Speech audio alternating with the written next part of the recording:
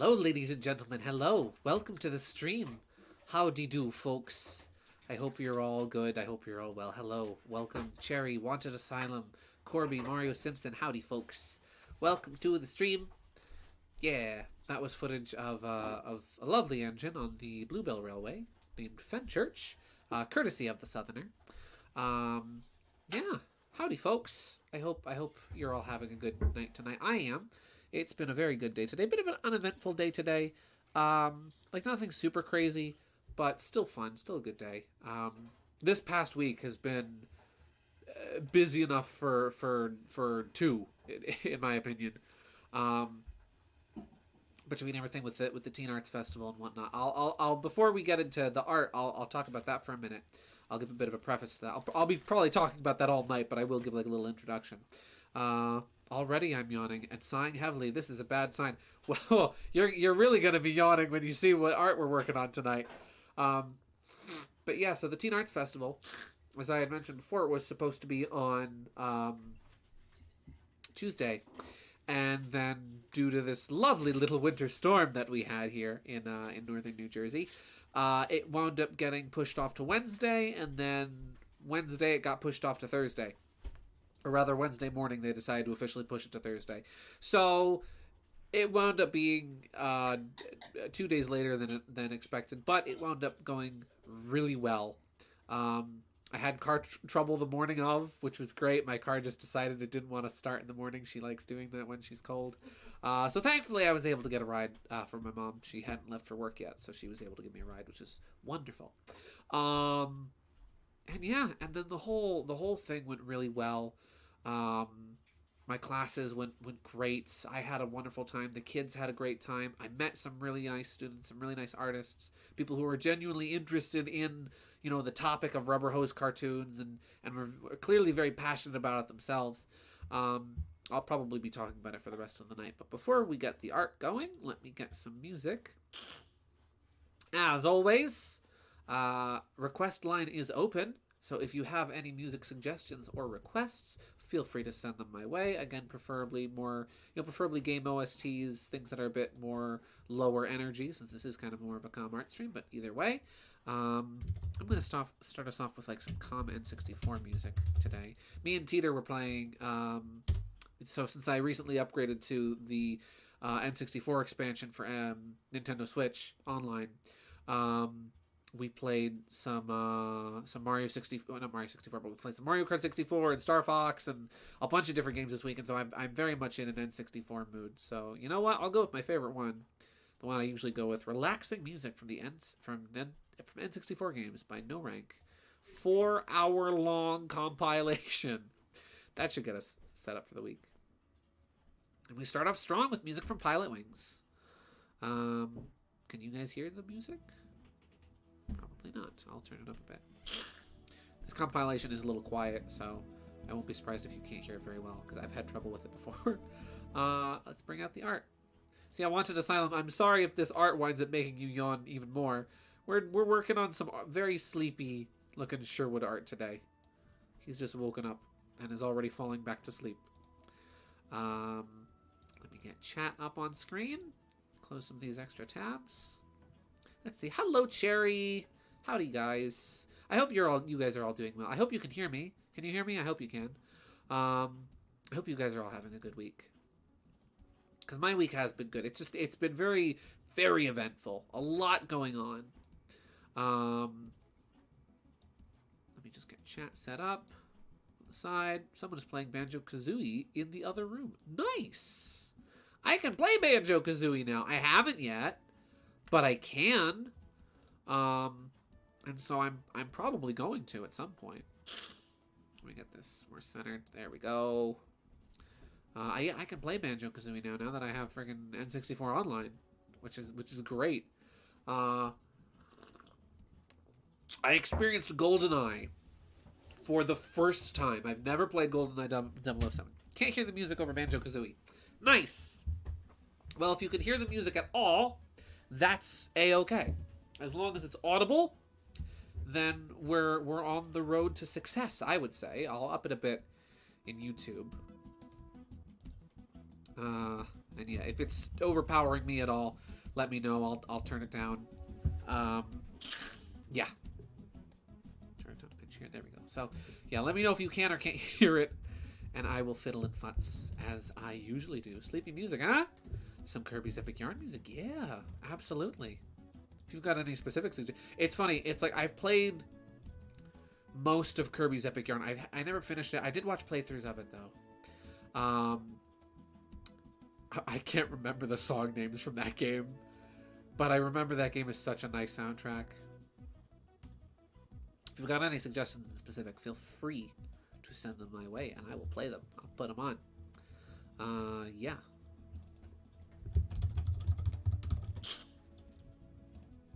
So yeah, what was I saying? Oh yeah, GoldenEye. So, sorry, I'm a little congested today. Spring is here, so my allergies are in full swing. Yeah, I played GoldenEye for the first time, and I was genuinely astounded by the fact that on N64 Online, on Nintendo Switch Online, if you play GoldenEye, you can play it in widescreen, which, what? That's amazing! A natively widescreen N64 game. It blew me away. It's so compared to other shooters that I've played, and again, I'm not really the biggest FPS guy. Like I've got probably like a good 100+ out, like maybe like 200 hours clocked in TF2, but it's been a very long time.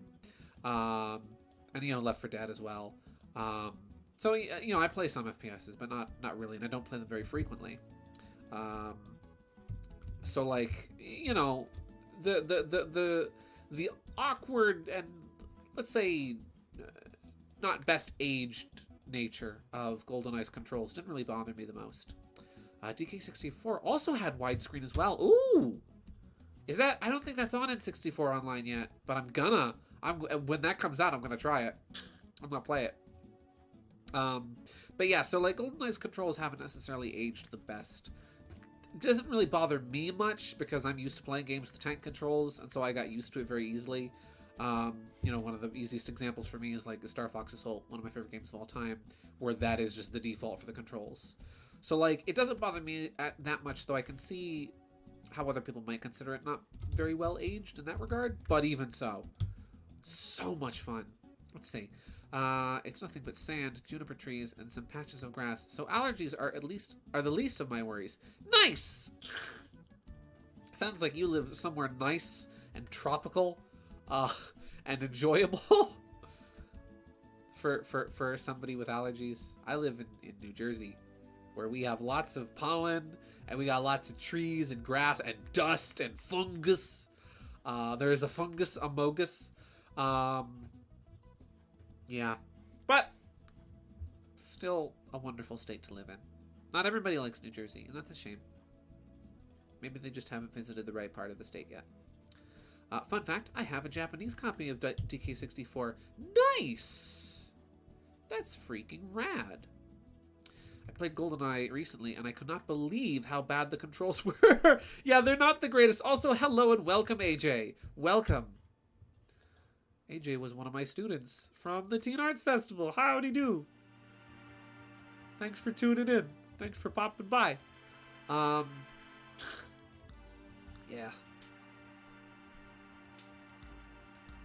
So granted though, like playing GoldenEye, I only played the multiplayer so far. So I haven't actually played the main campaign of the game yet. I haven't played the story. So I've never even seen the movie, actually. I've never seen GoldenEye. Which is a shame, because I love spy movies, and that would probably be right up my alley. Is that too thick? You know what? I think 15's probably fine, but would 12 be better for this? I might start back from the beginning, because 12 might be better for defining some of these details. Shooting Star Summer. Yeah! Paper Mario. I can play Paper Mario now! I can play Paper Mario as well, which I'm so excited about.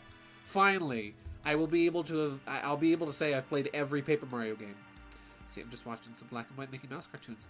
Very nice, Corby. It's Very nice.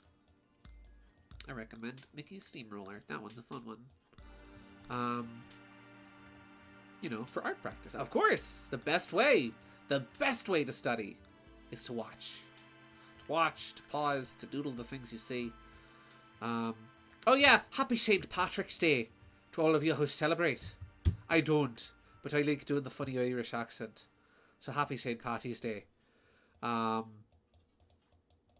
Like that, any Irish that might be in my blood is so incredibly like distant and thin. I don't celebrate it. There we go. Yeah, that looks a little better, going a bit thinner.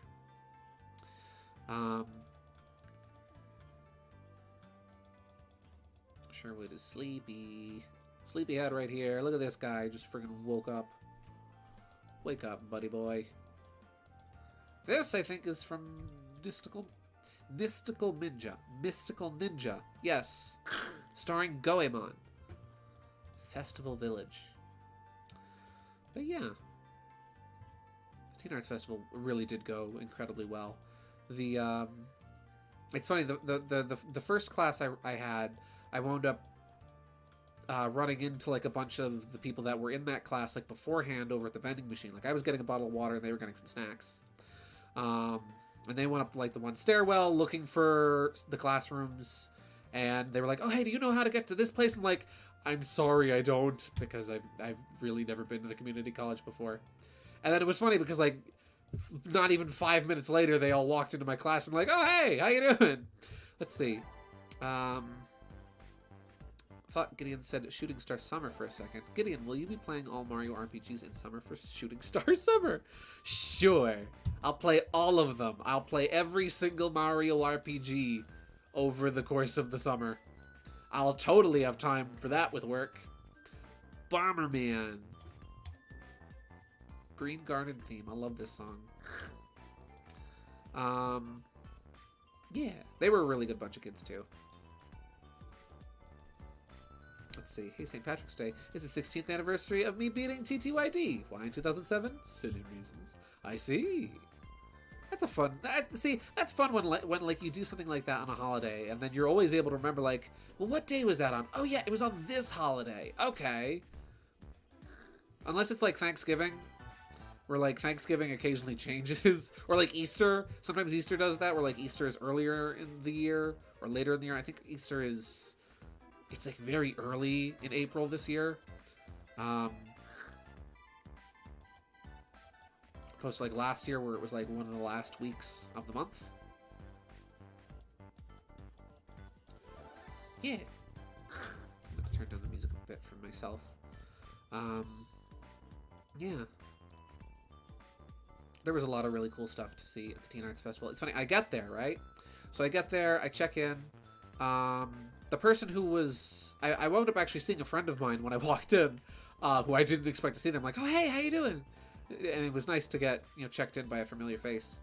And when I went to go to my classroom to, get set up and ready for the classes, the door was locked. And so here I am standing in a crowded hallway. There's art set up in the hallway on display. There's... tons of kids walking past, looking at the art, teachers, going up and down the halls, getting ready for their other classes and whatnot. And here I am just, in my coat, standing there in the hallway with a cardboard box full of supplies and a freaking briefcase full of papers and whatnot. Just, standing in front of my door waiting. Another one of the teachers called the director of the event because I couldn't find her number in my phone. I guess I must have lost it somehow. I don't know how. And so I just wound up standing there. And a couple of minutes later, I checked the door again, and it was unlocked. I think the school has like those like digital locks where like they can lock and unlock them from remotely from different locations. So thankfully I was able to get in. I was able to set up. I had like a good half hour to set up, thankfully. Yeah, but that was funny. It's like I got there, I was like, okay, time to go in, and the door is locked. So happy you got to experience the art festival. Lucky. I ain't jealous. I'm sorry, Cherry. I'm sorry. It was really fun, though. Actually, you know what? This leg is a little farther back, so I'm going to outline it with a slightly smaller brush. We're going to go down to like 10 for that one, since it's a little farther away. Music is a little quiet. That's the only problem I have with this specific compilation, is that the music doesn't have like a sort of a defined, like, okay, this is the, like, it doesn't have a set volume for everything. Every song in this compilation has a different volume. Let's see, let me tell you a story about a blue guy who got to TTYD's final boss on December 21st, 2004. It was unsettling, so he turned off the GameCube and he was 13. What a coward. No, not a coward in the slightest. It was unsettling. You were spooked. Or rather, he was spooked, you know. This unnamed person that you know. It's funny, when I first got to the final boss of Thousand Year Door, I think I might have even mentioned this when we played it, but the second, like, all the, like, you see, like, shadows overfalling the world, overcoming the world, rather, literally at that point, like, IRL, it got cloudy out, and it was like, what? Excuse me? Listen, I'm all one for atmosphere, but, it's landing on a little thick, don't you think? Yeah. But yeah, I'm really glad that I did the practice stream last week for the class, because I really do think it helped. Some of the questions and things that you guys asked actually were very helpful to me, because I was able to use them as a point of reference for a couple extra bits to touch on. And I think I really got into the swing of it. After, like, the first class, everything was, like, it was figured out in my mind. I knew how I wanted to say everything, how I wanted to convey the information, and I just sort of rolled with it. And it went great. It really did.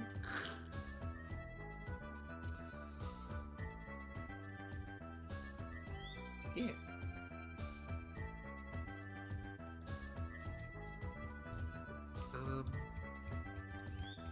Actually, I had this really nice exchange with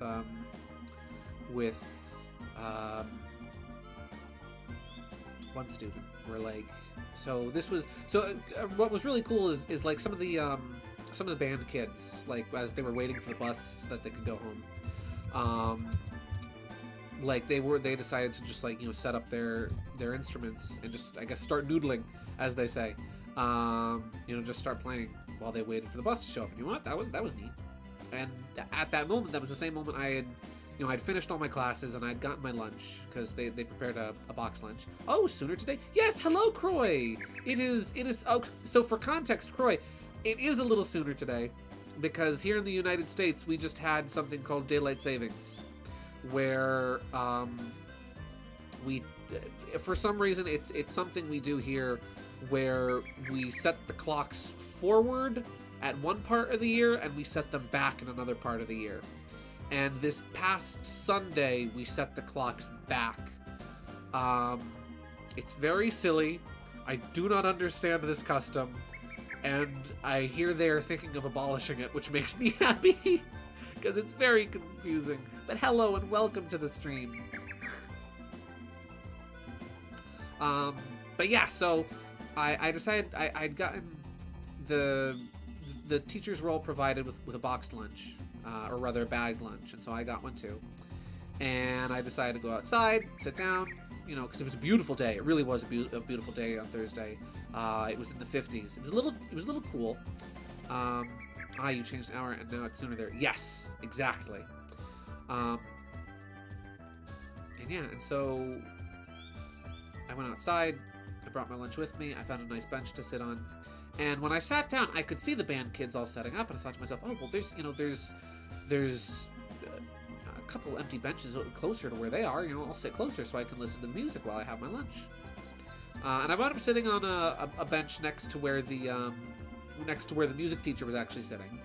So I was able to tell her, you know, how much I enjoyed it, and they really did play wonderfully. I wound up having my lunch to a string version, primarily led by violins, of Just the Way You Are by Bruno Mars. And then a classical piece I forgot the name of. And it was actually really nice. It was one of the nicest, like, most luxury feeling lunches I think I've ever had in my entire life. What song is this? That was... Last song was... Koopa Cup from Mario Golf. Currently we are listening to Bomberman 64, Blue Resort theme. Yeah.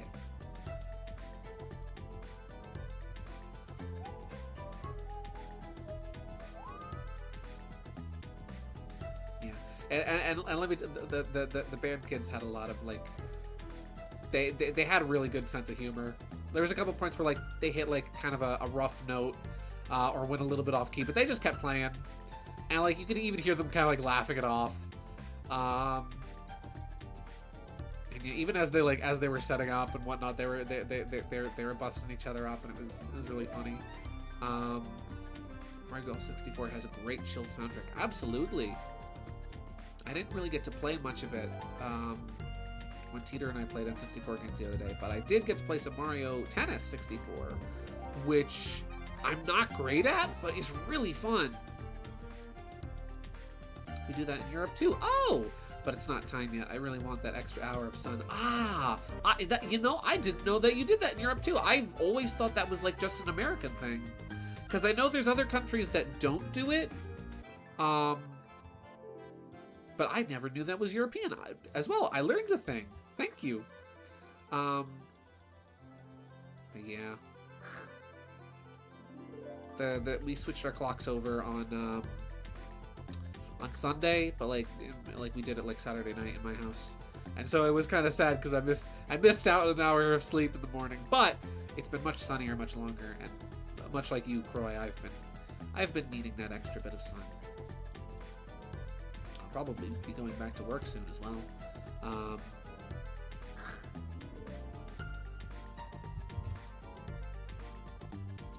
Puddle splash on the bottom here.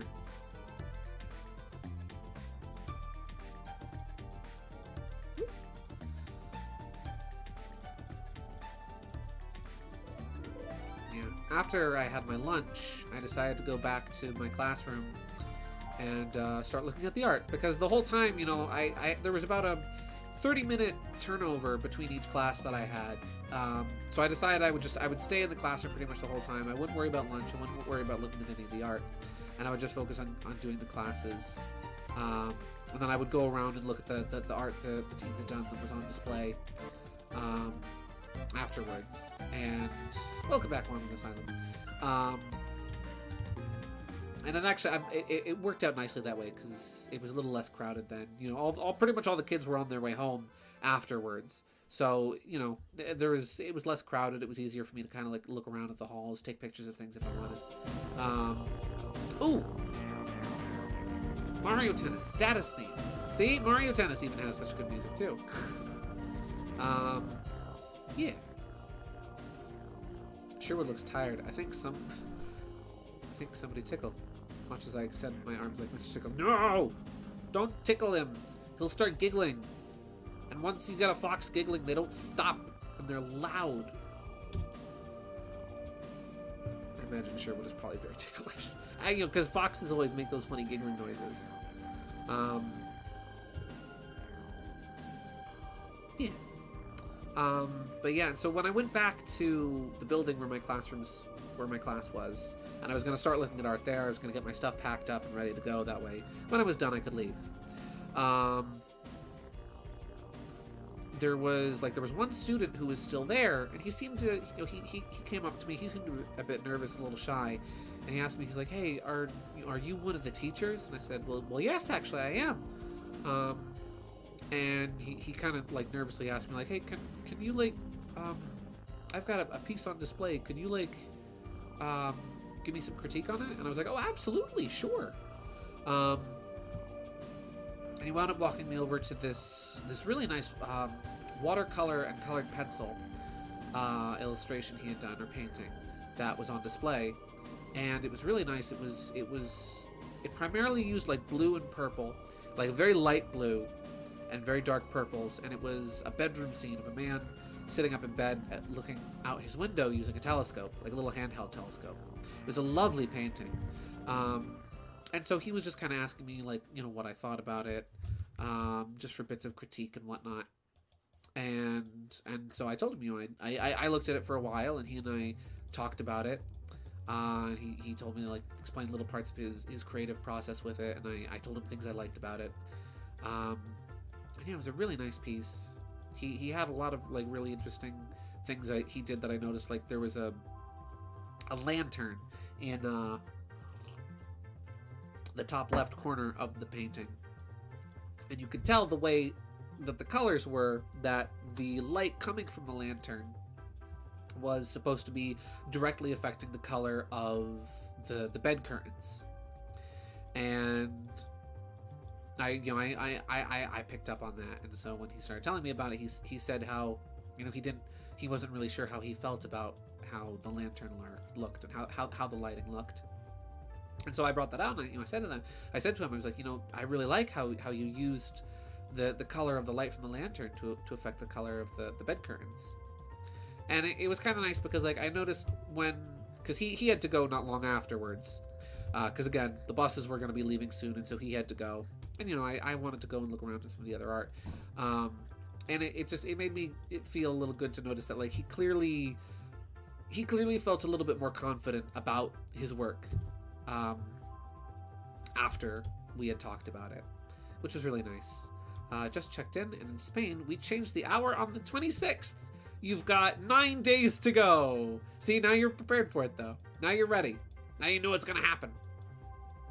It was kind of sad. I will say this last thing. He was one of the reasons why this student was like, why he was very, like, kind of disappointed was there were, like, critics that came through and critiqued and judged the art, and his painting had notably been overlooked, and he mentioned that to me. And so it was nice kind of getting to fill in that, you know, hey, he didn't get a critique from any of the critics, so you know what? I'm going to give him some critique, some constructive criticism, and also what I like about it. Give me all the art lore. I wound up seeing a lot of really nice stuff there, actually. Including a couple things, actually, I noticed because I recognized the names, and I recognized even some of the characters that were doodled. There was actually, I wound up seeing art from the students I had in my class. One person from one of my previous, one person from last year actually came back and attended and sat in one of my classes this year, which was really nice. They wanted, like, a little refresher. The art I'm making clearly isn't ready to... No, don't say that about yourself. Your art is ready. Your art is ready when it's ready. Doesn't have to be good enough by someone else's standard, as long as you like it, as long as there's something good about it. I'm sure it's far better than you credit it to be. Trust me, you wouldn't believe some of the horrible things I say about my own artwork, and then I tell myself, you know what, it's not that bad. I made it, I enjoyed making it, it made me happy to make it, so yeah. Oh, what song is this? Pokemon Snap, what's your name?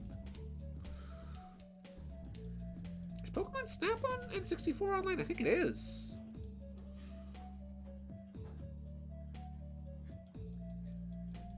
That's another game I gotta play soon.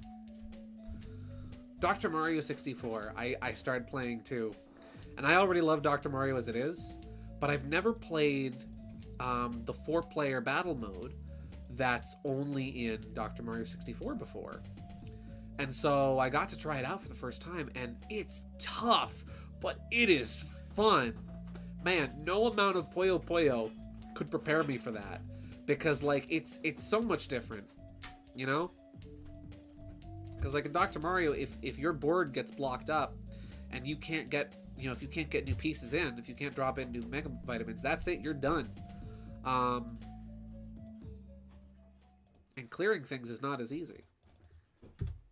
Especially, like, clearing viruses, because viruses float, they don't drop down. Oh, Jolly Roger Bay. Yeah, Dr. Mario 64 is so good. I love the cutscenes. How the cutscenes have, like, that little, like, diorama kind of style to them. They're so charming. I love them. Such nice cutscenes that game has. Really been enjoying it. I saw somebody point out recently, and it's very true, how like pretty much all of the characters in Dr. Mario 64 are from Wario Land 3, and it's like, oh yeah, huh. Gee, I wonder if Nintendo R&D 1 made both games. I think they did. Or it's either Research and Development 1 or Research and Development 2 that was in charge of the Wario Land series. And I think they made Dr. Mario 64.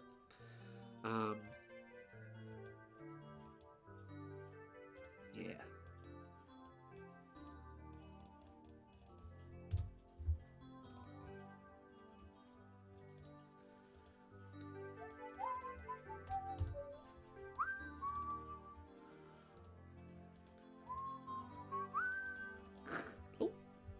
Oh dear.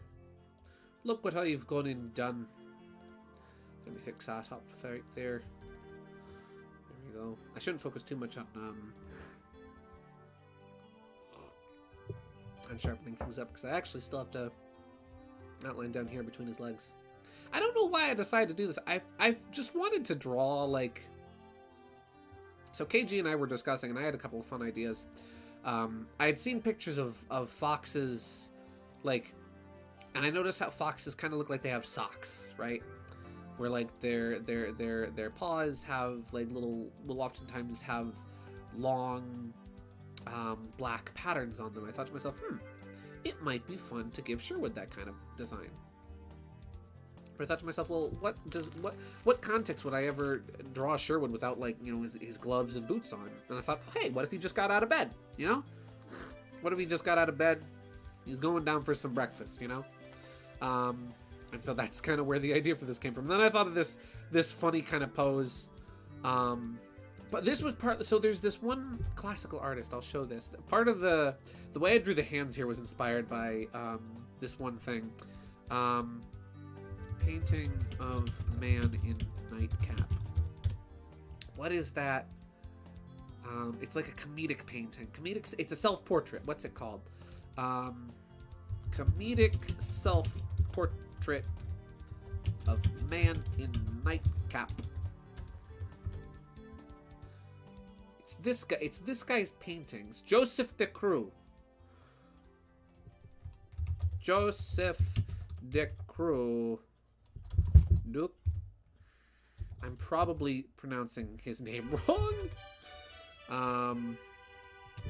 Sleeping painting. I was kind of inspired by this one old painting. Here we go. This is like this famous old painting. This guy would purposely paint like very unflattering self-portraits of himself. And so like with the way I detailed the hands, I was kind of inspired by this painting. Just like the way he was very detailed in the way that he would position and draw the hands in his paintings. And so I was kind of inspired by that. Toad Town. Yeah, Toad Town. Let's see. I drew friends OC like that. They just got out of bed and their tank top said, "I hate Mondays," like Garfield. I hate Mondays. Garfield, also known as Mario, because Chris Pratt is voicing them both. See, I find it really interesting that half of the people here I only know about from these streams, and the other half are close personal friends. Nice.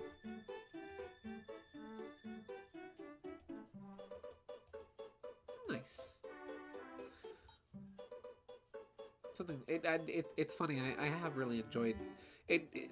I'm not one of those people who, like, with streaming is too focused on like growth, because I really enjoy having just kind of like this small little audience, you know, all you guys that show up. Because it's nice, we talk about things, we pick up topics from previous weeks. Yeah, in a sense, I like to consider you guys all like kind of my friends, you know. Sleepy Sherwood.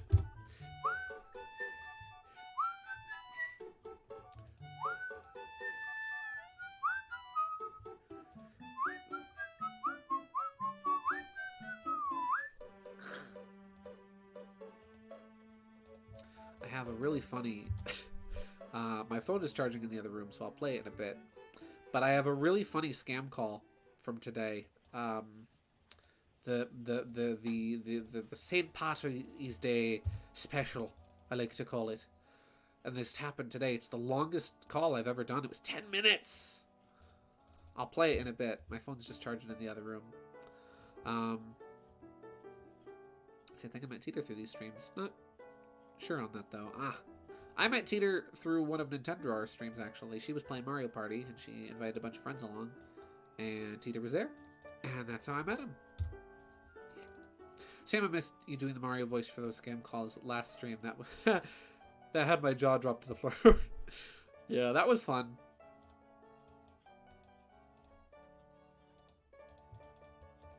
Doing Mario for the calls. It's funny. So, like, Mario, and I'd say some of the more kind of out there accents I've done, like when I've done, you know, the Irish accent, right?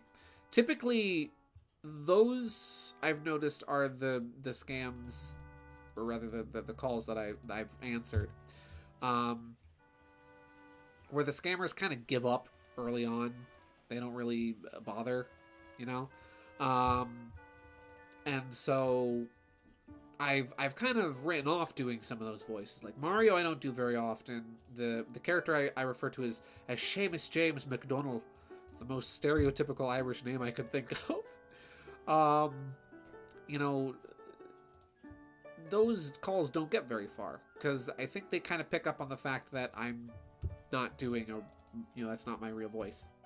But I was surprised that this one that I answered today was so successful, because normally Seamus gets like hung up on, but again, this one I had the guy going for 10 minutes. I thought I was good at voices. Oh, I'm sure you're fine at voices. I'm sure you do great. I've been doing voices for a very long time. That's all. I'm very thankful to KG for reintroducing me to you. Nice. I've been really happy to properly re-meet you as well, Cherry. Yeah, I also met Teeter during one of ND's streams. I think it was Super Mario Party. He was Diddy and I was DK. Nice! You were the dynamic duo. Very nice. Speaking of DK, Donkey Kong 64 music is playing. This is... Angry Aztec Lobby.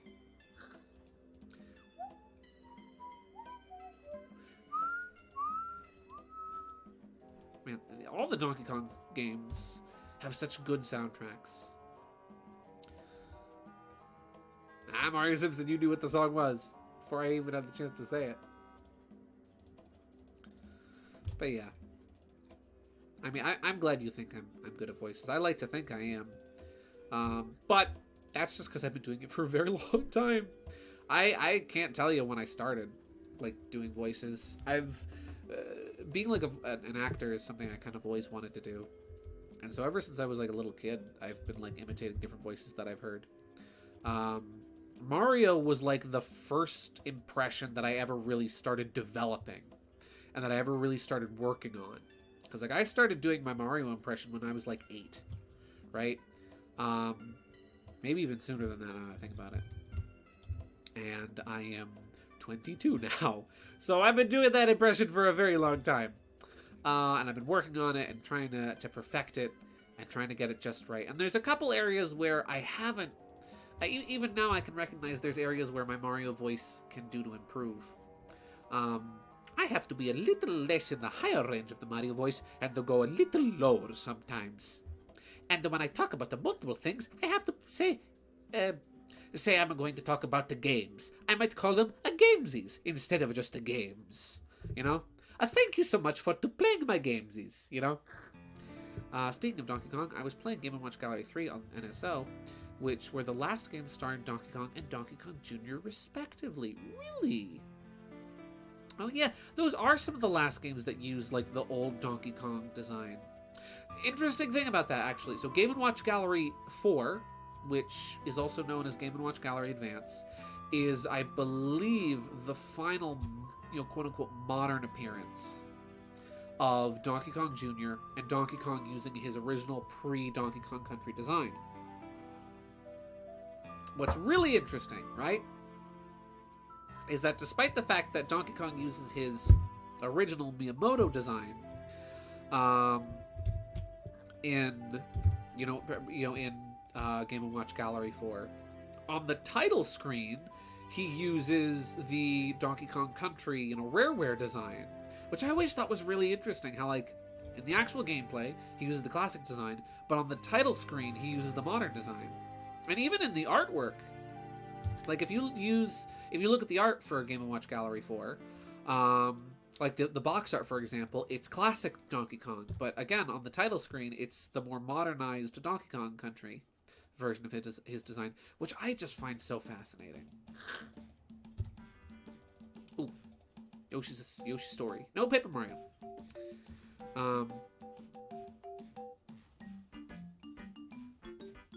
Can't DKC, DK, and Arcade DK were in Gallery 4. Paradox, exactly! See? Like, what? Mario Timeline does not exist, I guess. I always find it interesting when, like, I've tried piecing together a Mario Timeline myself before, and it's like, once you get past, like, Super Mario Bros. 1, that's when it starts getting really confusing. You get, like, 8 games into a Mario Timeline, and it just evolves.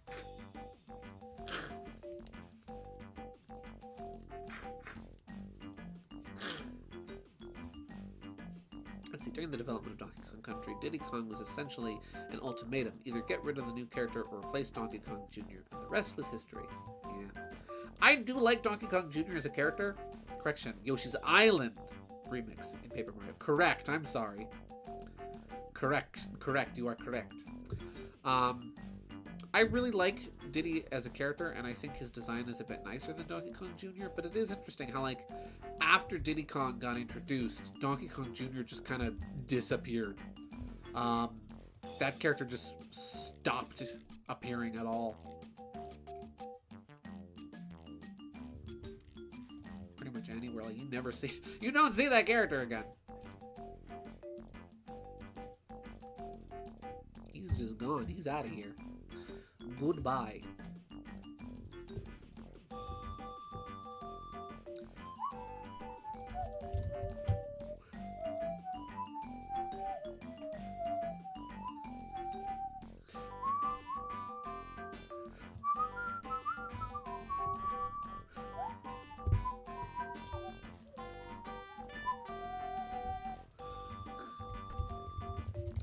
That's not quite right.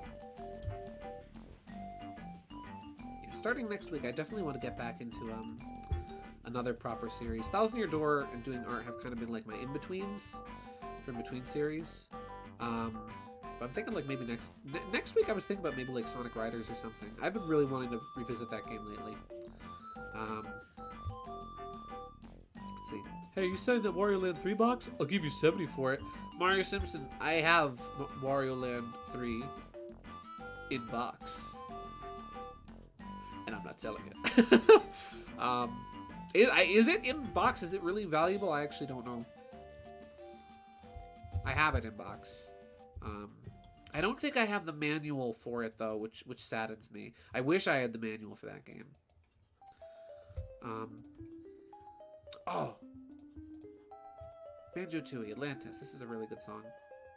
Let's see. It's weird that I don't know much about my friend's friends. Like, I've never talked to ND before, as an example, and only caught one of her streams. I mean, that's okay.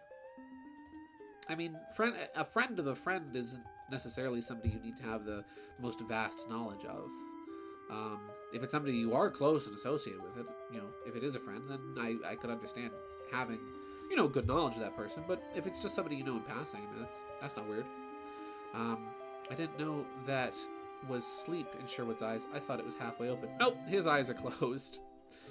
I have Wario World, and that's it. Ah! Nice! I want to play that game.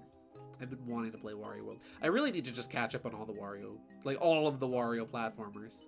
Because I have the entire Wario Land series. With the exception of Virtual Boy Wario Land. Oh, and Shake It. Those are the only two I don't have. But I haven't finished any of them. I've talked before about how I haven't finished Wario Land 4, despite how much I enjoyed it. How I just never got around to beating it. But yeah, the first 3 games I've also never beaten. And I have even less of an excuse now with Wario Land 3 because it's on Nintendo Switch Online.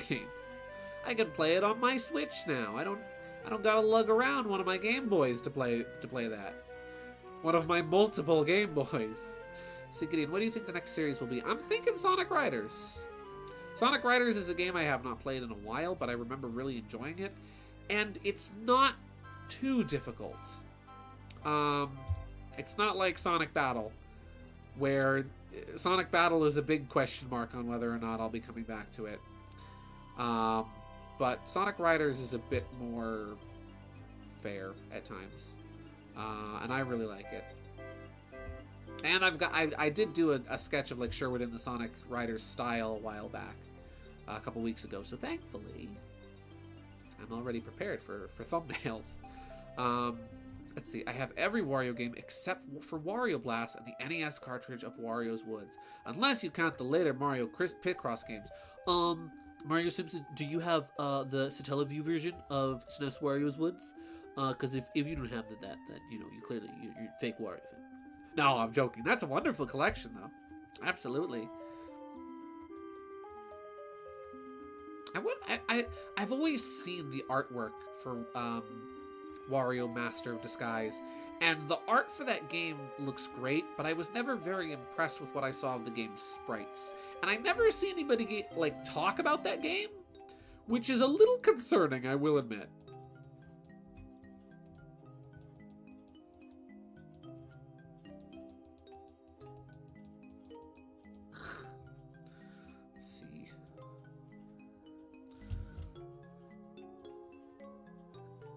He's sleeping.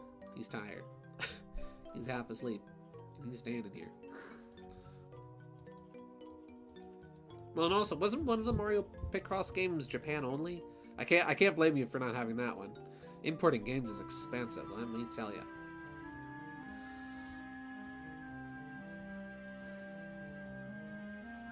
It was a beautiful day today, actually. It was very nice. It was warm. It's getting warmer out, which is great. I can get away with wearing less layers now. I don't have to bundle up on a daily basis and cover myself in a million blankets when I go to bed. Pretty soon the windows will be open. It'll be nice. Spring is one of my favorite seasons. Spring and fall, I think, are my 2 favorites. But spring, it's funny, I've developed a really big appreciation and love for spring. As of late, when you first see all the plants coming back to life after the winter is over, there's something really special about spring. And while I do love fall for its beautiful and radiant colors, and the fun, the activities and the beginning of the holiday season and all the different fun, warm indoor things you can do, I don't know. Spring is something I really do appreciate as well. It's hard for me to pick a favorite between the 2. Let's see, I have every Mario game. Do you have BS Super Mario Bros. 2? The BS standing for Bolshevik? No. We talked about that last week, what it stands for, and I've already forgot. Broadcast Satellite. Something like that. Yeah, Super Picross and Picross 2 are Japan only, but Japanese games are usually not that expensive. Just the shipping that goes insane. True. Me after winter. No more snow! Yeah. Call off the snow! And suddenly it stopped snowing. Yeah, it's something I wanted to do at one point is I wanted to find and import the boxes for all of the Japanese versions of my GameCube collection, because man, let me tell you, Japanese GameCube game boxes are delightful. They are let me show you for a second some Japanese game let's look at Star Fox Assault Japanese box art, right? The Japanese box art for Star Fox Assault is so good. Look at this. Man, that's some good box art right there. It's got this gold thing going on, which is actually just like a zoom in of Fox's eye. You got all the characters here, and the R-Wings, and like the US box art isn't bad, but it's like, this is the manual. Where's the box? Here we go. Like, I mean, you know, it's good. But this, oh. And then wait, let me show Thousand Year Door's box, because Thousand Year Door's Japanese box is so good. Thousand Year Door Japanese box art. The Japanese box art for Thousand Year Door is delightful. Absolutely delightful. Like, look at this. Oh, I love this so much. This looks so fun. And the cool thing about Japanese GameCube cases is they're all the size of the Game Boy Player boot up disc case. So they're not like the full DVD case size that that most GameCube games come in. Oh, I goofed. Oops.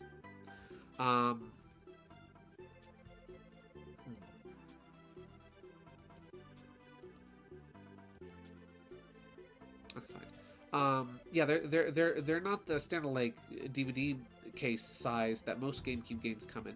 They are like smaller cases, and they're really nice. But after I couldn't find like just the cases, I had to buy the games along with them. I was like, well, it's fine. I had that version. Toad outlined for me. Yeah! Like, look at him. Look at there's Toad. This box art is magical, and all the characters are outlined along the border. I love this art. I used to have this as like my desktop wallpaper when I was a kid all the time. That was like one of my favorite wallpapers to have. We'll bring down this a little bit.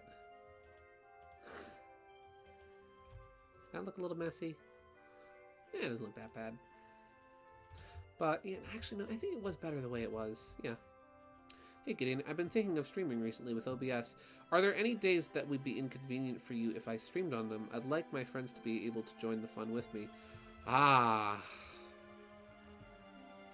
would love to give you days in specific, Cherry, but I'm really not sure. Because like Fridays and Saturdays are like, you know, the days I primarily have most free. And then throughout the week, throughout the week it's a gamble. Sometimes I'm free during the week, sometimes I'm not. I have been trying to set up to do some things with a couple friends. Like I feel bad because like me and Gaming Yoshi Fanatic have been wanting to do something ever since like like winter started. And like I haven't been able to make plans with him, and I'm gonna be going back to work within like the next month too. So I'm really not sure. I want to give you like a good date that I would be available to tune in, but I'm not completely sure when a date I would like, what specific days I would be able to tune in on. Nonetheless, even if I can't tune in right away, I'll still gladly like check things out afterwards. And try to tune in if I can. And I can change this line now because this is... There we go. How's that look? Does his neck look disembodied? It does a little. So I'll fix that by just dragging this down. Okay, knocked down. Okay, uppercam. There we go. And then we'll just thicken this up to make the outline correct.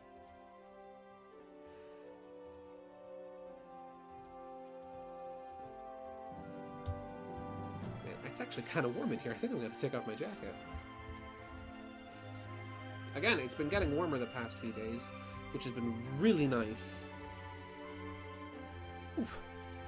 I've also been wanting to play SRB2 kart with you, but as you know, I'm struggling to take off a sweatshirt. There we go. Neither of us have had free days lately, and the one day I did, you needed sleep early. Yeah, I did. There we go.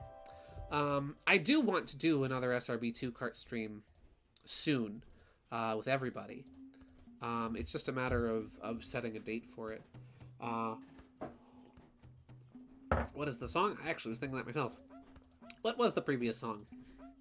Current song is Goron City. But what was the song before that? We are currently at 51 minutes. That was Mischief Makers. Adieu. Mischief Makers is a game I've always wanted to do. Easter stream of it? You know what? That might be fun to do. That's a Sunday, but I might do that the Friday beforehand. Good Friday. Good Friday SRB2 card stream. That actually kind of sounds fun. I might do that. Thank you for the idea. Let's see. Can you believe I'm actually having a walk while listening to this stream on my phone all the time? Nice! Look at you, Mario Simpson, going for a walk. Heck yeah. Let's see. We could all play Jackbox or Gardic Phone. I've thought about that. Hi, I'm only here temporarily. Hello, KG. Welcome to the stream. We are drawing Sleepy Sherwood. He is a sleepy boy. Yes. He's tired. He's a snoozer. I hope your trip is going well.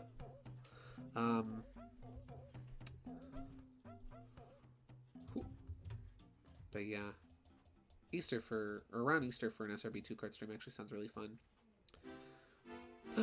Mario 64. Part of me kind of wants to stream Mario 64 at some point in the future. If I do, I might do the DS version. Since I like the DS version, I think it's really neat. I've 100%ed that game twice.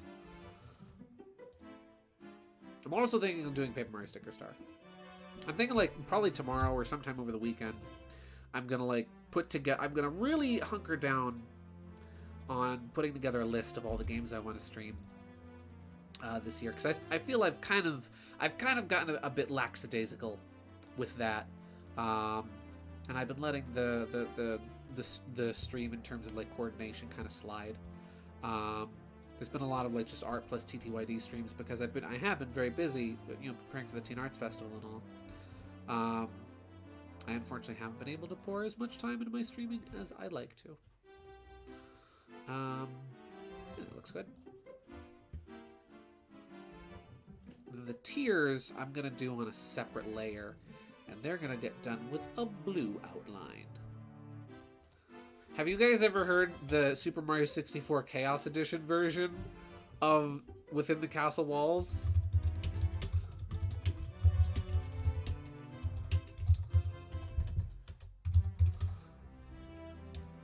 Because you're about to, and it's magical, and you're never gonna hear this song the same way again.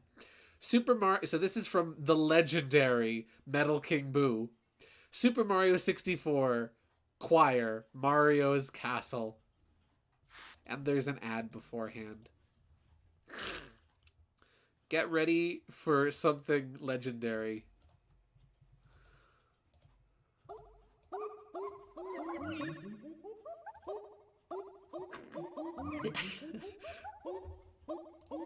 It's Mario. He's singing to you. I'm gonna sing a song for you. Let's see, the visit is going well. And me and Dan's mom talked while we played Minecraft PC on the Switch. Nice! Sounds fun. Let's see. Oh boy, Sticker Star. Will the Monty Mole boss be in it? I wish.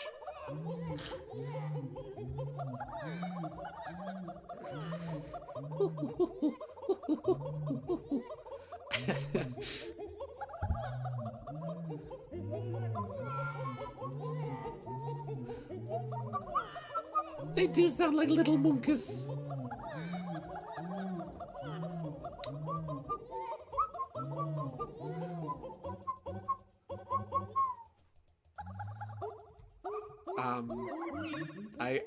I hope I'm not ruining this song for anybody. I hope I'm making it even better. But yeah, the Sticker Star like prototype, right? Paper Mario 3DS.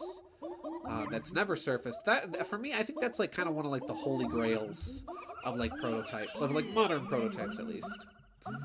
Modern game prototypes. I put that on the wrong layer. I did. There we go.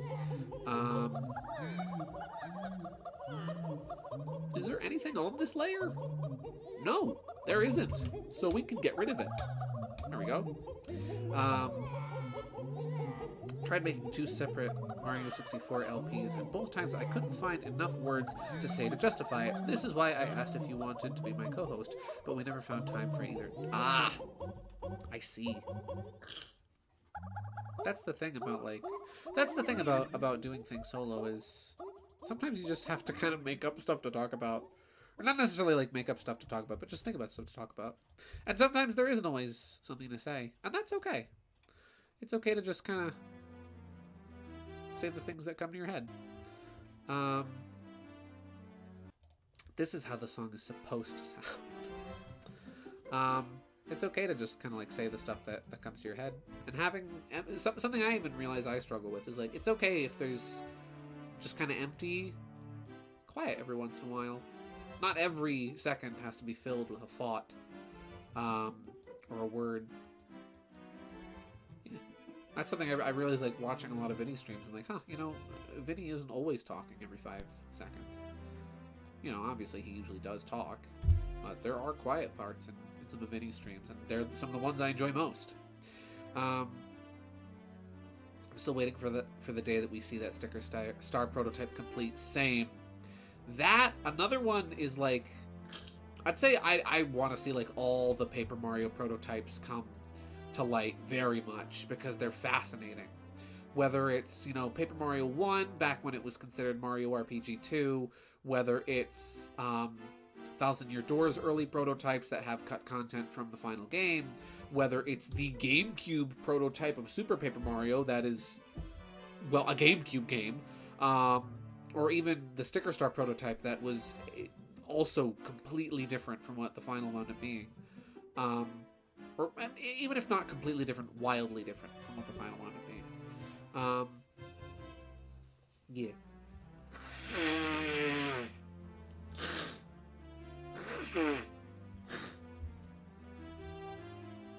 So yeah, all the Paper Mario prototypes I really want to see come about someday. Super Paper Mario's, I'd say, is probably the proto I would want to see get released the most, or leaked the most, because I find that fascinating how it was originally going to be a GameCube game and had, like, you know, native support for a GameCube controller, but then eventually it was just relegated to being exclusively a Wii title.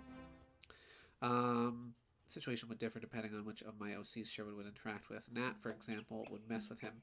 He's a pretty fat mouse, so he'll tie Sherwood to the ceiling. That's if he can catch Sherwood first. See? That's if he can catch him. See, Hilbert would be pretty bashful around Sherwood, since he doesn't have the best personal relationship with foxes. A fox is the leader of a bully group that regularly gets in his way. Oh my! Well, I would hope that Sherwood would maybe be able to give him a better impression of foxes as a whole. Yeah. Let's see. My Sonic Adventure LP sure as heck was easy to find words to say. That game was easy to find anything to talk about. Yeah. It's hard to get me to shut up about Sonic Adventure. Well, there you go. Sonic Adventure is another game I've wanted to play recently. Because I've realized I've never really played through that game from start to finish. I played, when I was a kid, I played through Tails' story. But then I just wound up watching my brother play through Sonic's story. Oh, that's where the thumb is. Oh, dumb. Yeah, I wound up watching my brother play through Sonic's story. And Knuckles' story. I think I played through Amy's story, actually. And I sure as heck did not play through Big. I know. Where's the turtle? Oh, don't worry. Turtle will be worked in. Don't you worry, madam. Turtle will happen. I'm never going to release the Sonic Adventure LP. It was fun, but the editing workload for my several hours of footage is still too much for me. Hey, that's okay. It's okay to know your limits. And sometimes, you know, if you know you can't handle doing something, that's alright. And there's nothing wrong with doing a less edited LP sometimes, you know? Like if you just want to record and go and do, that's fine. You know, extra editing can certainly add a lot of flavor and can be fun. But I'd say there's nothing wrong with just a vanilla LP. Still waiting for the day we see concept art for the first 2 Paper Mario games. Yeah! You have no clue how much I would love to see concept art for Thousand Year Door, especially with, like, some of the bits of concept art that actually found their way into, like, the final game's disc, whether it be the early Mario designs, or rather the early art direction for Mario's design, the early Koopa that can be found, the early, like, Paratrooper that can be found with, like, the more watercolor style, Vivian with the little fireball at the end of her hat, the completely different design Bobbery had, or even, I think it's Ororo-kun? I forget what the enemy is called, but that enemy that is just like an image in the game's files that has no data associated with it. Yeah, I would love... Nintendo is sitting on a gold mine by not releasing, like, a Paper Mario art book that is just, like, artwork and concept art from the whole franchise.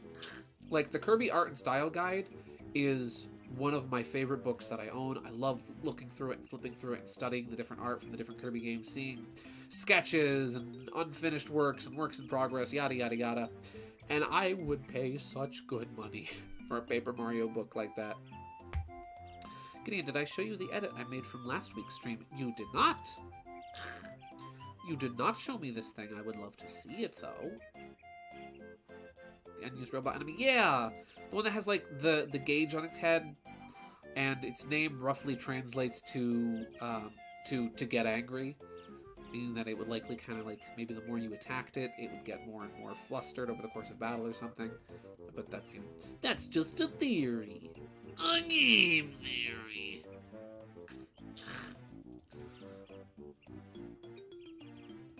Sherwood's gonna have beans. Why not?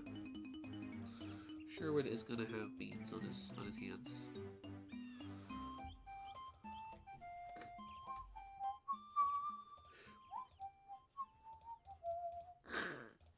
Let's see. They've been sitting on a gold mine with Super Mario Odyssey 2. And what do? They give us a lackluster Mario Sports game. And Nintendo Switch Sports instead. Yeah. I haven't played Strikers Charged. Or, not Charged. Oh, I forget what the Strikers game on Switch is called. I haven't played it. I kind of would like to, because I love soccer. And I really enjoyed Mario Strikers on GameCube.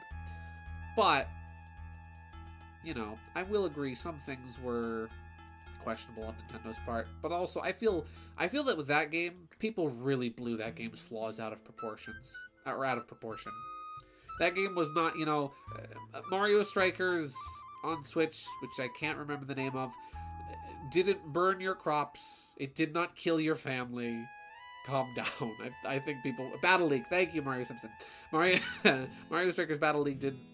Yeah, it didn't do that. And people really go over the top of that game. Sherwood's fur patterns make me want to dip his hands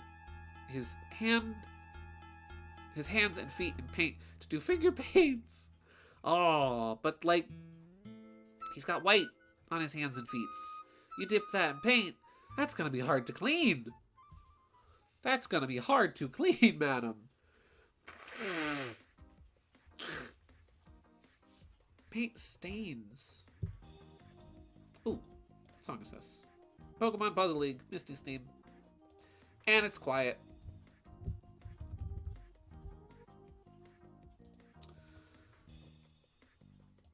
Yeah.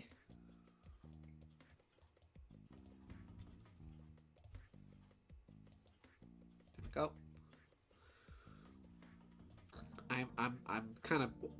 I'm gonna do this hand last, just because my sketch here was very messy. And I'm nervous to do it.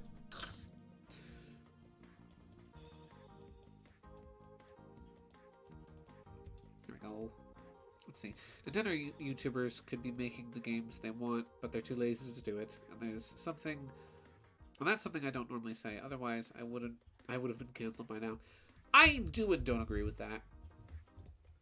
I do definitely think that, you know, fans who like to make games should make the games they want to see. But I don't think it's just like their responsibility. Like, obviously, yeah, if Nintendo's making, lackluster games, then, they should know that, and they should be held accountable. And they deserve to be criticized. I mean, that's what happened with the Mario Kart 8 DLC, where Wave 1 came out, and it was just kind of okay, and people voiced their opinions about it. And then Wave 2 came out, and it was 100% better than Wave 1. Where... Okay, I see where the body starts and ends now. Okay. But I don't think it's just, Nintendo fans should make the games they want to play. Oh, they're too lazy. I don't know. I don't care. Kids do it a lot without a care that it stains their hands and feet. Yeah, but skin is much easier to clean than fur, madam. Like, we've already had Manglewood happen. Do you want it to happen again?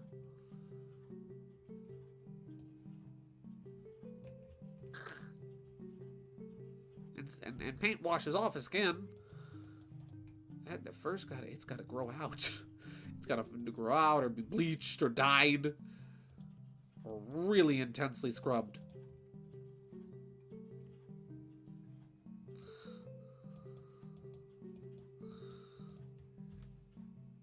Is this from Banjo-Kazooie? This has a Gruntilda feel to it. Ah, Banjo-Tooie. Isle o' Hags, underwater. I was right. It's funny because, like, even though I didn't grow up with the N64 and I didn't play any of the N64's games really, they're so synonymous with like the era of gaming culture online that I kind of grew up in. Wash it with Dawn dish soap. Fair, actually. That's fair. That's fair. You know what? You win. You win this time, KG. You win. But yeah, like the era of gaming YouTubers that I really kind of like, for lack of a better term, grew up with, that I saw like when I was younger, were from the generation of kids that played N64 games. And so, you had, JonTron, PBG, The Completionist, I know that's basically just like Normal Boots, but even other people too, who very heavily covered games from the N64 because those were the games they were nostalgic for and the games that they grew up with. So even though I never played the N64, I have this like oddly... I see this term thrown around a lot, so I hope I'm using it correctly. I have this sort of parasocial relationship with the N64 and with its games, where I've never played any of them, but, like, I know of them, and I know of them fairly fondly, because, like, the people I listened to a lot when I was younger played them and really liked them, and, like, yeah. GameCube had great water effects. You know what N64 had? Fog. Yeah, though I would say, from the N64 games I've played now, and from the ones I've seen, some N64 games use it very effectively. I really like how Mario Kart 64 uses it for things like, what's it called? For, Choco Mountain, or Cocoa Mountain, however you want to pronounce it. Like, on that course, it works really well because it feels like you're driving around in this sort of foggy mountain range. And I'd say it's very effective and it works well there. Though other games, it's like, oh, is Corneria City supposed to be this? General, I think you've got more to worry about with Corneria than Andros. What are you talking about, Fox? Well, it's foggy as all get out down here, General. Fox, what are you talking about? That's what the planet is like on a daily basis. On a daily... General, I went to flight school here. It's not normally this foggy. Fox, what are you talking about? It's always this foggy, Star Fox. My name is not Star Fox!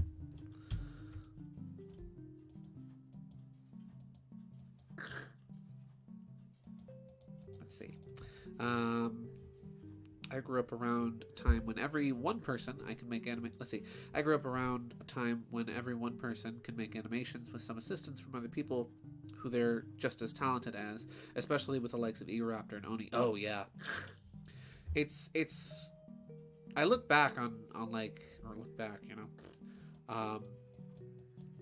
a lot of those people. It's amazing how so many people like Oni, Egoraptor, oh, who else? So many animators from like that era, like that late 90s era.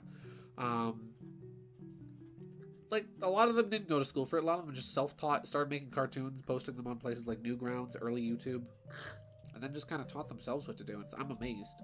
Animation intimidates me so much. I wish I could learn. I wish I could learn it as easily on my own. Toe tips, yes, yes. Oh, and I forgot the line here. Toe tips. They're white. Let's see.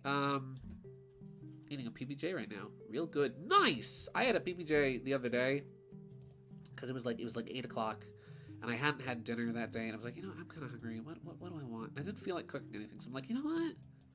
I'm gonna have a peanut butter and jelly sandwich, and it's gonna be really good. And it was.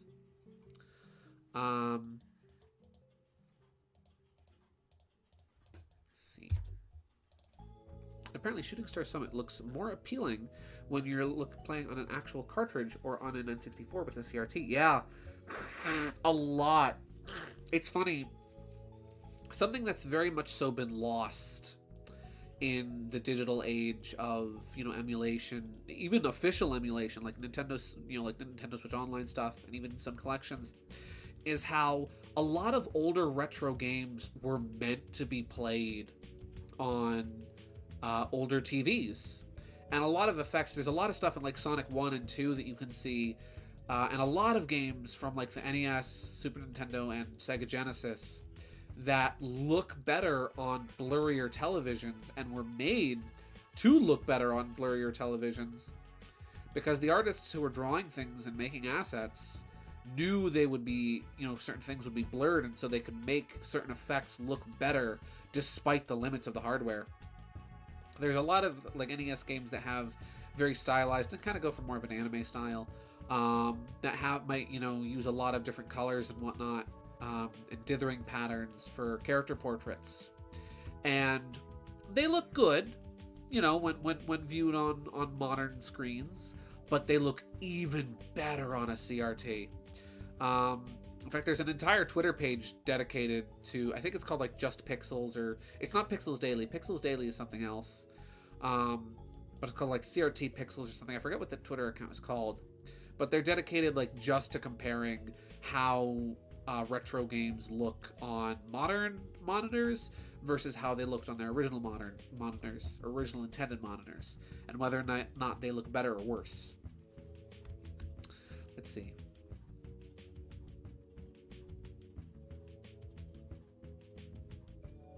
And now that era is over because animation is about as profitable as selling clipped toenails.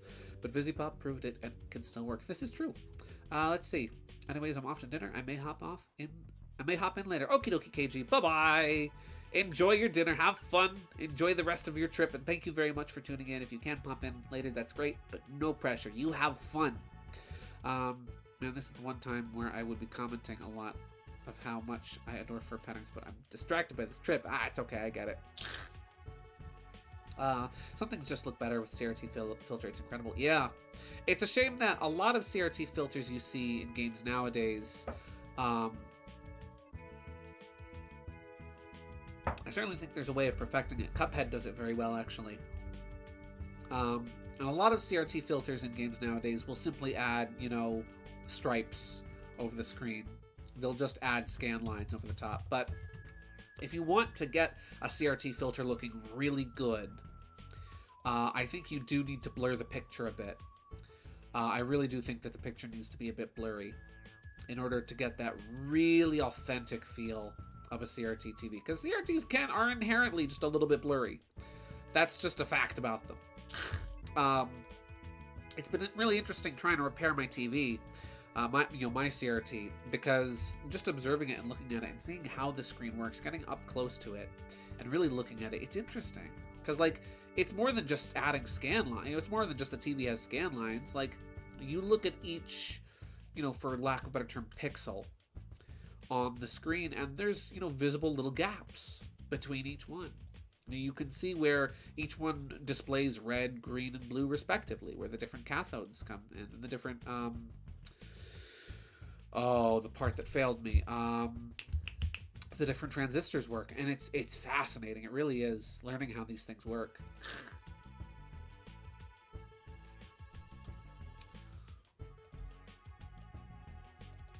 If I ever get into game development, which is kind of a dream of mine, I would love to do that. I'd love to make games. That is something I would like to work on, is like perfecting the CRT filter. And I've seen some games that have done it well. The NES Classic Edition, and by extension, you know, most of Nintendo's online services that have the CRT filter do it decently well. They blur the picture a little bit, they smear the picture a little bit, and you know, they smudge the colors a little, and it works. It's not perfect though, and it does definitely just kind of go for scan lines, and that's about it. But what are you gonna do, huh? You know what? I actually am gonna better detail the top of the cup.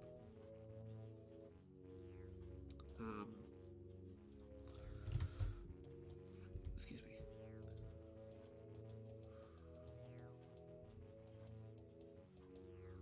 I don't even need to bring it around all the way.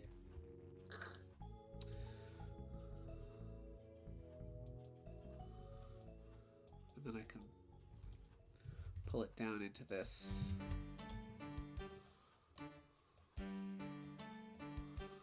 Oh, here we go.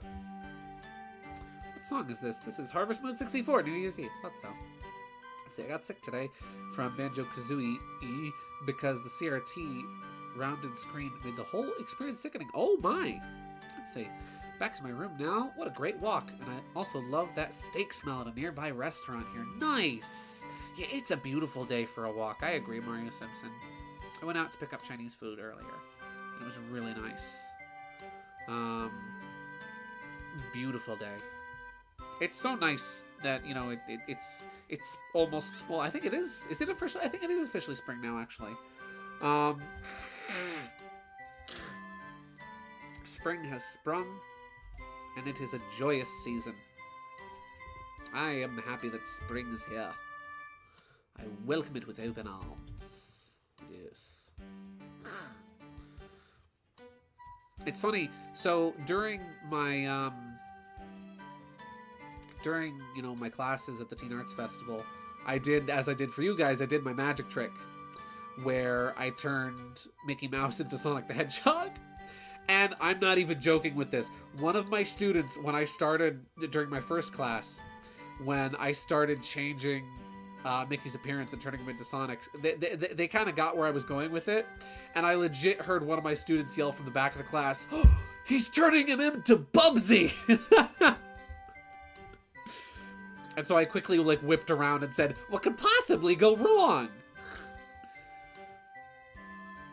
Yeah, that got such a good laugh. I was, of all the things to hear like somebody say something looked like at the Teen Arts Festival, I was not expecting somebody to A, know Bubsy, and B, mention Bubsy. That was the last thing I was expecting.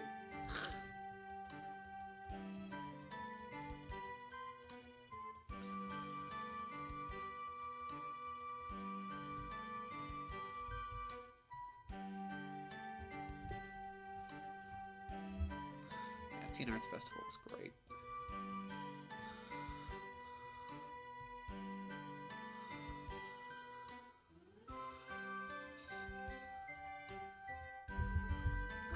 Yeah, that was fun. The whole festival was great. During my last class when I was doing the magic trick, they kind of caught on that I was turning him into Sonic, and so I heard somebody from the back, somebody once again from closer to the front of the class say, "He's got to go fast," before I started drawing the quills, and so I was like, "Yes, he does need to go fast, doesn't he?"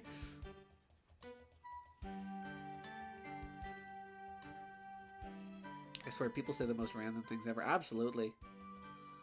Teenagers, I tell you, they're unpredictable. You never know what they're gonna say. Whew. Is this another marvelous rareware composition? You bet it is. What song is it?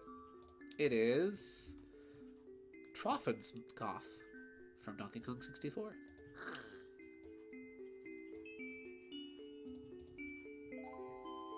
says David Weiss written all over it, and I love it. Or maybe this is Grant. Might sound a bit sappy or weird, but I'm genuinely happy that we're friends. Like, genuinely. Thank you, Cherry. That means a lot. I'm glad we're friends, too.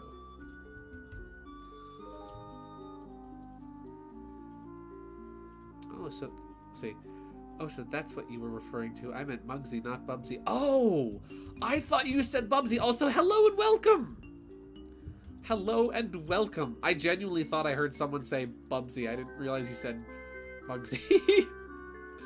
Welcome to the stream. This is Sherwood. He is also a fox. Greg Kirkhope. Thank you, Mario Simpson. Him and David Weiss composed some of the best soundtracks on N64. Like, holy cow. I'm not sure how I feel about the look of the beans. Like, the beans are neat. Maybe we'll keep in the center, but I'm not sure on, like, the fingertips. I'm not sure how I feel about that look. I don't know if that works for Sherwood.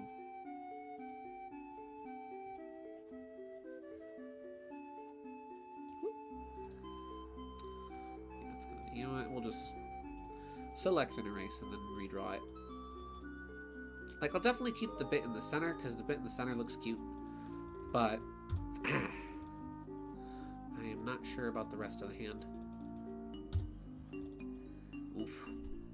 That's actually, speaking of like Rareware and David Weiss, I was thinking about streaming Star Fox Adventures.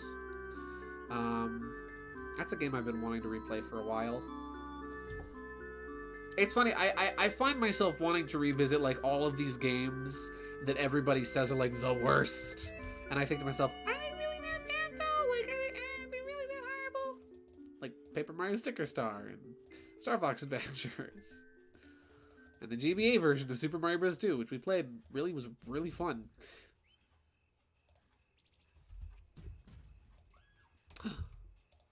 More Donkey Kong music right off the gate.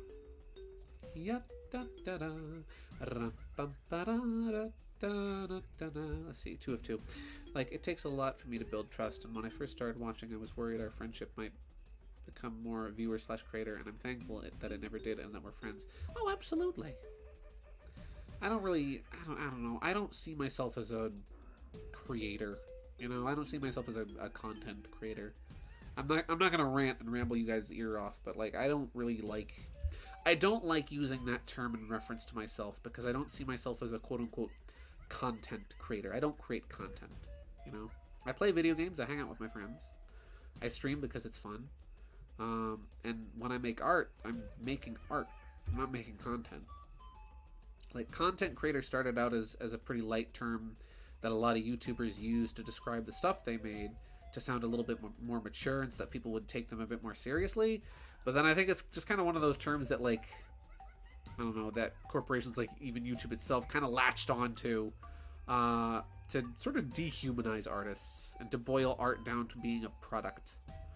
And so if I ever get to, like, that pretentious level where, like, I start treating my viewers as just treating you guys as just, like, viewers and not, like, you know, my friends, because that's what I really do genuinely see a lot of you guys as, like, really all of you guys, like, you know, feel free to, like, slap me. Like, send a box to my house, mail a box to my house that has, like, an automatic, like, slapping hand on, like, a spring rig to it, so that when I open the box, the slapping hand just, like, boing, boing, boing, boing, pops out and slaps me in the face.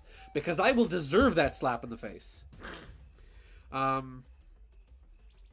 His finger be... I don't really like how they look, though. But he does have, like, kind of patterns. I am that person who enjoys Sticker Store unironically. See? You get it. My guy, you understand. I 100%ed that game twice. And I liked it. And keep in mind, this is coming from a guy whose favorite game of all time is Paper Mario the Thousand Year Door. If anyone might be biased, it's me. But I like Sticker Store. It's not that bad. I've still got... You know what? We'll do some coloring. We'll color. And you know what I'll do to make this a little easier to work with? There we go. the less subscribers you have, the more human you are. Yeah, but I'd say, like, even people with a lot of subscribers are still very human. And again, you know, Vinny is one of my favorites. And I've never sort of gotten that sort of, for lack of a better term, corporate feeling from him. You know, watching, because I've been watching Vinny's stuff for years. And he always has seemed far more down to earth. I'd say once a YouTuber dyes their hair, that's when you gotta be concerned. Because that's like, nothing wrong with, listen, there's nothing wrong with dyeing your hair, but like, I've noticed just like, once they dye their hair, they get super pretentious. I don't know, that's just me. If I ever dye my hair like a really bright color, be concerned. And like start making vlogs and stuff. That's when it's like, okay, be worried. Gideon has gone off the deep end. I'm doing the, wait. Am I doing these the right color? Yeah, I think these are good. So he's gonna have white hands with brown fingertips and then brown feet with white tips. Someone sent him a slap for the future, just not to worry about it later. Yeah. Send me a slap in a box and like label it open on X date. And I'll forget what it is, I will. And then when I do open it, I'll be like, oh, I deserve that.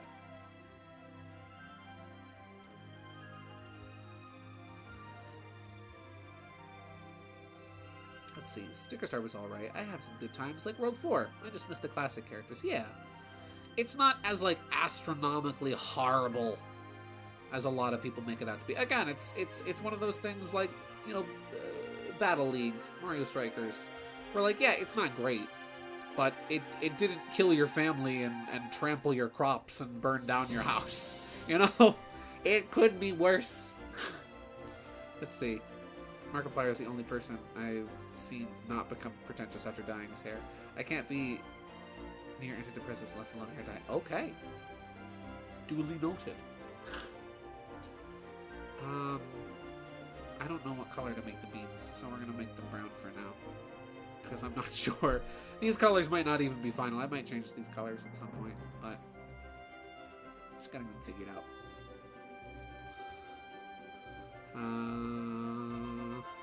Whoop. Just gotta fill in the gaps. Yeah.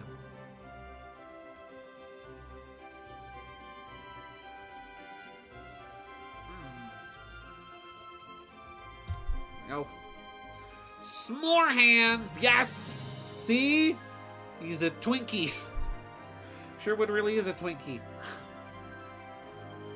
Also, hello, KG. Oh, gosh! I'm coloring on the sketch layer, or on the line art layer. To the inside of the mouth.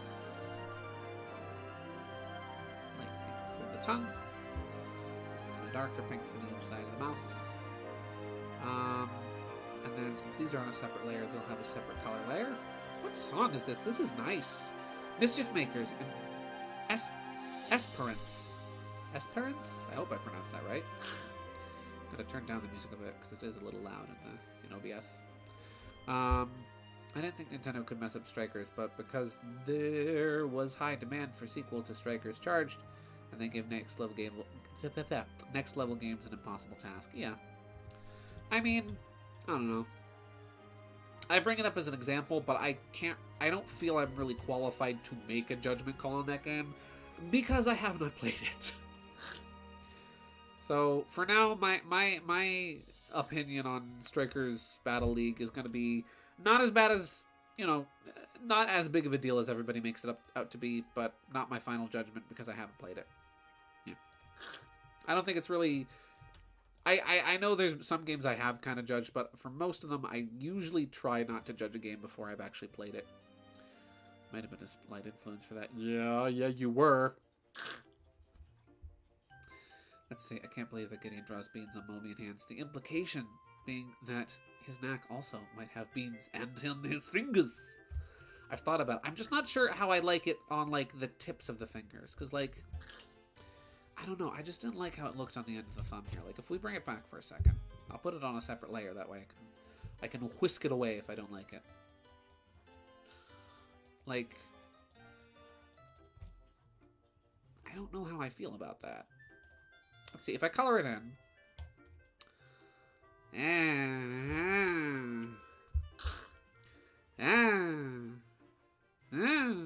don't know. I kind of like. We'll do the palm bean because I like the palm bean, but I'm not sure how I feel about the fungus. Let's see. Meanwhile, Kirby fans are eating great. With fully 3D game, a remake of Return to Dreamland, a spin-off that isn't based on a subgame, and potential for modes starring side characters. Oh, absolutely. Kirby fans are eating good. Let me tell ya. Kirby games are always good. I've heard this observation be made before, and I really do agree with it. I don't think there's like a single like bad Kirby game. There have been alright Kirby games. There have been slightly disappointing Kirby games. There have been not incredible Kirby games, but no Kirby game is like outright bad. You know, I'm gonna base this off the mug I've got next to me here. We'll make the handle green. Like maybe, you know, Rainbow Curse wasn't your cup of tea, but was it a bad game? No. Let's see. Maybe make the bean line art thinner. Maybe blend better. Oh, that's a good idea. That is a very good idea.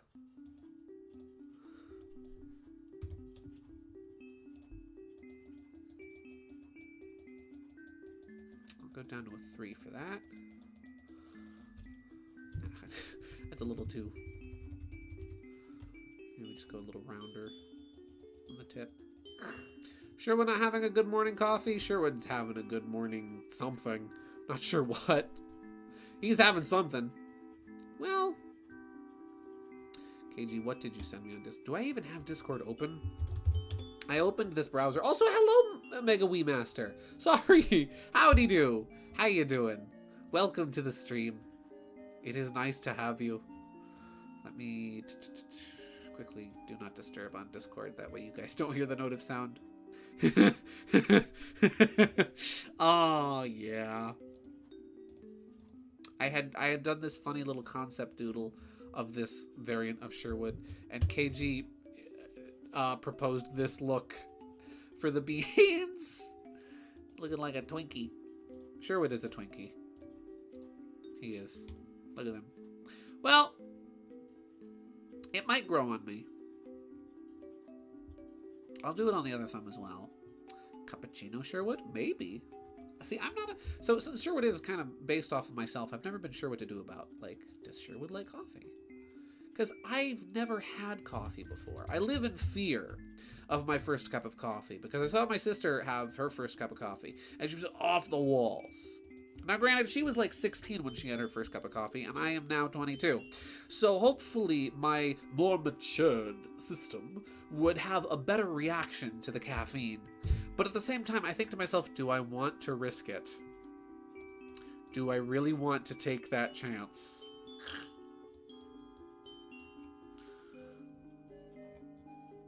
Well, it's an interesting look. I will think about it. If I made the hands all brown, right, with the white being in the center.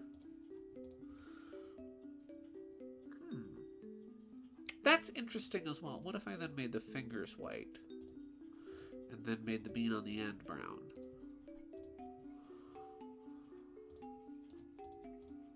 I love how we're calling it a bean. Ooh. Paw Pads beans. See, we can't, none of us can decide on what to call it. Ah, coffee was an acquired taste for me. It also helps if you have creamer you like. True. When I used to work at the restaurant, I had this customer that I liked to call Coffee Guy, and he would come in every week on Tuesday. And he would instead of like going, he would walk into the dining room. He would come up to the counter where I would stand and polish glasses and monitor customers and whatnot. And he would order a black coffee.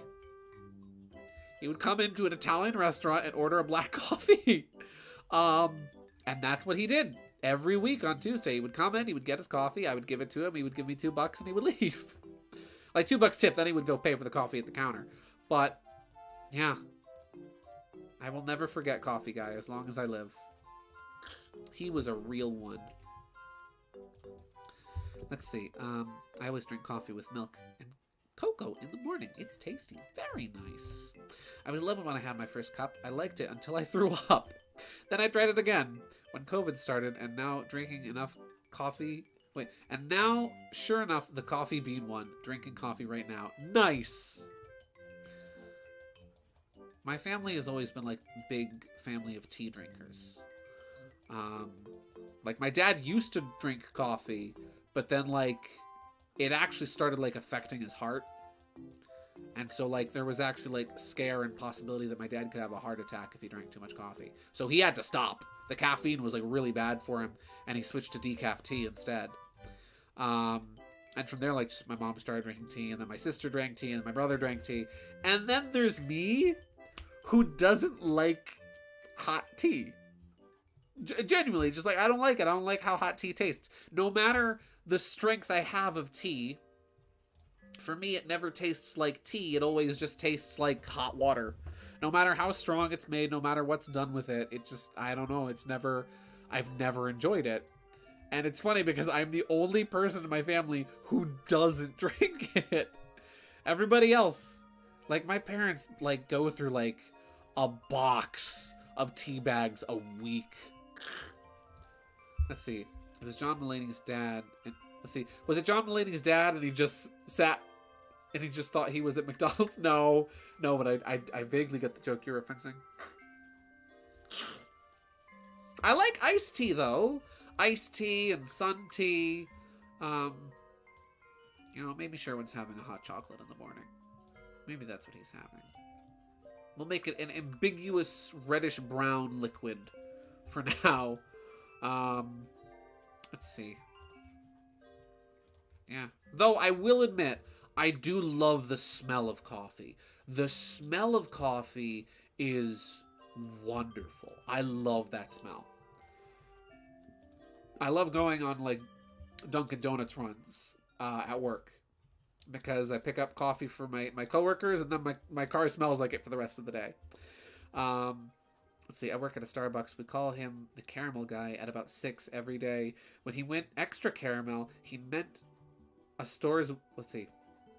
When he meant extra caramel, he meant a store's worth of extra caramel. Otherwise, he demands a refund if it's too mid. Whoa! Dude is serious about his caramel. Holy cow. What the heck is wrong with your nose? I don't know. It's allergy season. It's spring. I am congested. Yeah. Coffee smells bad. Oh, you mean coffee smells bad? Nah, coffee smells good. That was one nice bit about, like, when my brother lived with us for a bit, is he would make us coffee in the morning, and I would smell the coffee, and I'd be like, oh, it smells like coffee. Let's see, what color is his shirt gonna be? I know KG proposed, like, a funny, like, turtle design on the back. I might go with, like, a turtle shell design on the back. I'm not sure. I smelled them daily when I was in school. I like the smell. I'm sorry if you don't, but I do. A dark colored shirt works well for him because, you know, he's so brightly colored. Let's see, that one tweet from Sonic Twitter regarding the one news article about revealing that Sonic and his friends... Sonic Twitter was like, please stop asking. Yeah.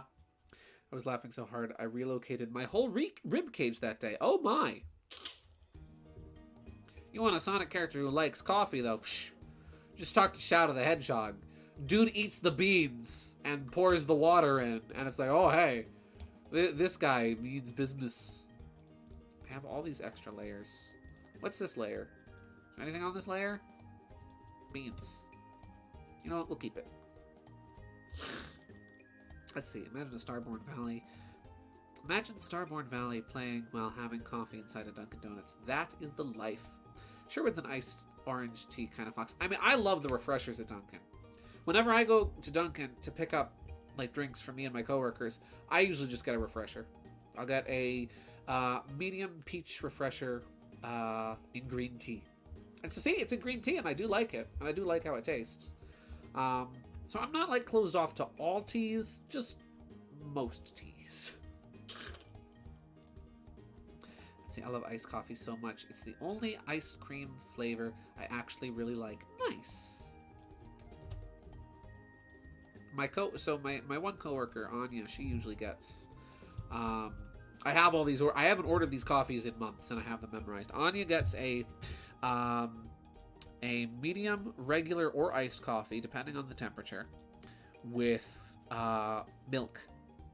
And she specifically asks for 2 milks because if you don't specify the number of milk you like, the number of milk or cream you want in your coffee, the Dunkin' we get from just freaking annihilates your drink with milk or cream. And then Cynthia usually gets a large iced or hot coffee with cream. And she likes a little extra. Let's see, my mom was like, only 300 milligrams per day. Bruh, I'm not trying to do math at 6 in the morning. And even if it is a milligram, American moment. God bless the metric system. Yay, metric system. I know I should really fill in some of these empty spots with color before I focus on too much else. And I need to make my brush smaller. Let's see, Gideon, can I send some whip sketches you mentioned earlier from this? Yeah, sure.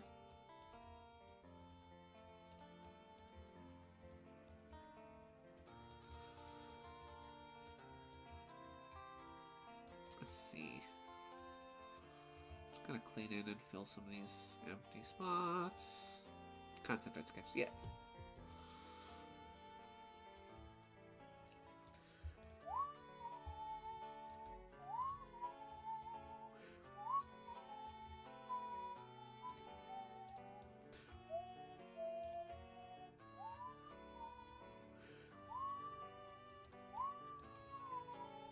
I'm very fussy with something like these. Like, see this pixel here?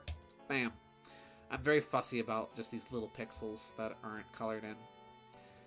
Make this shirt a Metallica shirt? No. Does Sherwood the Fox, does he look like the kind of guy that listens to Metallica? Cherry Sapphire Cherry?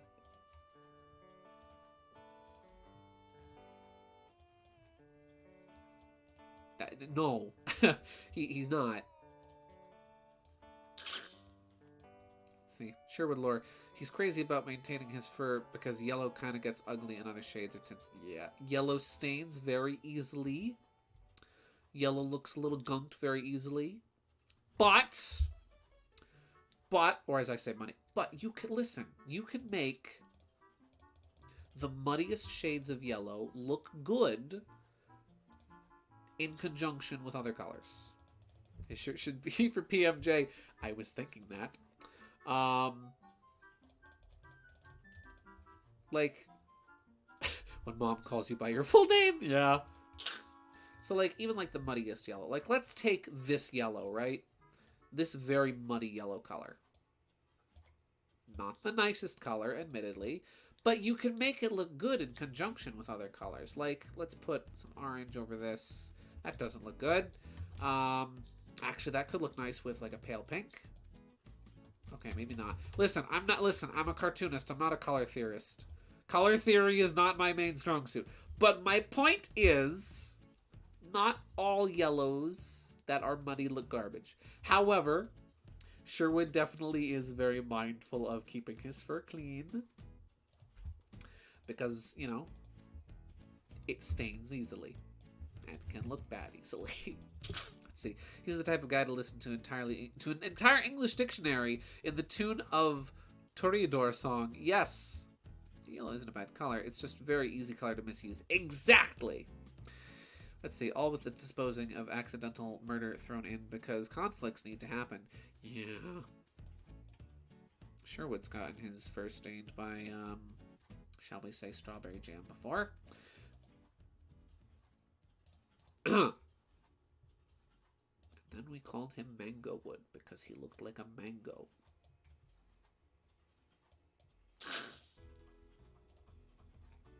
Any little spots? Oh, here. This is the only downside of using the dump bucket. Because like I like just using the dump bucket to just the fill tool. It makes life easier. The only downside is sometimes it doesn't always anti-alias properly. And so you do have to fill in a couple little spots. See, like, right, see this whole empty gap here? Whoa. That's too dark. That's just right. Okay.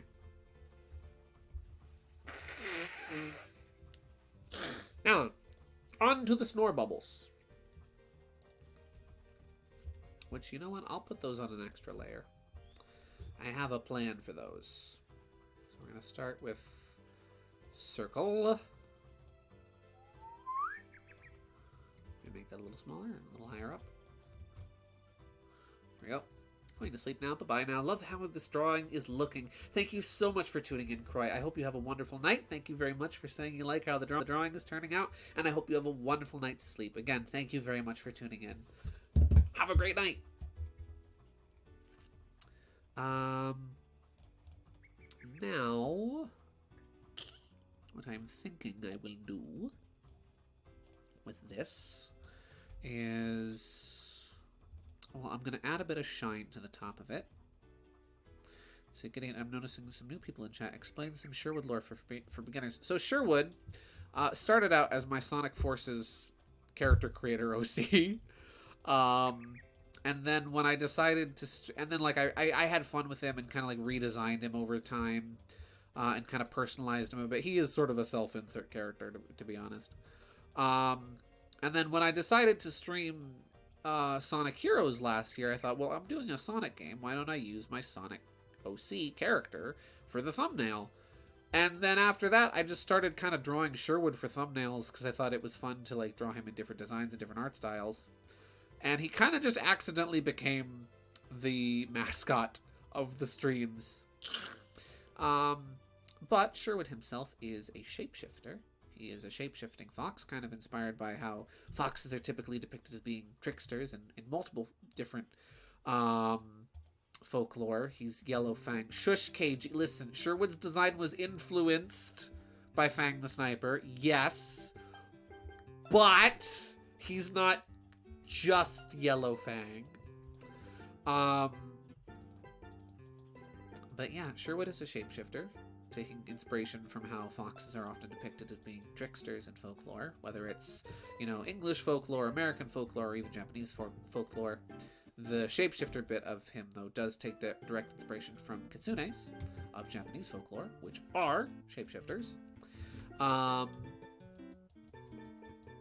Let's just go through here like this. There we go. Well, that's not quite right. Gotta go for a bit. I'll be back in 10. Okie dokie. And yeah. And so Sherwood can take on the appearance and even mimic the voices of other people. The only flaw with Sherwood's shapeshifting, though, is that he still maintains his own color palette. KG, you are inciting. You are inciting naughtiness, rudeness. Firstly, rude. Secondly, not 100% accurate. Thirdly, stop. Listen. Are you listening? Are you listening? Current song playing is Yoshi's Story on the beach. Thank you for listening. Listen, being Yellow Fang is not... Sherwood has his own identity and personality. He's not just Yellow Fang. So there we go. Nice kind of bubble effect. That looks nice. How's it look on a white background? It looks really good. Now I'm going to be a little lazy with each other bubble, and I'm just going to resize this one. Madam, you enjoy cyberbullying me, I know. It admittedly is kind of funny.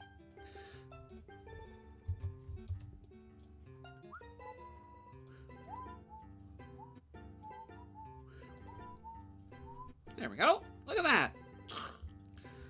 Sleepy bubbles. I'm thinking we'll go maybe like... We've actually made really good progress on this so far. A fox? A fox? Puts on fedora. Sherwood the Fox? Well, actually, that's the fun thing about Sherwood's name, right? is that yes, it is pronounced Fox, F-O-X, but it is spelt F-A-U-X. Like faux, like something fake. Oh, Mega Wii Master. A2 Mega Wii Master. A fox? Puts on fedora. Fang the sniper? I can't do a very good Doofenshmirtz voice. We'll put all the bubbles on the same layer. Snore bubbles.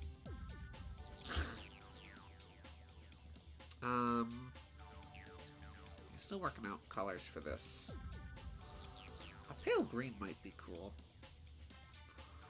Ooh, that actually looks nice. And that kind of complements the color of the cup. I'll work on a design to put on the shirt later.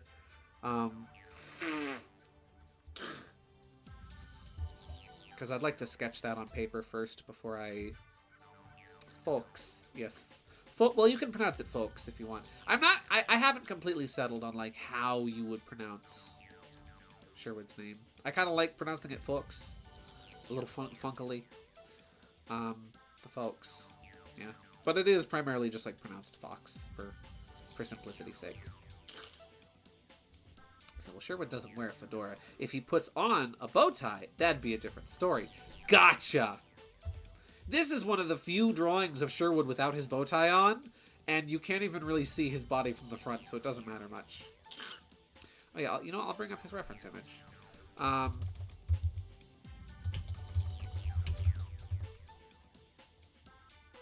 yeah, to better, like, explain what I was saying before, when Sherwood does take on somebody else's appearance, he maintains his color palette. So for example, like, if he was to disguise himself as Fang, he's still going to be yellow, he's still going to have, you know, those blue and white accents from other parts of his color palette. Not a very convincing disguise. But if, say, he was disguised as Tails, who already is yellow, the disguise is far more convincing.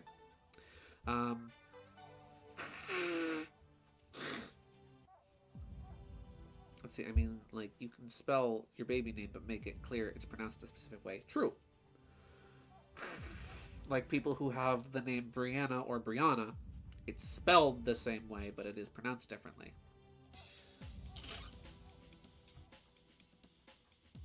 You know what? I've known both. I've known both Briannas and Briannas. And it's funny because it's like, okay, I have to remember this one pronounces it this way, and this one pronounces it this way, and neither of them like it when you get it mixed up. Is this Pokemon Snap music? I think it is. Yes! On the beach. Hilbert also wears a bow tie, but he doesn't wear it to sleep. Well, neither does Sherwood. Bet is one of the few times that Sherwood takes off his bow tie. After all, you wouldn't want to ruin it. It's funny, if it wasn't for the fact that my job, like, I do generally, like, you know, since I work in a garden center and I work with plants all day, if it wasn't for that fact, I would wear a bow tie to my current job. But since I wouldn't want any of my ties to get ruined or too dirty, I don't wear ties to work. And also, it gets hot. Like, in the summer, it gets really hot. Like, last year, the greenhouse got up to, like, like, there were days where the greenhouse went over 100 degrees. And that would, having my collar buttoned up all the way and having a tie on, that would kill me. Like, actually kill me.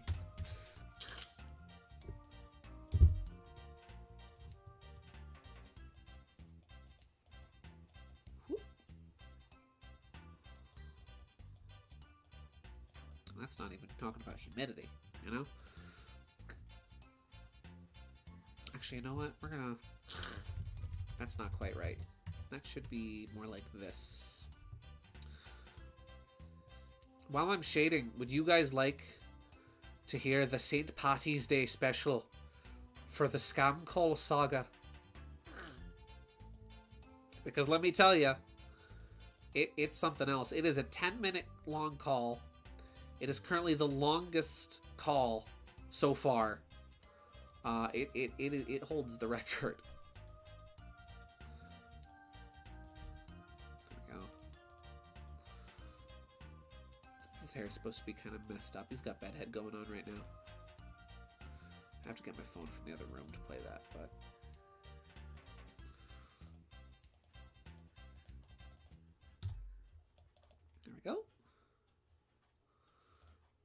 context, for those first tuning into our show, Paper Mario music that's gonna make me cry. Gosh darn it. Whenever I get like spam and scam calls that call me, I like to pick them up and screw around with them. I've had calls that last up to 2 hours. Holy cow! Wanted asylum. Huh? I had one really weird one this week that I picked up, where I went through the automated system. It was our dear robot friend, Mina Great. And I noticed that, like, Mina kept, like, stuttering and lagging as she was talking, like, as if you were voice chatting with somebody who has, like, a bad connection, which was really weird. And then when I asked her if she was a real person, and she just went, great, and continued on with her spiel. Does this mean we're getting another story time? Yes. But yeah, and then when I got through the other end, I did record this. I don't know if it's very interesting to play for you guys, though. It was just like, all I could hear was like static background noise. There was nobody on the other end of the phone. And like I said over and over again, I was like, hello? Is anybody there? Hello? And there was nobody there. I could hear the background noise from the call center, like clearly indicating that the phone did get picked up, and like, you know, somebody must have fallen asleep at their desk or something. I don't know. I'd say, like, my name, for instance. People would say Chiara because it did originate from the traditional Italian meaning of Chiara, which is another form of Claire or Clara. That's right, because it's pronounced Chiara, right? I first thought it was Chiara from when I first read it. That or they recognize the pronunciation from the Lion King 2 movie. You know what? Let me go get my phone, and I'll play these calls for you.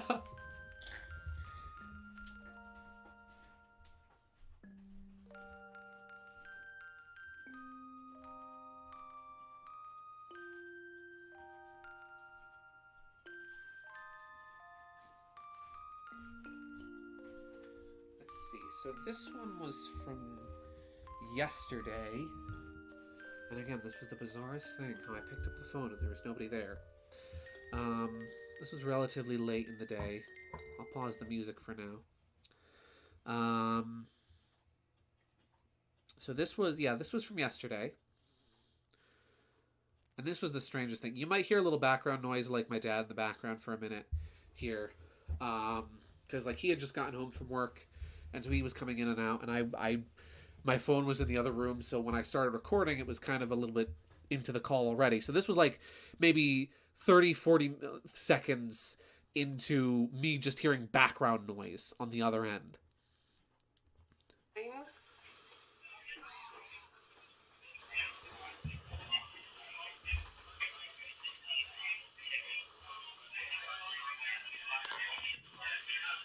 You can hear it's just background noise.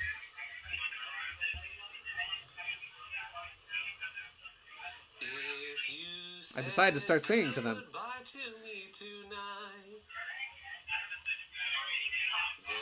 would still be music left to write. I don't remember how the rest of the song goes.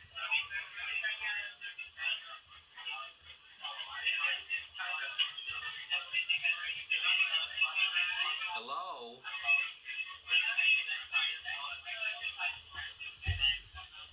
Is someone there? Hello?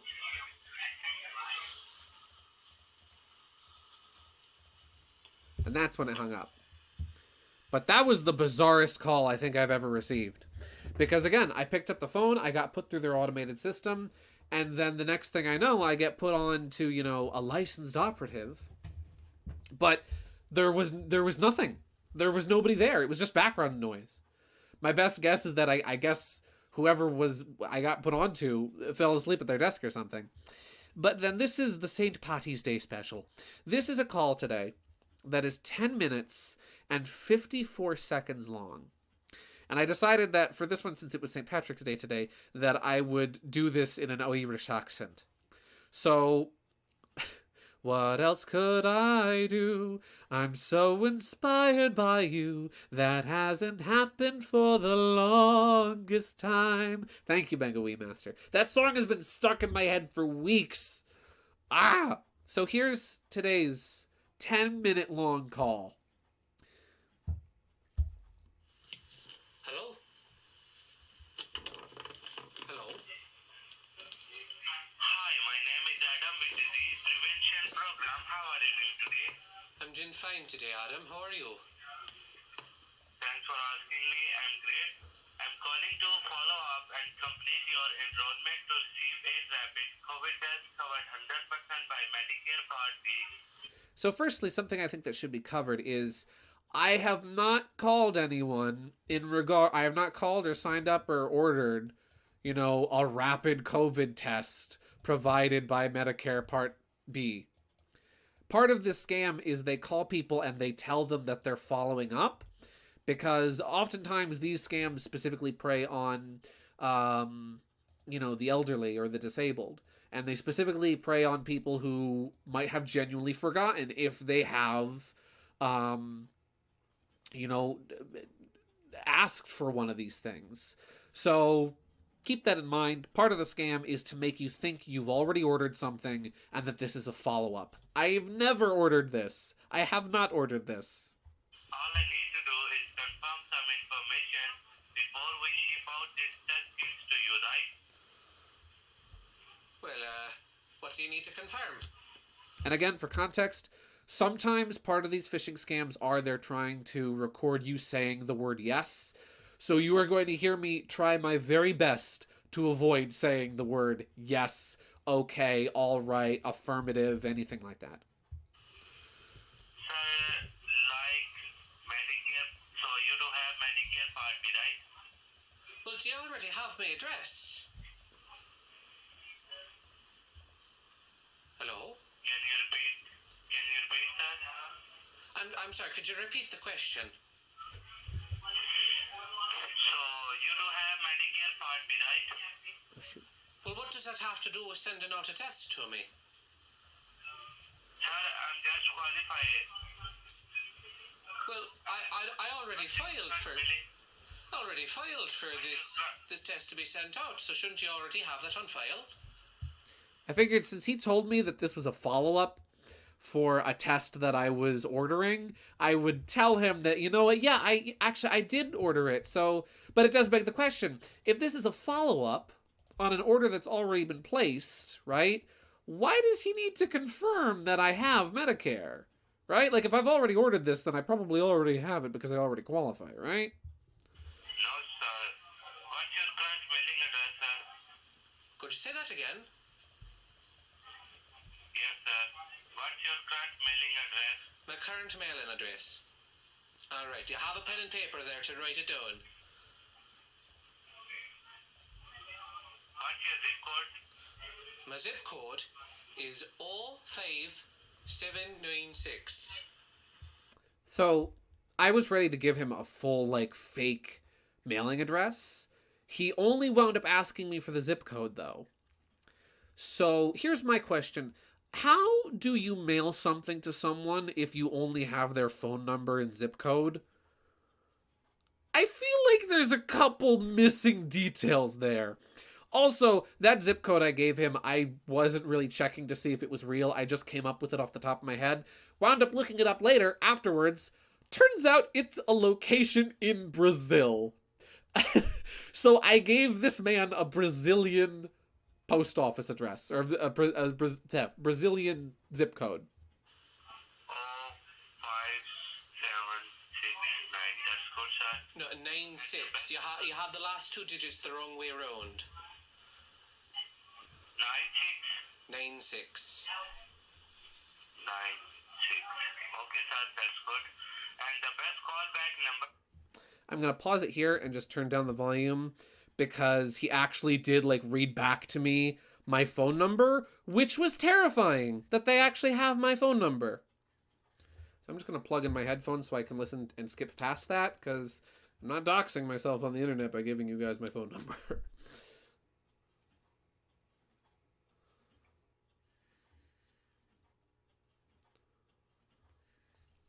Okay, so we're past the part where he read my phone number off and then asked me if it was correct. So here we go, continuing.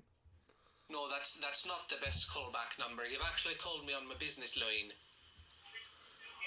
What's the best callback number, sir? The best callback number for me... I had to scramble upstairs to find my notes. Do you still have a pen and paper to write things down with? Alright, here's the number for you. The best number to call me back at, alright, would be 973 827 6211. That's a real phone number, by the way.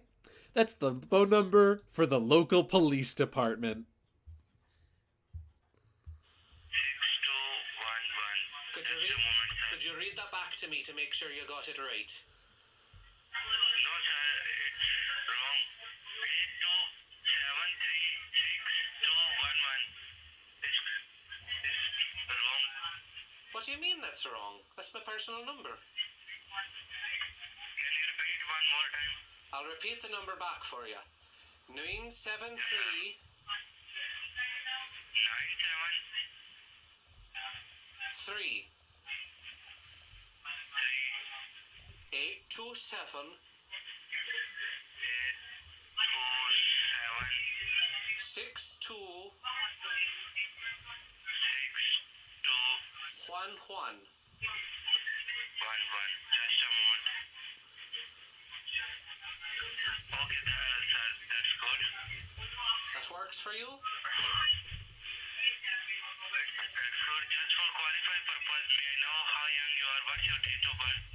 My date of birth? It's actually my birthday today. Thank you for asking. Yes, I decided to make this Irish character's birthday St. Patrick's Day. The current date, today, March the 17th. March 17th.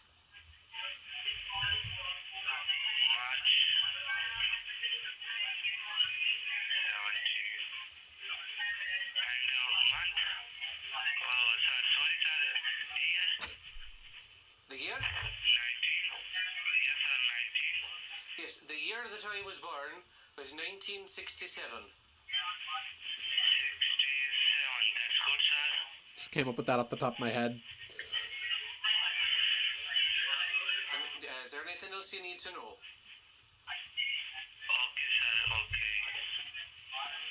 Oh, sir, what's your first and last name? My first and last name? The first name is Seamus. Just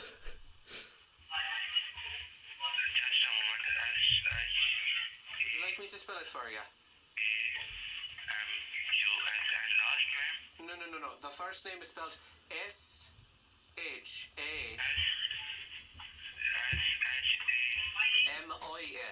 not U-S. M-O-I-S. No, M-I-S. There's no O, there's no U. It's M-I-S. He had so much trouble spelling the name Seamus. Okay, sir. S-H-A-M-I-S. That's correct? You've got it now. Again, I didn't say yes. My last name is McDonald. It's like the restaurant. It's hard to spell wrong. M-C-D-O-N-A-L-D.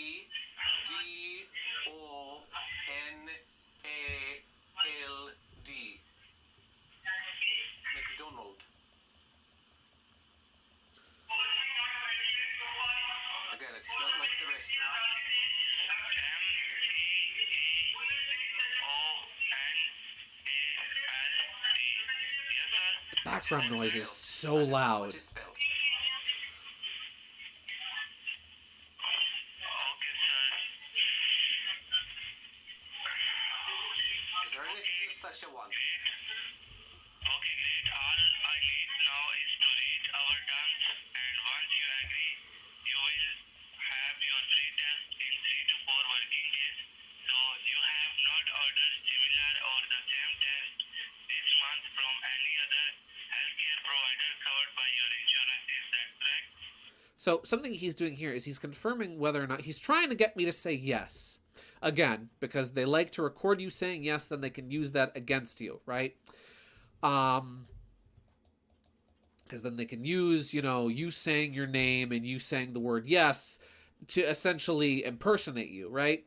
And so he's trying to desperately confirm whether or not, I've gotten one of these tests already from another healthcare provider. If I say yes to him, he's probably going to hang up on me and be like, oh, well, the jig is up. He's already got one. Or be like, haha, I got him saying the word yes. I can now use that against him, right? So I am desperately trying to outwit him to say yes. And also, I don't want to agree to some kind of terms and service that I don't agree with. At the same time, it's not me agreeing with this terms of service. It's Seamus James McDonald agreeing with the terms of service. Say that again? I'm sorry, I didn't hear you. Also, again, it is worth noting that he's agreed to mail me something, right? He has agreed to mail me something with just my zip code and my phone number. Again, I feel like there's a couple missing details there. So you have not ordered similar or the same test this month from any other healthcare provider covered by your insurance. Is that correct? If I have ordered any other tests, does that disqualify me for ordering this one? Sir, if you agree, say yes. Well, no, I'm genuinely asking you a question. I want to know.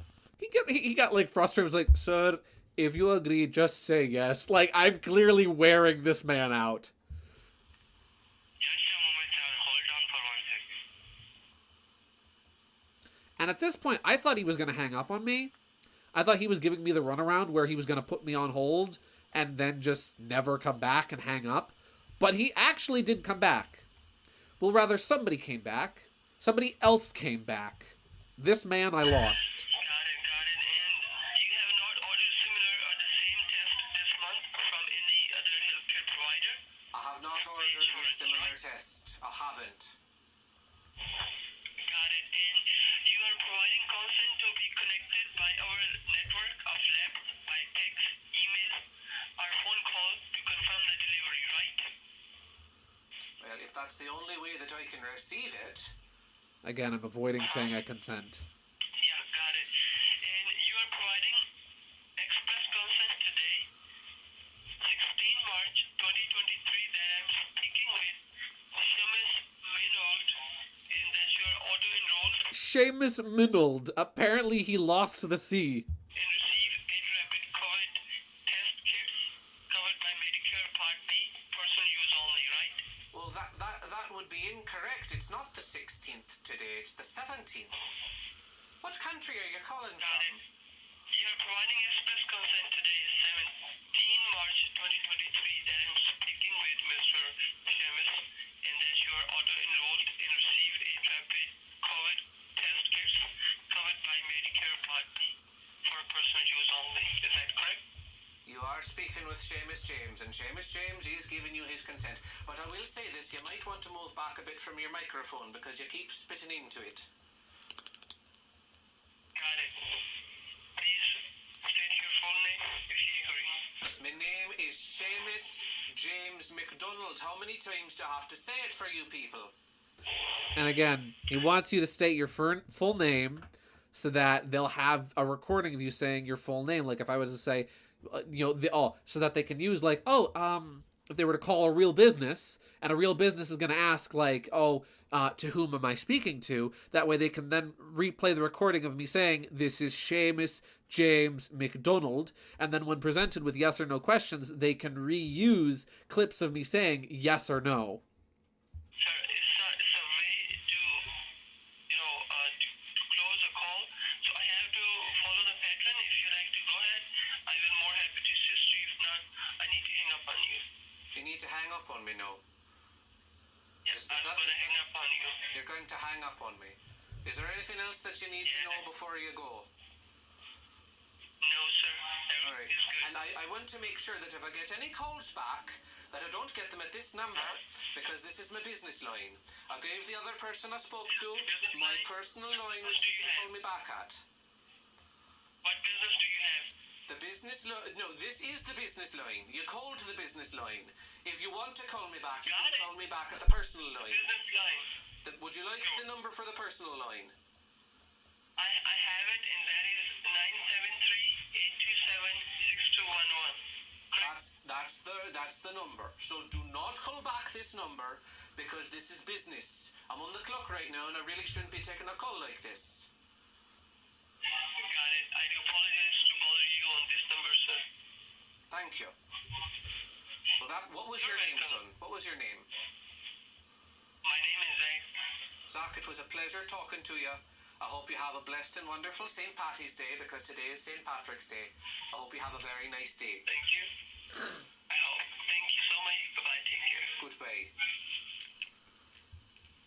So yeah, that was the St. Patrick's Day special. That one was wow. Again, Seamus James is a voice I've never gotten much success with. Usually most callers hang up on him.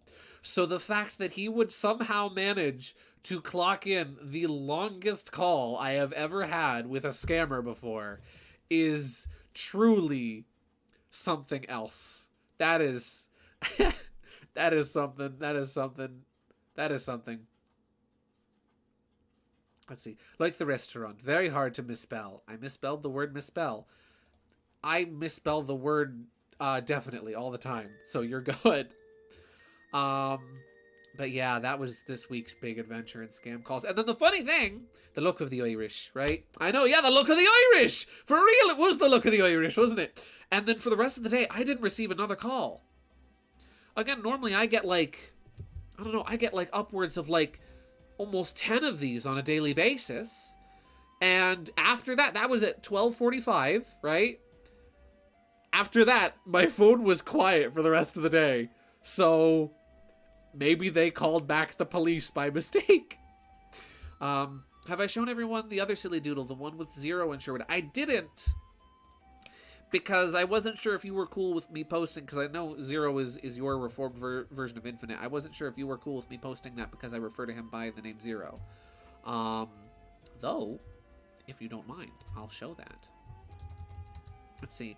Did I ever tell anyone about Sherweird or Weirwood? No, I didn't. Weirwood or Sherweird, couldn't decide on a name, was like a joke, like kind of like Wario equivalent of Sherwood that Cherry and I came up with. Well, Cherry mainly came up with in a conversation a few weeks back. But yeah, I hope you guys enjoyed that. That's the Adventures in Scam Call Land. The Robo family, as my mom likes calling them. Yeah, still haven't heard back from Grace. Grace no longer exists. I guess they must have done away with her. Oh, you do not care? Oh, then you know what? I will show. Because we were talking about that last week.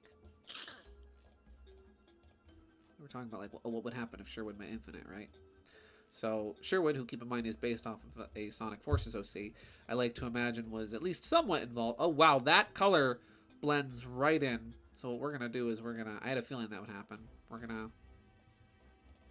clip onto this layer, and then we're gonna, and then the lighter bit. I mean, Zero is a reformed illusionist puppy. This is true.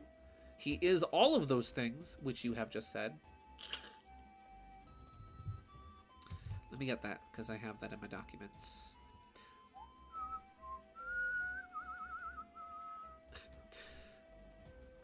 So here, Sherwood's like, I keep hearing about this illusionist named Zero. He's right behind you.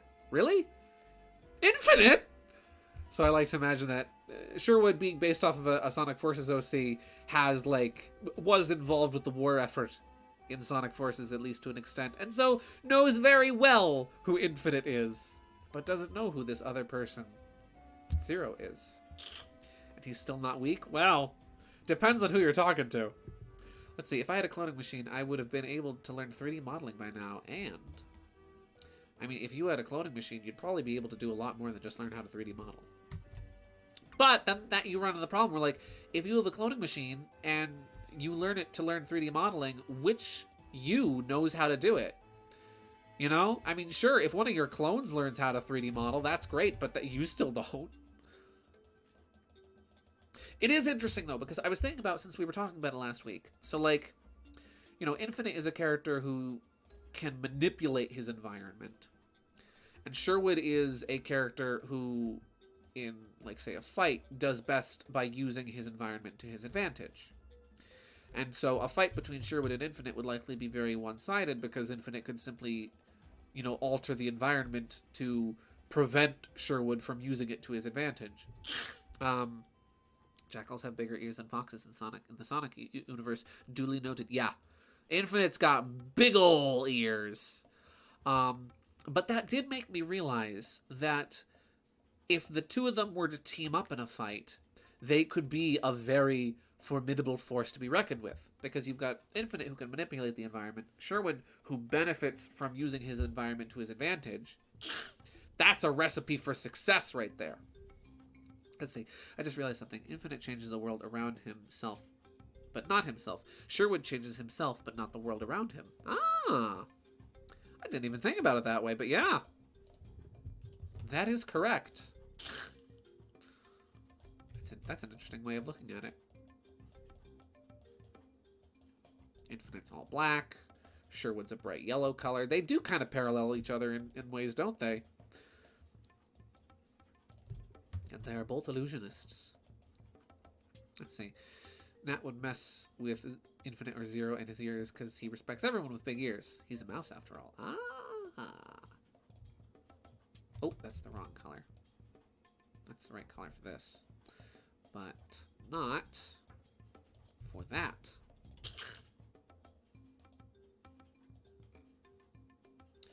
Where is my light source? I have no clue anymore.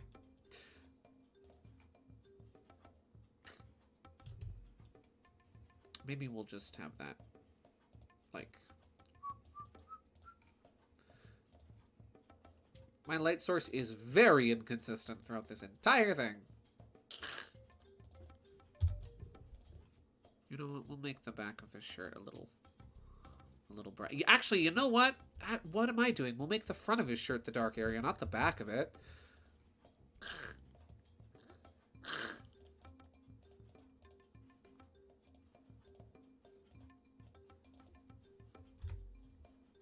Let's see.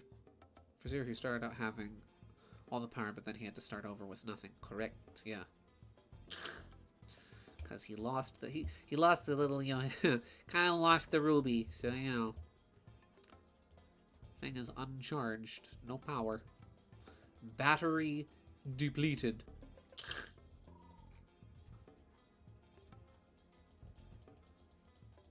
There we go. How does that look? I'm thinking we'll switch over to 1,000 Year Door maybe in like 25 minutes. Yeah, thereabouts. Like maybe around like 10:30, 10:45-ish. Let's see. It's been canon for a long time that Cherry Neck hates Infinite.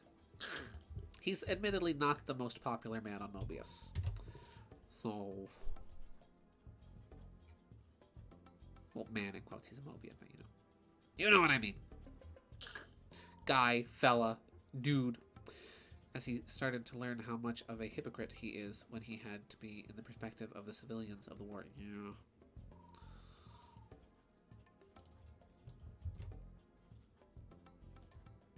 I've really enjoyed reading your interpretation of Infinite. Like Sonic Forces, I think Infinite has always been a very interesting character to me because I feel like he really is he is very much so a character with lots of missed potential, and I feel like you've been able to really rekindle some of that lost potential. I look around this room, and I see nothing but untapped potential. That's just Sherwood talking to Infinite at that point. You have potential. You have potential. You have... Oh. Let's see. Yeah. But yeah. One thing that did kind of worry me with going into that call was saying that, like, what was saying, you know, "Oi, Seamus James, I'm giving consent But at the same time, Seamus James McDonald is not a real person, right? Like, yes, they did have my real phone number, but I gave them a police department phone number. I gave them a zip code for Brazil, and then I gave them a fake name. So I'd say I did a pretty good job of masking my identity.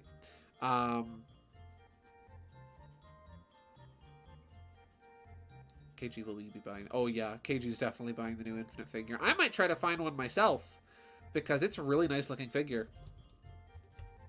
Let's see. Ooh, art motivation kicking in. Already doing rather humorous mini comic for tomorrow. Looking forward to finishing it. Nice! I love seeing all your mini comics and a lot of your recent stuff, Mario Simpson. Your art is great. I love seeing it. It's always nice seeing like your drawings of like Goombella and Vivian and the other Thousand Year Door characters.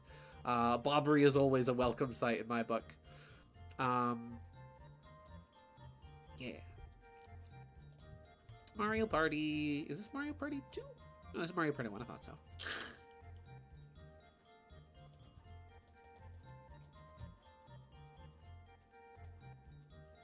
If I ever figure out how to do... once I figure out how to capture directly off of my consoles, right? I would love to do like a Mario Party stream. Like maybe like one of the N64 Mario Parties via N64 Online. And get some other folks in on it. Like maybe have Teeter or Jay join in and co-commentate. I think that would be fun. Let's see, Gideon, I'm going to be making a redesign of Weirwood. Any requests for the design? At the moment, he's too similar to his counterpart for my liking. That is a good question. Well, one thing I did think of, and I'm not saying you have to do this, but one thing I did think would be fun for, you know, Sherwood's rival, if Sherwood was to have a rival character, would have been for that character to be a raccoon or a tanuki.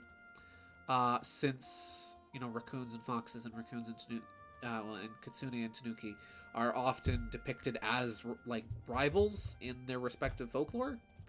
So that was one idea I had. I like the cape. I like the colors you went with. And the sunglasses need to stay. The sunglasses are cherry please. They're funny and I like them. And this puddle isn't great. I think we're gonna change up this puddle a bit. Oh!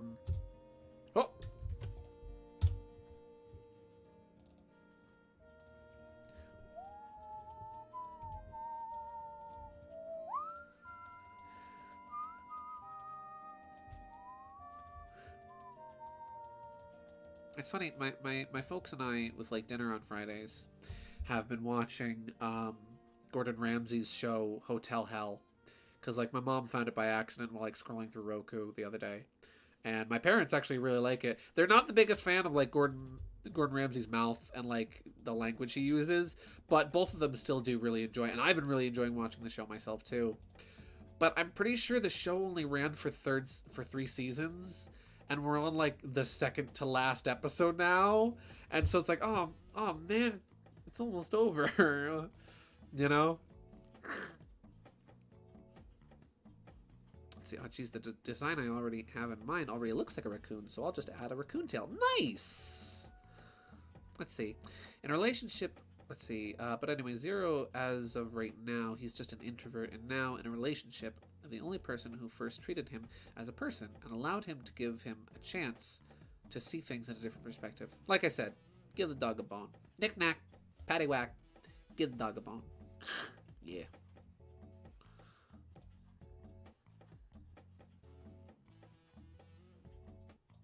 Let me just, I don't like how this puddle turned out.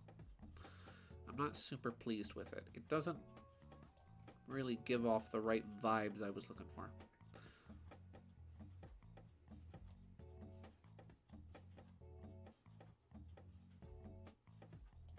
Jump and hit the circle button, Sly. I remember at one point like watching like all the cutscenes and part of a playthrough of Sly 1. And I could do a pretty good Bentley impression, but I've since like lost the voice and now I'm sad. Because doing that voice was really fun. I remember it reminded me a lot of Millhouse. Oh yeah. Everything's coming up Millhouse. When are they gonna get to the fireworks factory?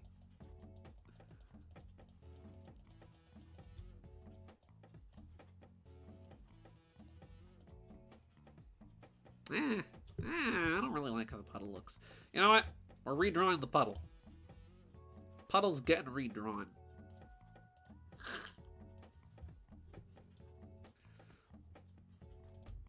And we're gonna do it digitally, and it's probably gonna turn out meh.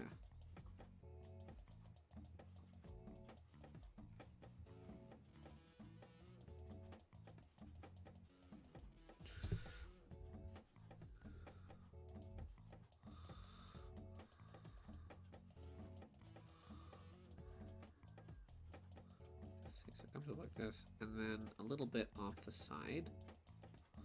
I used to do puddles like this really well, and I don't know what happened.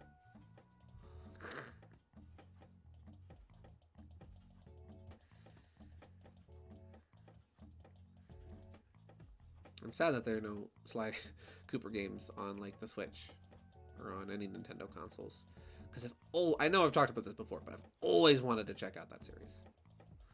But I don't have a PlayStation. Does that look better or does that look worse? They're thinking up the outlines, it'll look a little better. If only I had a PlayStation. Hey Gideon, can we stop at Flickies? No. Who am I kidding? We're stopping at Flickies. Alright everybody, what do you want from Flickies? We're going to Flickies. What do you want? Remember, we're gonna be there in like 10 miles. So you gotta pick quick. What are we getting? What are you getting? I'm gonna pull through. I'm gonna make one quick sweep through the drive-thru. So what do you want? I'm getting a cheeseburger with fries and root beer. What are you getting? I think it would help if there was more droplets in the air. One black coffee. Okay, Mega Wii Master. You're getting one black coffee. Chicken. KG's getting chicken. KG, I'm getting you a bucket of chicken.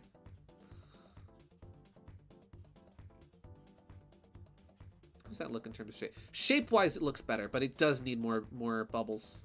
I don't know, chicken. Okay. Marius, you know what? You guys have convinced me. I'm switching my order from burger to chicken sandwich. I'm getting a chicken sandwich. We're pulling up. It's only like 5 miles away. Anybody else who wants anything, speak now or forever hold your peace. We're almost there. It's 3 miles away now. Vegetarian cheeseburger. You got it, Sherry. One veggie cheeseburger. Okay. Everybody be quiet. Be quiet, everybody. We're pulling in now. We're pulling in.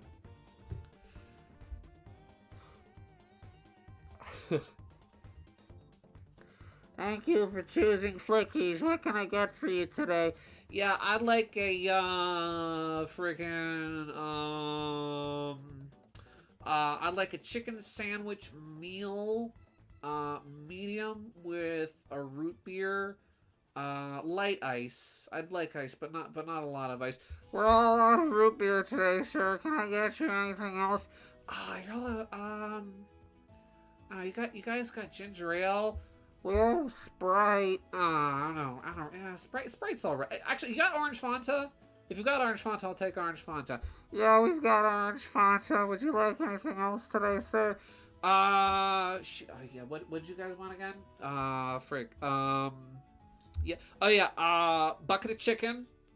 KG didn't say she wanted a drink, so just a bottle of water with the bucket of chicken. One black coffee, medium, nothing in it.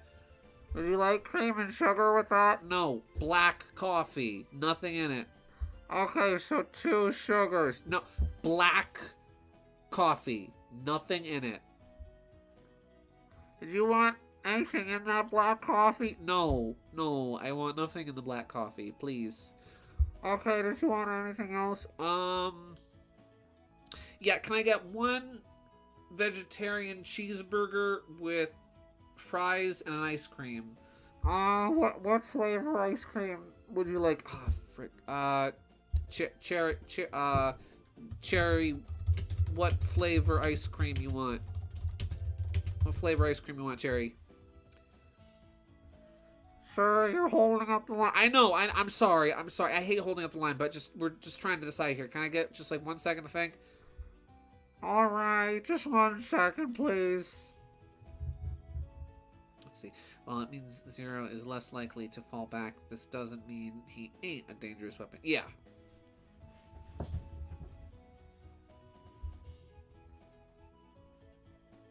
Cherry's not telling me what flavor ice cream they want. Okay. Yeah, we'll just take like, we'll just take oh, Oreo ice cream. Oreo ice cream. Can I get you anything else? Yeah, one more bucket of chicken from Mario Simpson, and then that'll be it. Alright, your total comes out to $35.87. Pull around. Jeez, 35.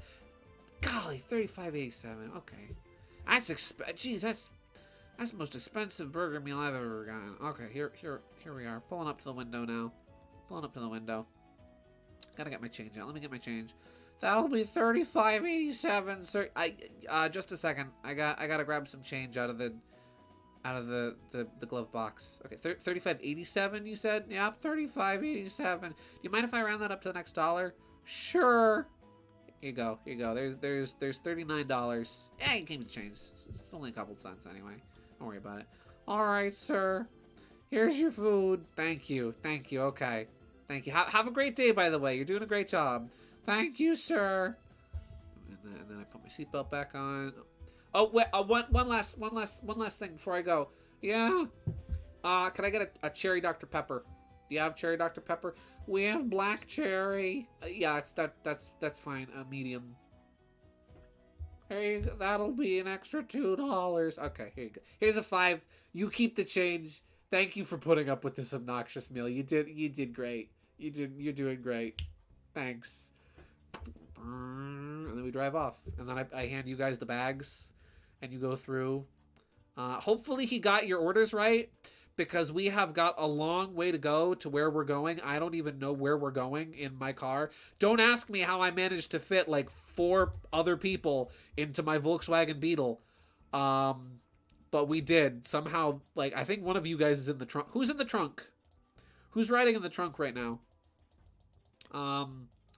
But yeah, hopefully he got you guys' orders right. Because unfortunately, Flickies is now out of sight. It's slowly going into the horizon, and I can't really turn back. Let's see, did I get fiddles around with the paper? Okay, he got my wow. He forgot the signature sauce. That's okay. You told him 3 times, nothing in the coffee. Thankfully, it's good. Mega Wii Master, I'm sorry if you messed up the coffee. Hello, Sephora. Welcome. Guys, it's Sephora's birthday today. Wish Sephora a happy birthday. Happy birthday! Happy birthday to you. Happy birthday to you. We just stopped at Flickies. Happy birthday to you. I'm sorry we didn't get you anything. You can have my fries. You can have my fries. Mega Wii Master's on the roof. He's up on the roof. That's why he only got a coffee. If he ate anything, it would just fly away. Let's see. Move this up a bit. Whoop. Oh. Yeah. That looks a bit better. I wasted a lot of time on that, doing that. Oh, that was fun, though.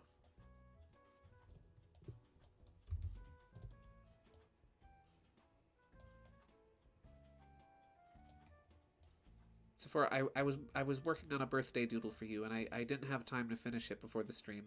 So it might be a little late. I'm sorry.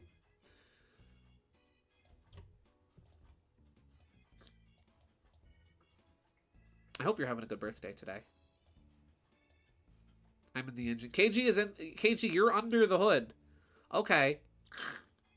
You're inside my 5-cylinder engine. All right. Hey, listen. If you're comfortable in there, you know, you're definitely warm in there. So that's good. Don't have to worry about you getting cold. But the downside is you're missing out. You're missing out on the heated seats. Like Mario Simpson and Cherry are getting to enjoy the heated seats right now. You're missing out. Mega Wii Master, you too, my guy. You could be using heated seats right now, but you're up on the windiest part of the car, the ceiling. See, Donna from Parks and Rec. Ann took a cab. Tom's in the trunk. Jerry's on the roof. Where to first? It's okay. It's been all right. Not super eventful. Hey, that's okay. Sometimes a slow birthday is all right. I've learned that over the years. I've had a couple just kind of calm, chill birthdays, and you know what? Those have been really nice ones. I remember 2020 when Mario 3D All-Stars came out. That was a pretty, uneventful and chill birthday, but it was nice. Yes, KG.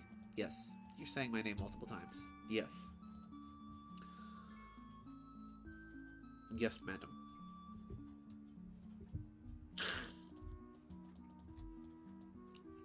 Shoot, wrong color. Oh, wrong layer. Ask me again if I wanted a heated seat. Do you want a heated seat? My car has heated seats. I mean, granted, if you're sitting on the engine, you've got the most heated seat. So, yeah. Heated seats are nice. They're especially good in the winter, let me tell you. Nothing like getting off a long day at work where I've been like lifting and moving things all day. It's cold, and I just get to sit on, basically sit on a heating pad on the way home. Oh, it is the nicest thing. Genuinely, that's something I've always wanted to do in my car. Is like go on a really long road trip with a bunch of people in the back. No, I'm a natural heat generator myself. Oh! That's right. I should have known this. You've told me about this. From how your animals flock to you at night. Luna and Cam, they seek you for warmth.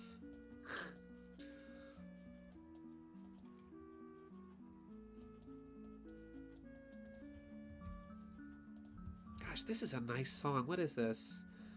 Mermaid Palace from Donkey Kong 64.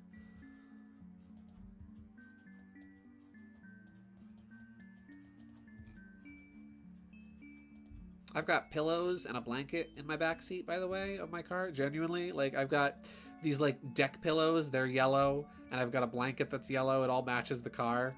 So you guys, I don't know who's sitting shotgun, Mario Simpson or Cherry. I'm not sure which one of you are riding shotgun right now. But whoever is in the back is comfy as frick.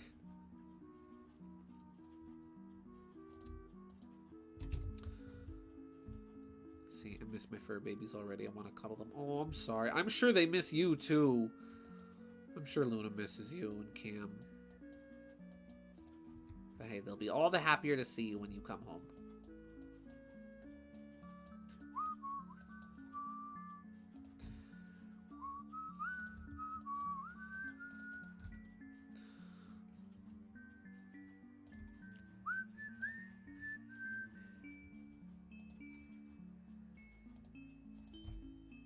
I remember there was one time working at Wendy's, because I used to work at Wendy's.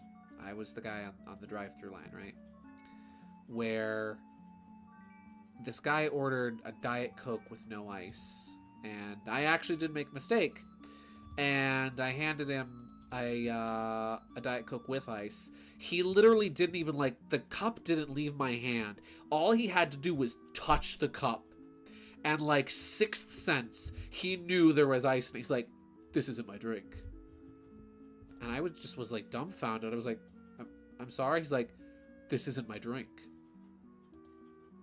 And I said, "You ordered a Diet Coke, right?" He's like, "With no ice. There's ice in this."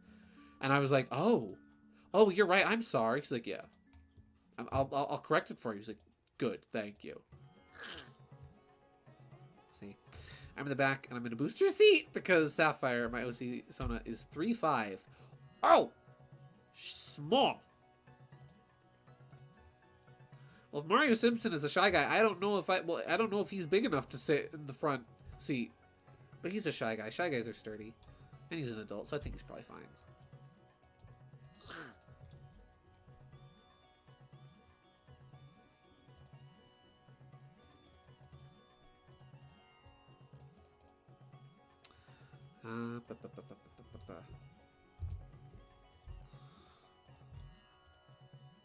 See.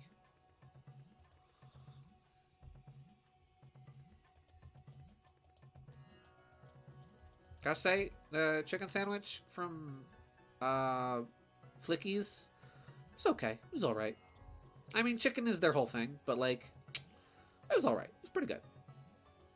You know, they forgot the secret sauce, which was a little disappointing, but like, overall, I enjoyed it. I recently had, for like the first time in a long time, the chicken sandwich from Burger King, and wow, it is as good as I remember it being. I remember it being really good as a kid, and like, it's still good. Here's a genuine question. Hit me with it. Fire away. Fire! Do you think there's custom cars for dwarves? Well, I know there are like custom cars for people with disabilities that like can't use their legs. They actually have like keypad, like, let me find a picture of this because this is actually like really cool. Steering wheel car for people with disabilities. This is like the neat, like the dashboard has like all these like buttons and stuff on it. I remember seeing this a long time ago, like on the news. Like for people who can't use their legs but still need to drive, and so like they can't touch the gas pedal because you know they can't use their legs. People without legs. Here we go. Yeah, like this is the neatest, like the coolest thing. Like all these buttons and stuff for controlling the car. This isn't exactly the one I remember seeing, but like this is a steering wheel engineered for people who, oh hi Sherwood, for people who, so see there's no like gas pedal or anything down here. This is like a wheelchair accessible car, and so they have all like these extra like buttons and things and levers on the steering wheel so that you can like manually control the speed of the vehicle without the ability, and also the brakes, without the ability to use an actual gas pedal or brake pedal. And it's the neatest thing. So you know what? I imagine there probably are cars and seats and whatnot that do accommodate, you know, people with dwarfism, little people. I remember my great aunt Lillian, actually, when she drove a car, whenever we would go over to my Aunt Karen and Uncle Wayne's house, and Aunt Lillian would be there, and so Aunt Lillian almost lived to be 100 years old, by the way. She lived to 98. And she actually, when she she was a very small woman. She was barely 4 feet tall. She would have to sit on books in order to sit high enough at the dinner table. And so I believe it was the same if she ever had to drive anywhere. She would either have somebody drive her, or she would have to sit on things or bring the seat really far forward. Like my mom is short, and she has to like move the seat really far forward and has to have the seat set very low. That way her feet can reach the pedals. So I imagine there probably are, if like the car itself isn't designed to like be able to accommodate them, there probably are cars for people of shorter stature. I heard about a car like this when we read the story about a family of mystery solvers. The one son was in a wheelchair. I don't remember the name of the story though. That sounds interesting.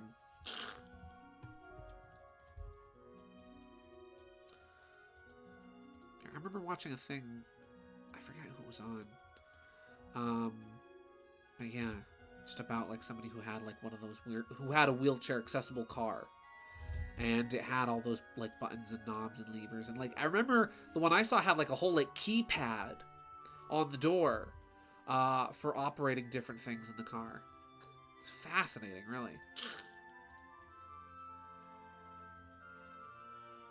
Still not entirely sure where the light source is in this image.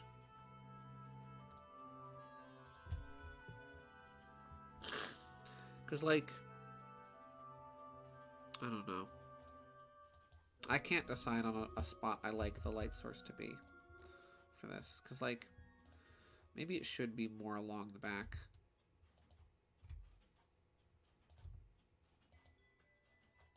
Kirby music. Gideon, you sent me a new Weirdwood design. Oh! I can't settle on how I like the shading to look. Let me check that out. And the music is suddenly quiet again. Again, the only problem I have with this music compilation is how inconsistent the levels are for the music. Let me check that out real quick. We'll switch over to Thousand Year Door, I think, in just a minute. I'm going to finish just, like, cutting out the bits on the shading for this. And then afterwards, we will play some Thousand Year Door. Ooh! Oh, I love it! Oh, I hope you don't mind if I show this on stream, Cherry. I know you haven't minded when I've showed other things before. Do you mind if I show this? Because I would love to show this, Cherry. I love it. I love the colors you went with, and how he's very much so inverted of what Sherwood is. And the big tail is nice. I like that. I like that a lot. Holy cow. Let's see. Q&A. So what's with all these Paper Mario fan arts lately? Me? I have one answer for that. I just want to draw more Goombella. Let's see. Why don't you, like, put the ball of light to help you give an idea? Yeah. Well, because... Yeah. Because it's kind of from the top down. But, like, on one hand, you've got, like... You can show Weirdwood. Okay. I will in just a second when I'm done explaining this. Because, like, if we make ourselves a little light ball, right? Right, this will be our ball of light. Right? So, like, here, it kind of looks like it's coming from the top. Here, it kind of looks like it's from the back. From here, it's from this side. And it's like... It's very inconsistent. The lighting is coming from too many directions here. It's very inconsistent. And I need to work on that. Because, like, it doesn't look bad. It just looks inconsistent.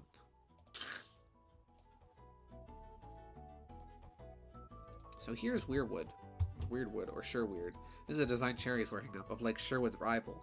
I like this design a lot. I like the colors you've chosen. How, like, if I was to invert these colors... How do I invert colors in Fire Alpaca? I forget. Color... Oh, I know how to do it. We just, like, beep. And then if we inverted his colors... difference. See, he's very much so inverted of Sherwood, and I like that a lot. The shapes, he's a bit more rounded in places, while Sherwood's a bit sharper. He's a tanuki, while Sherwood is you know, is a raccoon, or is a fox. I love the jewel here. This is nice. And the sunglasses are great too. The big tail, I love it. Very sort of Daroch inspired cape is really nice. That's great, Cherry. That's phenomenal. I like that a lot. I'm gonna have to draw him. Alright.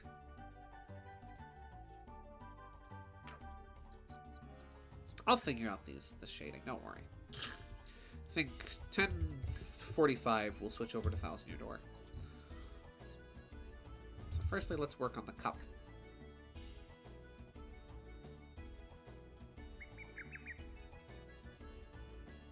There we go. And you know what we'll do? We'll reverse it, I think. Where we'll have it sort of like this instead of the other way around. Trial and error, figuring things out, you know? You don't always get things right on the first try. Let's see. as long as I'm the villain. Well, Sherweird is like Sherwood's Wario, you know? He's a rival. Maybe he's introduced in like Sherwood's first game as like being sort of this rival character that sticks around as a rival, but isn't necessarily always the antagonist. All the colors are sampled from Sherwood's model sheet. I thought so. Yeah, you even used like this color, which is from the shading on Sherwood. I thought so. I like that a lot. And even the gold color here, which is taken from his monocle. Sorry, that's something else. I like that a lot. Let's see. I'm not going to force myself to be friends with someone who doesn't appreciate my sense of humor or the work I put in. No, yeah, that's fair. I mean, if you and another person don't work as friends, that's, yeah. No need to force a friendship. You can still get along with somebody. You know, just because somebody doesn't get your sense of humor or doesn't necessarily agree with you on everything doesn't mean you have to be enemies. But you don't necessarily have to be friends with that person. You can be acquaintances, you know?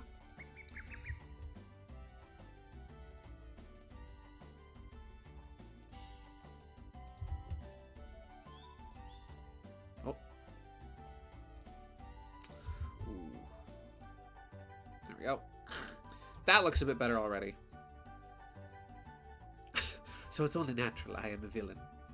KG, I don't see you as a villain. I see you as an anti-hero at best. Or at worst, rather. There we go. That actually looks a bit better already. And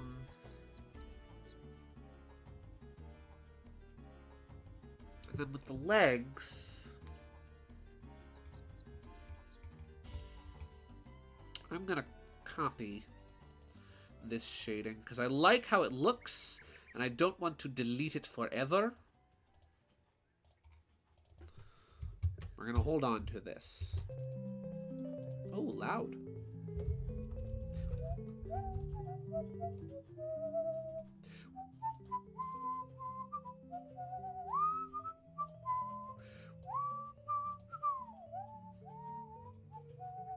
Ra da da da da da ya da da da da da ya da da da da da.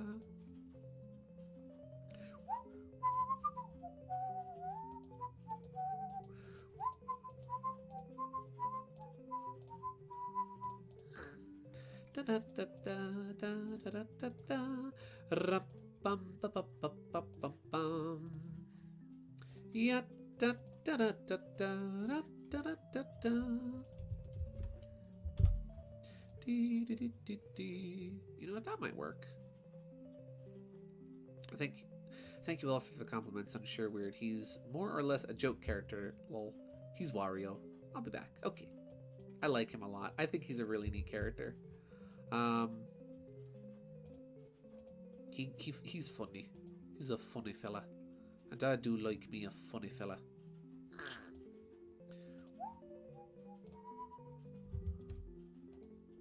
Yeah, da, da, da, da.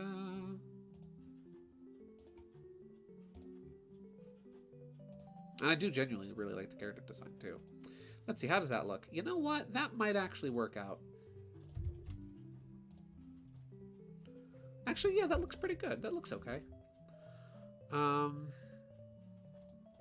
Because a hero can't exist without a villain. This is true. Though heroes can have rivals. It is true. A hero can't exist without a villain. Can't have heroism without some kind of foil. And you can't have villainy without a foil either. Otherwise, what's the point? True. There has to be balance.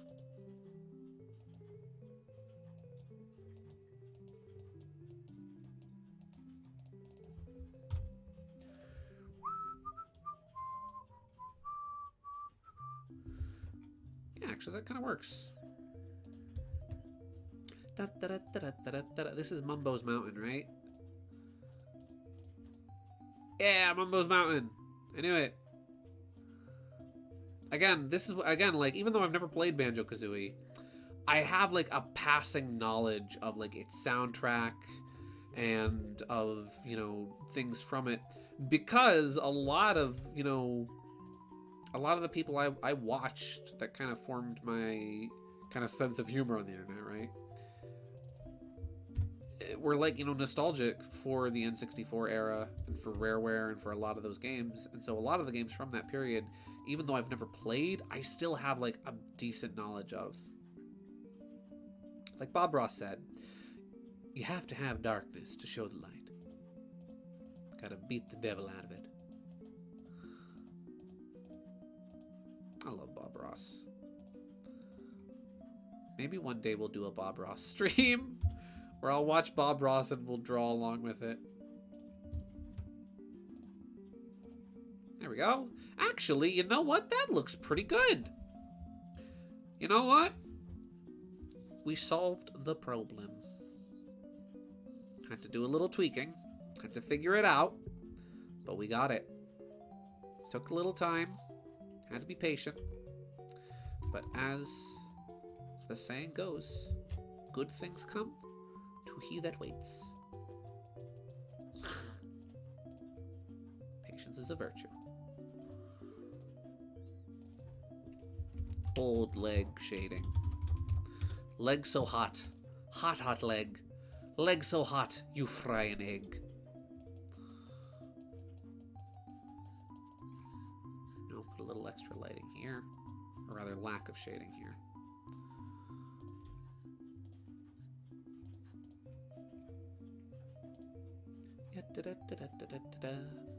So the type of villain you'd likely see from me is like a why not sort of thing.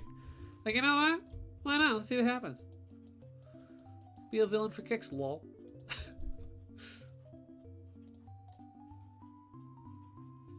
There we go. No one else wanted to be a villain, so okay. I can never wrap my head around how shading works. Haha. Yeah, no. I feel ya. Shading can be kind of hard to get. It's one of those things where, like, you just kind of have to fudge it, you know? Where, like, you just kind of have to be like, okay, I'm just going to try and hope it works. The thing with shading that helps is to think of it being, like, having a certain direction to it. So, like, think of where your light source is, right? We'll give ourselves a light ball to work with. This ball is going to be our light source, right? And so our light is coming from the left, no, the right, right? Our light is coming from the right and from up. So this is the direction our light is pointing. So then our shading has to be on the bottom and the right. See? So like all the lighter areas of Sherwood are here on the top right, versus all the darker areas of him, which are more so on the bottom and the left. Yeah, and then I do like little bits of like, you know, shine, or rather like rim lighting around things. Yeah, let's see. Like I would be the kind of chaotic gremlin that would cause mischief for the sake of humor. That's you already, KG. Like when you throw me off of things in SRB2 or steal my Eggman statue. All right. You know what? I'll do the highlights real quick because the highlights will be pretty easy. And then after the highlights are done, we'll switch over to Thousand Year Door. Because highlights will be pretty simple. I could do that in like a couple highlights. We'll get in like at least an hour of Thousand Year Door tonight.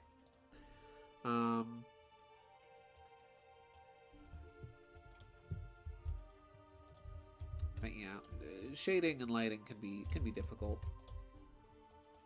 You know what? Nothing wrong with flat colors every once in a while. If you just want to do flat colors, that's cool.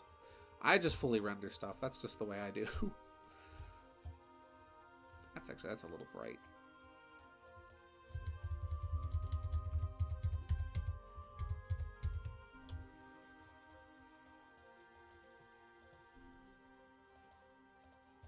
There we go.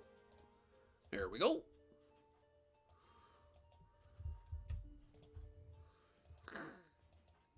And we're going to do these hair squigglies throughout a lot of... You know, I'll make that a little brighter.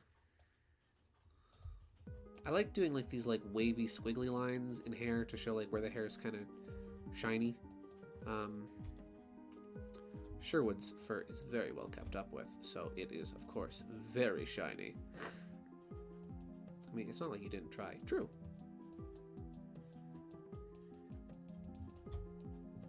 I did try. I did try to get my Eggman statue back.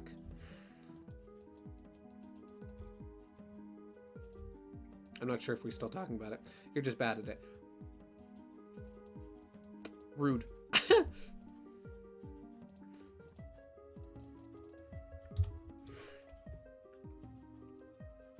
See, I like to do like little...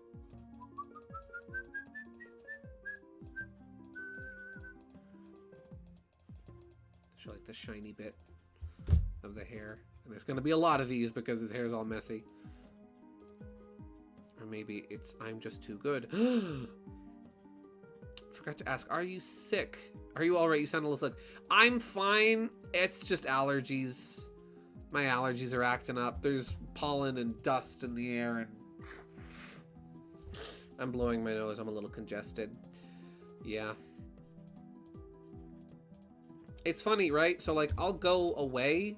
I'll go places and I'll be fine. Like, I won't be stuffy. Like, typically when I'm at work, I won't really, like, feel congested or stuffy or nasally at all. I come home. There must be something in my home I'm allergic to. It's probably, like, dust or, like, I don't know, mold or something. I don't know. I come home and it's just like, oh, I start sneezing. I wake up in the morning and I sneeze, like, 7 times before I get in the shower. And it's like, oh. Oh, yeah, this is Sherwood without his bow tie and without his monocle. Hello, Jay. Welcome to the stream. We're just finishing up this Art of Sherwood. We're almost done. And then we're going to switch over to Thousand Year Door in a couple minutes. Like 10 minutes. Star Fox. Yeah.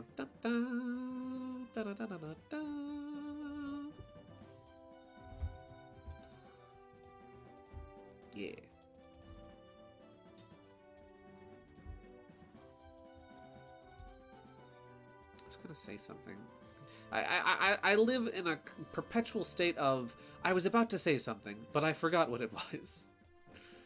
I am enjoying the N64 games though on Nintendo Switch Online. They're really good. I'm enjoying them. I remember there was a lot of like difficulty with how they emulated certain graphical things. And I've noticed a lot of those things, like I saw people pointing out early on that were incorrectly emulated, have since been corrected or improved upon. Like the Jumbotron and Luigi Circuit on Mario Kart 64 is still a little choppy, but the nose looks nice and round, don't it? It's very boopable. Very, just press it like a button, you know? Is this Harvest Moon? Yeah, I knew it. It had that Harvest Moon sound to it. Oh, that's far too bright. Actually, you know, we'll make this a bit more yellow. There we go.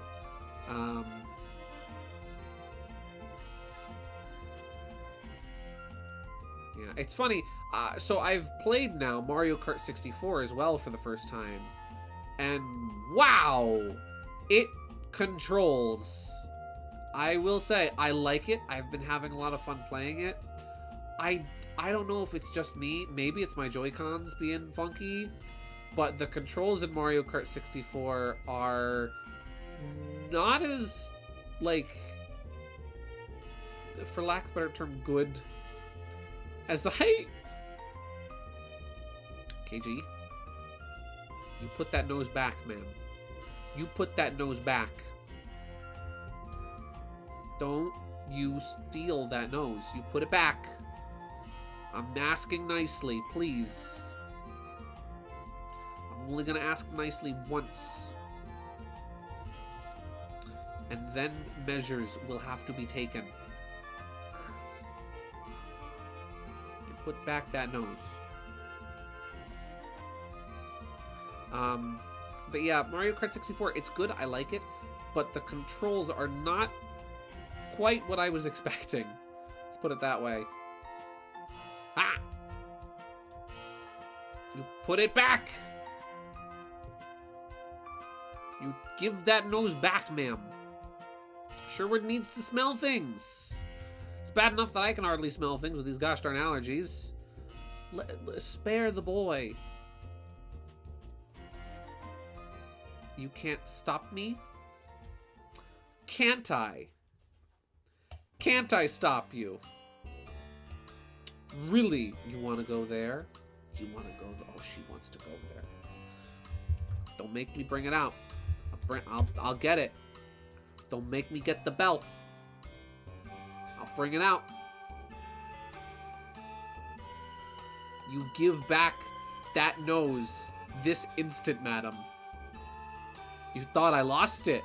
It was gone from the overlay. It's back. Yeah, the controls are very slippery when you're used to the later Mario Kart games. I know because I grew up with playing the series since the OG on the SNES. Well, I found it was even a little harder. So, like, SNES Mario Kart, so Super Mario Kart, is a little bit difficult to, like, it's not as easy to control as the newer ones, but I didn't even have as much trouble with that one as I did this one. Children, don't make me separate you two. Oh no, that's right, because you actually have Texas. So you're immune to the bell, I forgot. KG, stop it. Stop it before Mega Wii Master has to do something drastic. You're gonna get us both in trouble, KG. You're gonna get us both in trouble. Ding dong, where's my salt? Oh, I don't know. So you're on a road trip. So yeah, I'm keeping my salt. Bucko. Couldn't Sherwood just make a new nose? Being able to shapeshift and all. Yes, he could just make a new nose appear, but it wouldn't function. It wouldn't be a real nose. It would just be a pretend nose. Until he gets back the real one. Or maybe the one that KG stole was fake all along.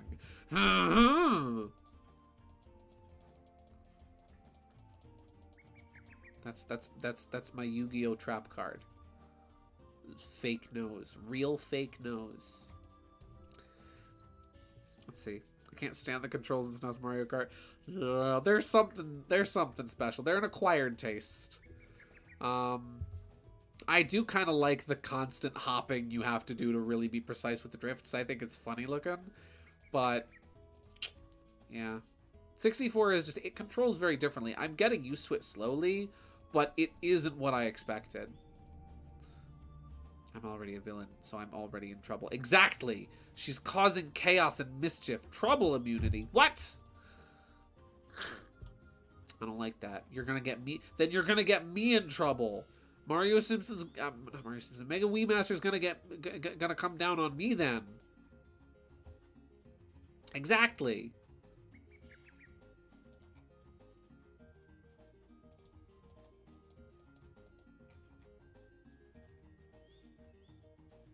Okay, I'm not mad at you two. I'm just disappointed, aren't you?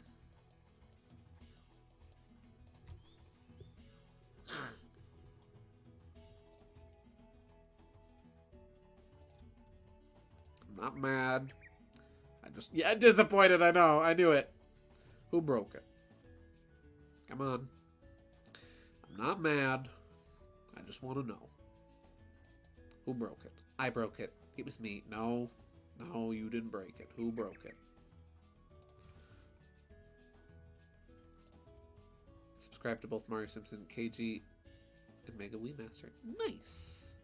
Heck yeah, you should subscribe to them. They're all rad people. They're all cool folks. Because somehow that's always worse. Yeah. It's always worse to know that, like, somebody's not mad at you, that they're just disappointed. Because then it's like, oh, geez, now I gotta make it up.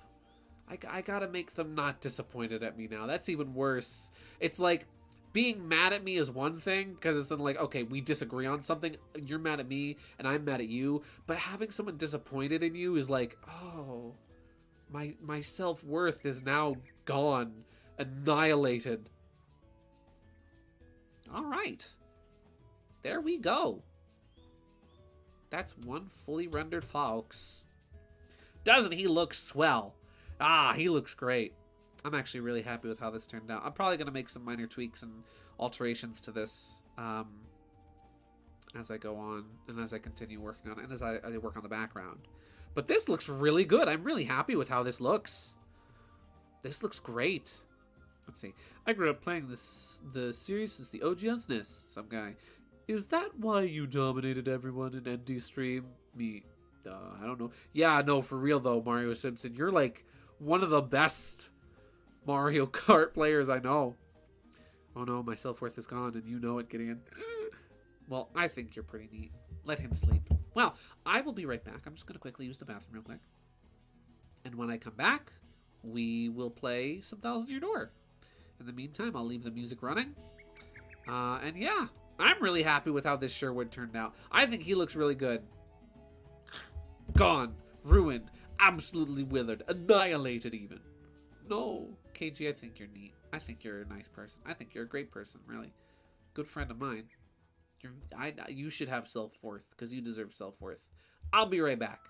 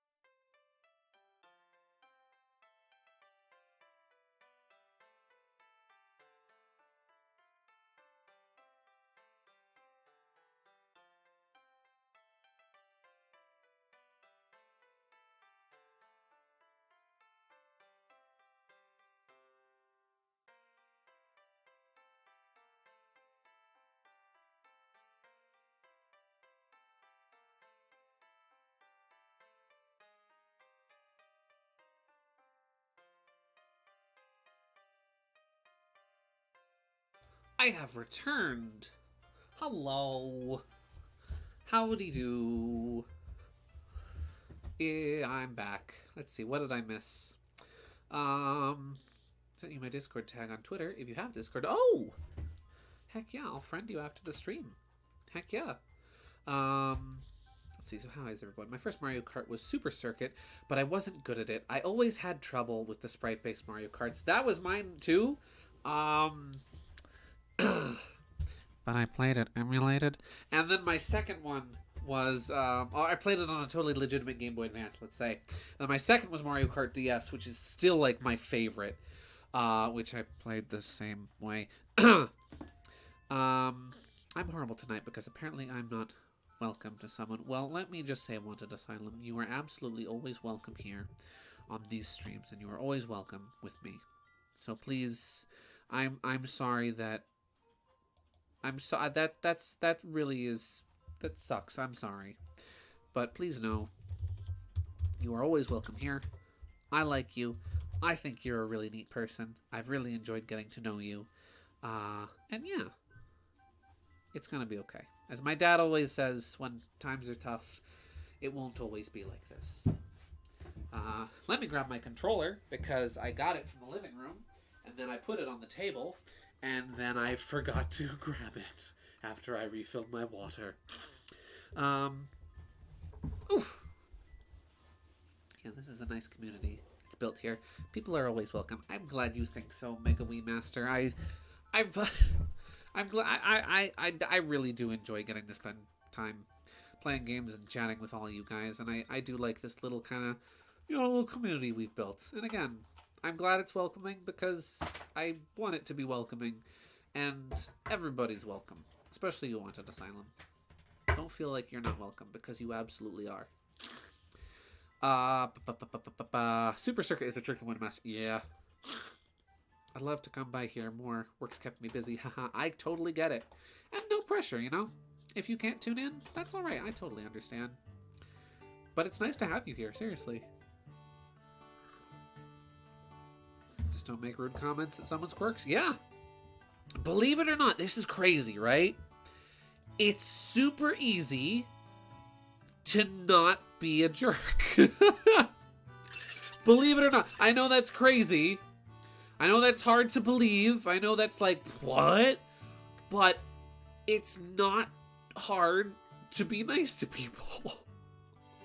Crazy. I know. But like, I've tried it, and it's like, whoa. Whoosh, nuts. Fade out the music. There we go. My GameCube is not booting properly. I got a funny joke. I told this joke in the text-to-speech on Teeter's stream. Why? Just why, that's the joke. No. Why did the why did the computer, or rather, how did the joke go? Why did the scientist bring his computer to a cobbler when it stopped working?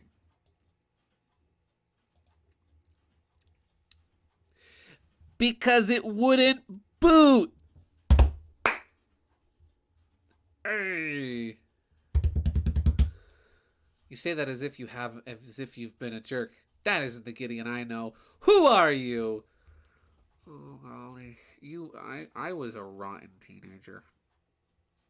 I really was, and I say that honestly. Like, I think back, I have a horrible guilty conscience, I really do. I think about some of the things that I've said to people, and they're all things I've apologized for.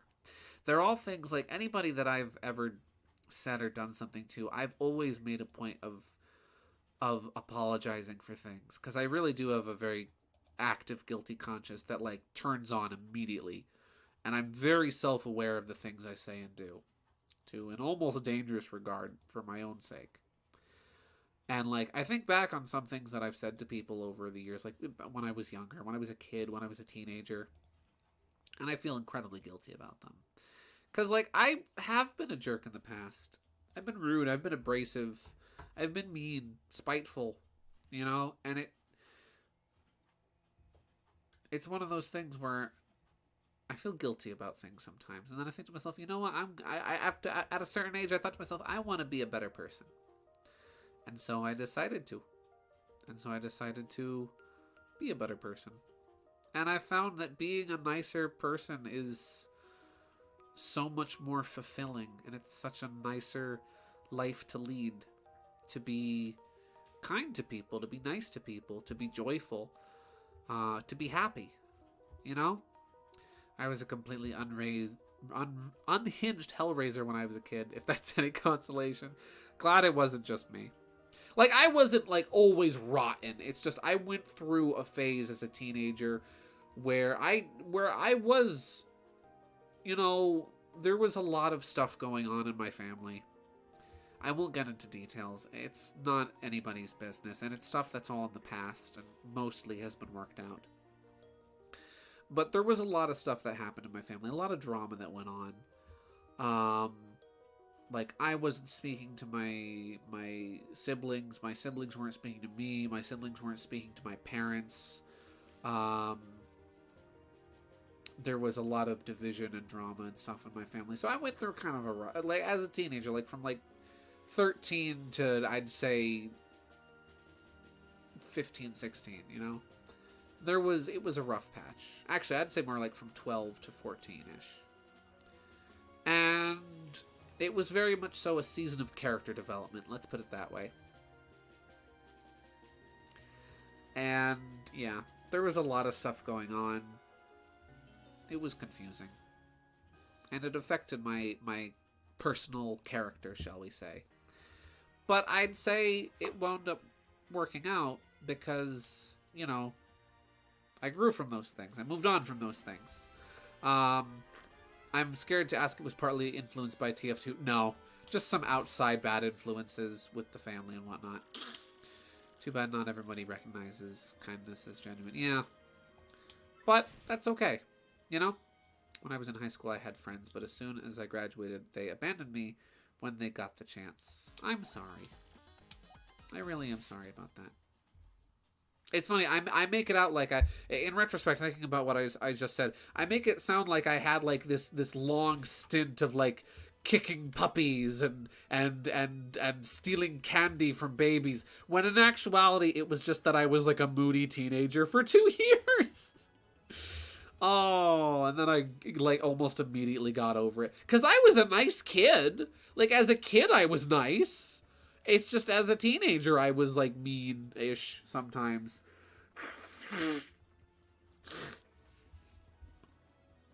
Paper Mario. Let me turn up the game in OBS because it's a little quiet. And turn up the game for me because it's a little quiet. So, what recipes are we gonna crack onto today? Ooh. Let's hop into Zesti's shop. And I'll open up my recipe guide. And I'll open up my recipe book.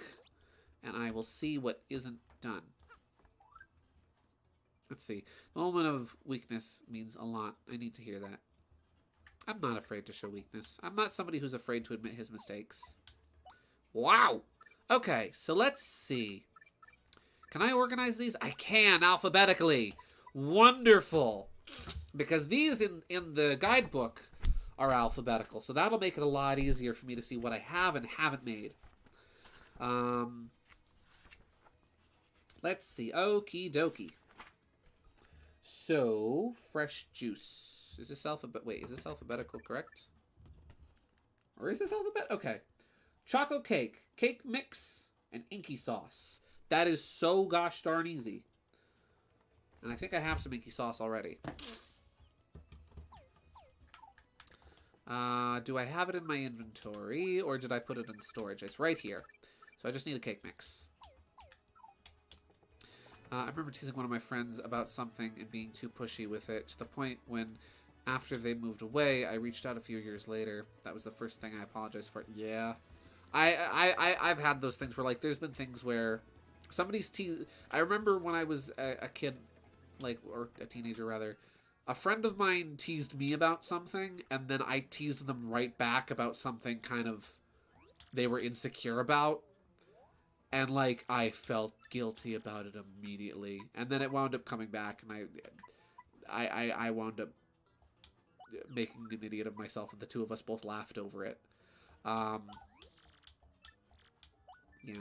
I still can't believe they got away with putting the, rope in this area of the game, if you know what I mean. What are you talking about? Huh? What are you talking about, Sephora? Rope? I don't know what you're talking about. Ropes and Paper Mario? That's crazy. What rope? Oh, you mean this rope? You mean the lasso in the middle of the town? No, that's just for wrangling runaway horses with. That's not for doing anything else with. This game would be rated teen if it came out today. Let's see. I mostly say because, like, I have a fear of joining into anything competitive due to how players react to women playing video games. I don't need to get into further details, which is a shame because I like playing games with people. I like having a good laugh. No, for real. I get that. TF2 never affected like how I was as a person. It never affected how I saw other people. In fact, there was a couple of times I remember there was a couple of games of TF2 I played where like there were a few people that like figured out, oh, this one player's a girl, and so they just started like making fun of them for that fact, and I was like, hey, shut up. You're just upset because they're beating you and because they're winning. Like this one person I was playing with, I think they were playing as soldier and I was playing as medic. This one idiot player was making like, oh, medic girlfriend jokes. And it's like, I'm a dude. Chocolate cake. We made some chocolate cake. Yeah. TF2 is fun.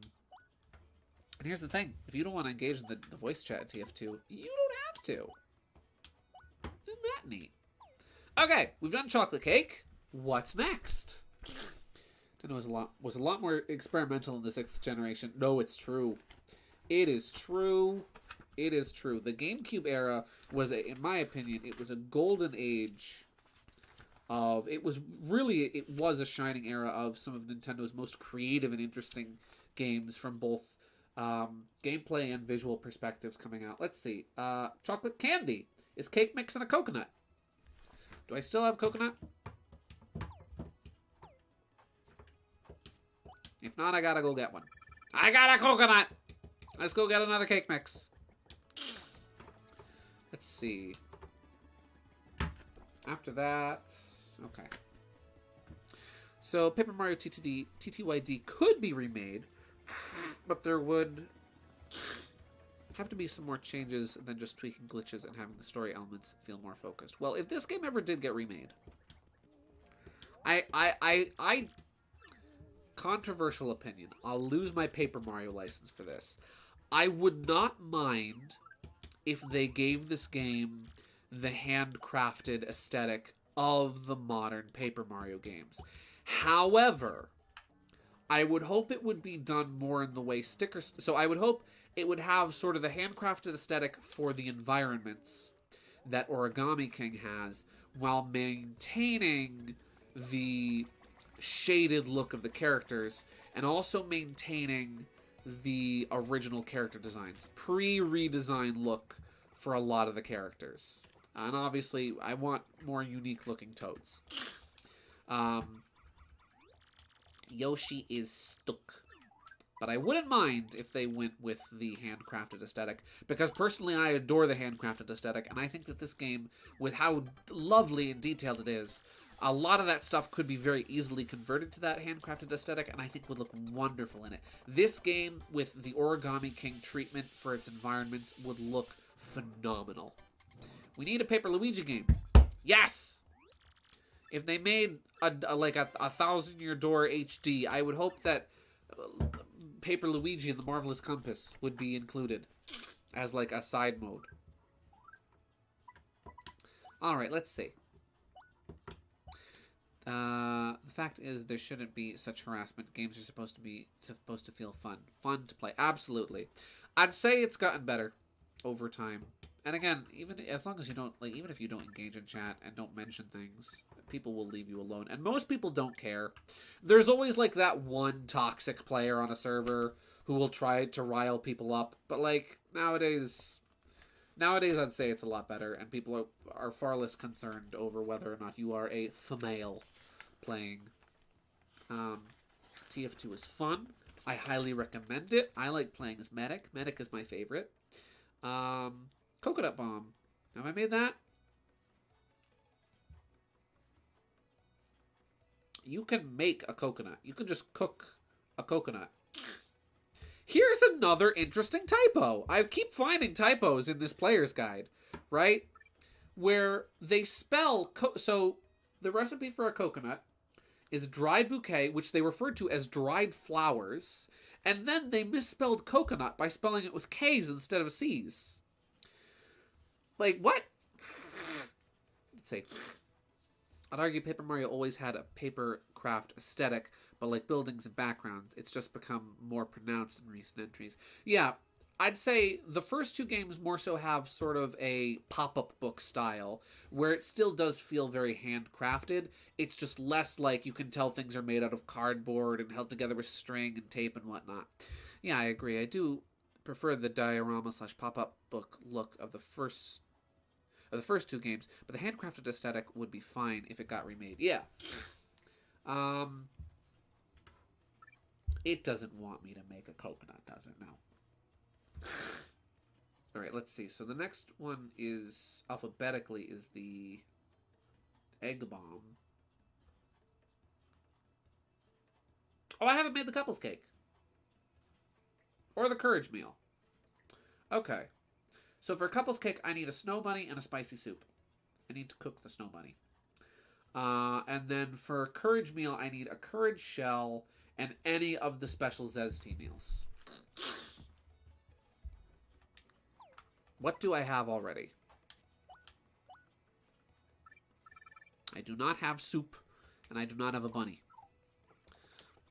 KG, you sent something sussy my way. I am looking. KG. KG sent me this. KG sent me this image. This Twitter post. How to draw an animal's beans, their paw pads, right? How to break it down. Draw a chunky amogus. Add smaller amoguses on top. Draw a line around them and fill in with color. Erase extra lines and sprinkle some effects. That's marvelous. That is... Whoa! That's good. How do I get... Goodbye. Oh, no one. I can never say Amogus isn't funny. After the breakdown I had last week, I can never say that Amogus isn't funny. I am here to withdraw. I need a snow bunny. And I need... Do I have a spicy soup? I don't. So I need to grab a fire flower, cook that, and then cook them together. And then I need to run to Petalburg and get a courage shell. Gideon, do you remember Sherweird's actual name? Wasn't it Chris? No. It's just like, he's in the background, and somebody's like, oh, who's that? And Sherwood's like, oh, that's just Chris. And you hear Sherwood in the background be like, my name's not Chris. You know, so like, let me do this joke the justice it truly deserves. Hey, who's that guy in the background? Oh, that's Chris. My name's not Chris. That was worth it. That joke was worth it. Oy. SpongeBob. Well, first I draw this head, and then I erase some of the finer details. And 1, 2, 3, and Amogus. Thingy. Gosh darn it, I can't get my chair right. I'll take any Paper Mario art style, but just don't let me see my Goomba Gal. Just let me see my Goomba Gal again. Yeah. Honestly, I wouldn't mind seeing some of the classic Paper Mario characters done in the modern Paper Mario style. But the classic designs do have their charm, you know? Spicy soup. And so now I need to combine this with the bunny. I'm sorry, Snow Bunny, but it must be done. The Snow Bunny has to make the noble sacrifice in the name of the cookbook. I'm sorry.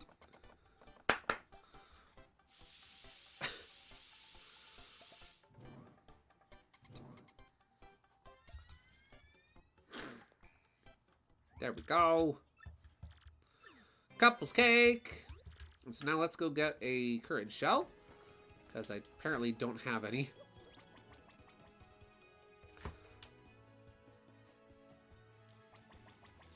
Snow bunny, I'm sorry. Don't worry. Oh. That's what I get for cooking the snow bunny. I had to. I had to. My hands were tied. I had no choice. What was I supposed to do? Well, don't worry. We'll get another snow bunny. Listen, we ate a hot dog in this playthrough. I'll do that right after I get the courage shell. I will get another snow bunny. We will not be snow bunny-less. Wrong pipe. I don't need an egg. As funny as it would be to make Mario BLJ again. Tis a bad omen. True. No, it is. We need to get another bunny to fend off and ward off the encroaching evil power of the hot dog. The longer we keep that thing away, like the longer we don't have a snow bunny, the longer, the more power the hot dog will have over us. According to Super Mario Broth, snow bunnies are based on snow sculptures of rabbits made in Japan. Yes. Sometimes they're even served as a dessert.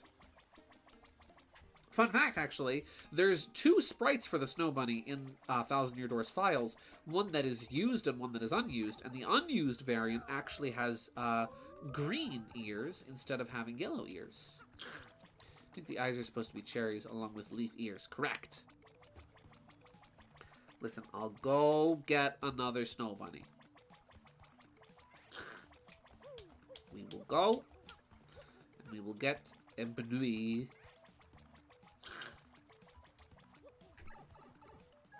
I like to think that Sure Weir Woods has a goofy Jubble-like voice.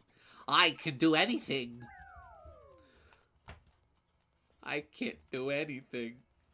I'm stuck in a freaking wheelchair. Chaos. Chaos! Metamorphosis. The leaf ears are especially mint leaves. I did not know. I'm learning today. I'm learning so much. Let's see. Cooking with Gideon. Ah! I love cooking. Cooking is fun. I don't do it very often, but I enjoy it. Snow bunnies also appear as one of the variants of rabbits in the Super Mario Mashup Pack for Minecraft. I didn't know that either. Snow Bunny a Galaxy. We're gonna get a snow bunny. We're going to get a bunny. I talked to you, right? Whoa, nice jump, Mario. Where do I get the snow bunny? Who do I get the snow bunny from again? I forget. Like, there's somebody I can just talk to that gives me them. Or no, I need to get a why don't I just check the recipe guide, huh? Why don't I just do that? Since you guys want me to cook another snow bunny.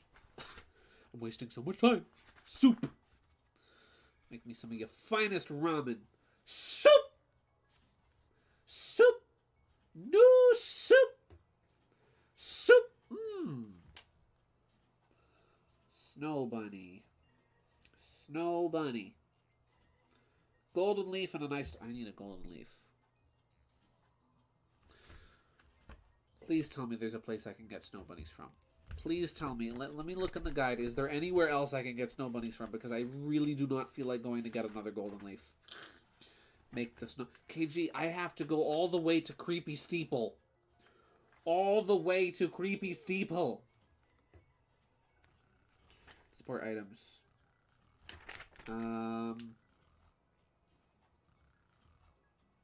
Snow bunny, snow bunny. Where's the snow bunny? Supporter items. Recovery items. Snow bunny.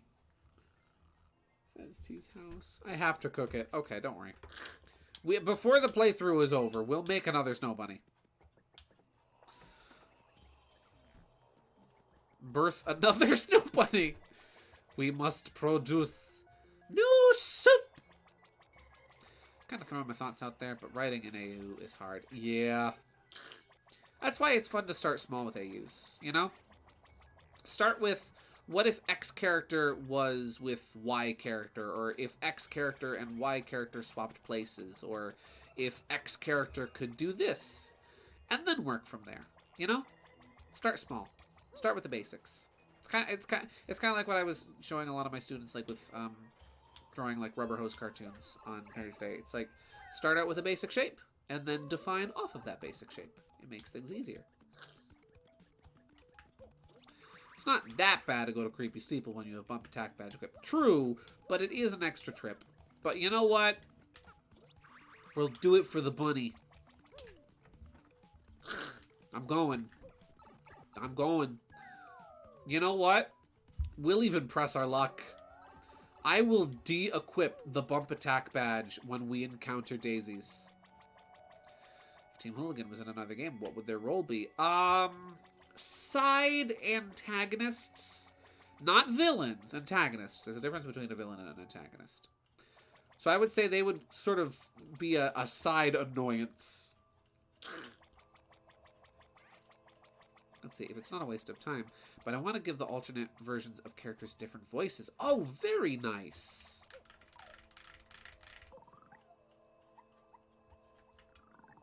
And will they have speaking roles? Yes. Fang and Bean. Bark, no, because Bark does not speak. Let's see.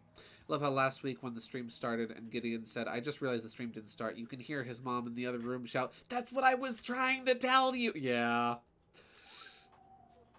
Yeah. My mom likes to watch some of my streams. And so she was like, it's Gideon, it's not going. I'm like, I know. Alright, Amazy? Nope. No Amazy Daisy.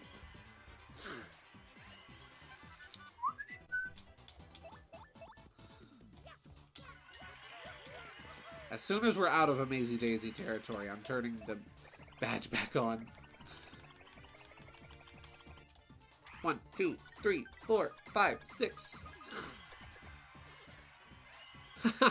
1. Let's see. Love to hear Barks Bean say. Bark's the only one that said. Bark's the only one that said. Bark's the only one who hasn't said they hate me. That's like the bra moment of the decade. Yeah. Poor Bean. Bean's a good kid. He may be a destructive force of nature, but he's a good kid.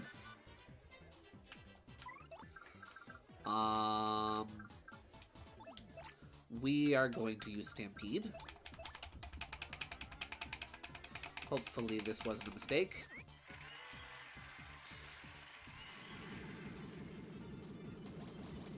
There we go, and now with Mario, we just gotta clean up the shop. Oh! Never mind! Fight was finished for me. Actually talked to the Che about my AU stuff before. They had some nice ideas. Yeah! Listen, let me tell you. Whenever you've got ideas like that brewing, like I've talked to Cherry about things, I've talked to KG about things, it's always fun to be able to bounce ideas off of other people and get some good feedback. And it can really help you in developing an idea and really bringing something together. Like KG was pivotal in my personal like Sonic Heroes styled redesigns of the Hooligans, for example.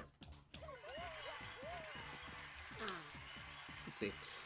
Oh, that's a bone. Let's see. Late night arrival. Hello. Sorry I'm here so gosh darn late. Was on Nintendo our stream. Howdy Teeter. Welcome. I hope Monica's stream was fun. I hope you guys had a good time. Yeah. Welcome to the stream. We're going to get a golden leaf because we need to make another snow bunny, because everyone will be very disappointed in me if I don't make another snow bunny. Ow! How many times do I gotta tell you? Donkey Konga is the rhythm game. Donkey Kong Jungle Beat is the platforming utilized in the DK bongos.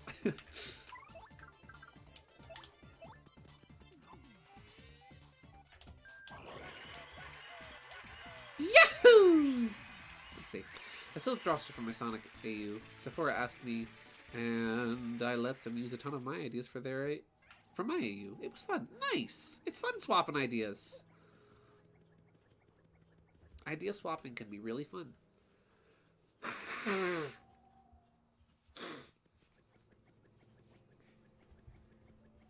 Oh, ah! Didn't want to go down there. This is the last spot you can find in a Mazy Daisy, so we're gonna see. Ah, nope.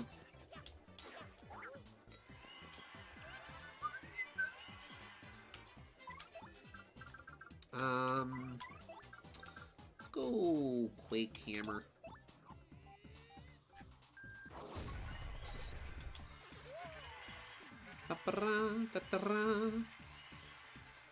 Hey, unaffected by the fog. That's nice. Gonna swap to Coops. Gonna have Coops use Power Shell. Oh, I didn't see him come back. Let's see. I once saw Dark Souls speedrun with the DK bongos. It was a trip. What? I have never heard of such a thing. That is amazing. That is incredible. It's like one of those things where I can be a bloodhound for things. Yeah. You pick up on a lot of good details, and you have a lot of good suggestions. Very creative. Alright. Let's go get a leaf. In fact, just in case I need more, I'm going to grab like 3 of them. Because I do not feel like coming back to Creepy Steeple.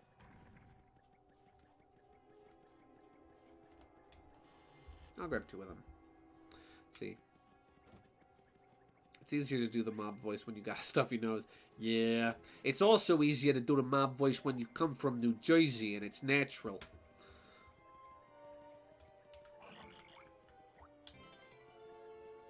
Mario's walking slowly, okay? Listen, listen. Here in New Jersey, the mob accent voice, the mobster, the bada bing, bada boom, you know. Give him an offer he can't refuse. Leave the gun, grab the cannoli. It comes naturally. Don't worry about it. We'll grab 2 leaves. We'll grab 3. Why not? I might have forgotten to put on live chat. No. I certainly didn't forget to put on live chat. Gideon would never forget to put on live chat for almost the entire stream.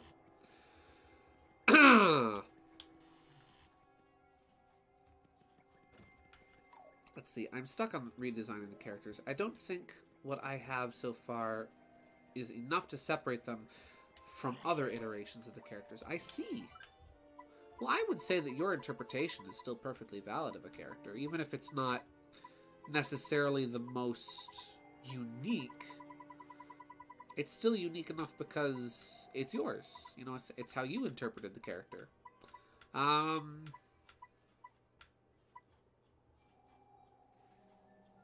Turtley leaves are far easier to get, so I'm gonna chuck it.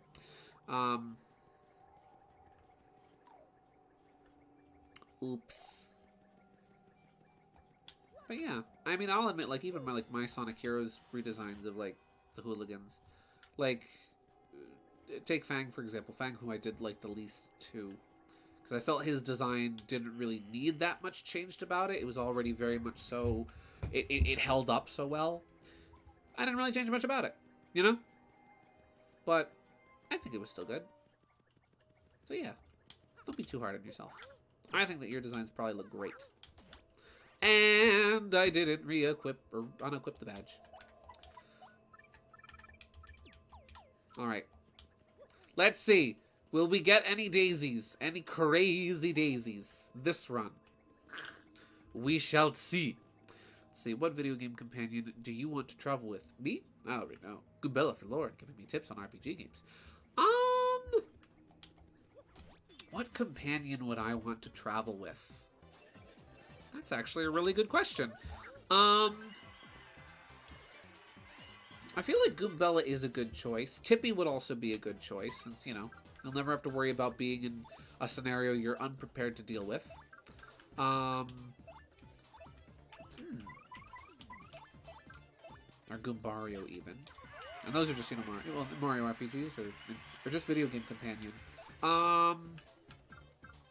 Ooh. See, I could cheat and say Pokemon. And choose Gallade, right? Golly, that is such a good question. Ah, fiddlesticks. Easy for me. Porygon. I guess Pokemon isn't cheating, because they are companions. What video game companion? Maybe Tails. Or Luigi. Fang, he's technically a companion thanks to SRB2. That's correct! Magic! More coins. The effects of the curse increase your coins. Nice!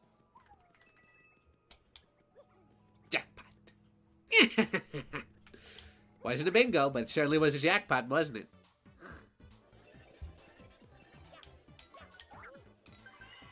Daisies. Starlo is usually my go-to. She's got sass, and she's more useful than Peach ever will be. Ouch! Peach just got burned.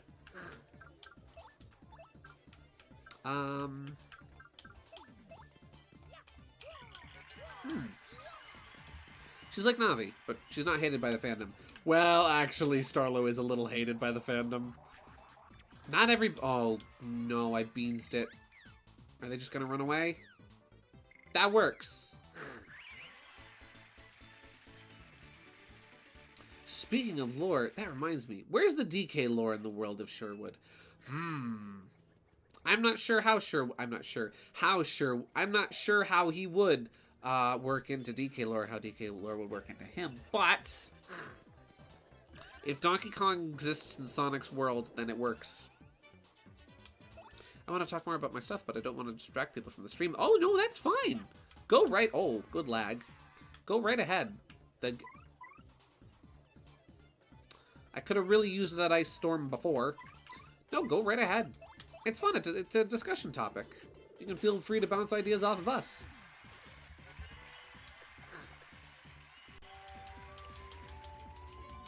Okay, Mario is safe. I don't know why the game is lagging, but okay. It'll run away. Or Galarian Rapidash. My unicorn pride.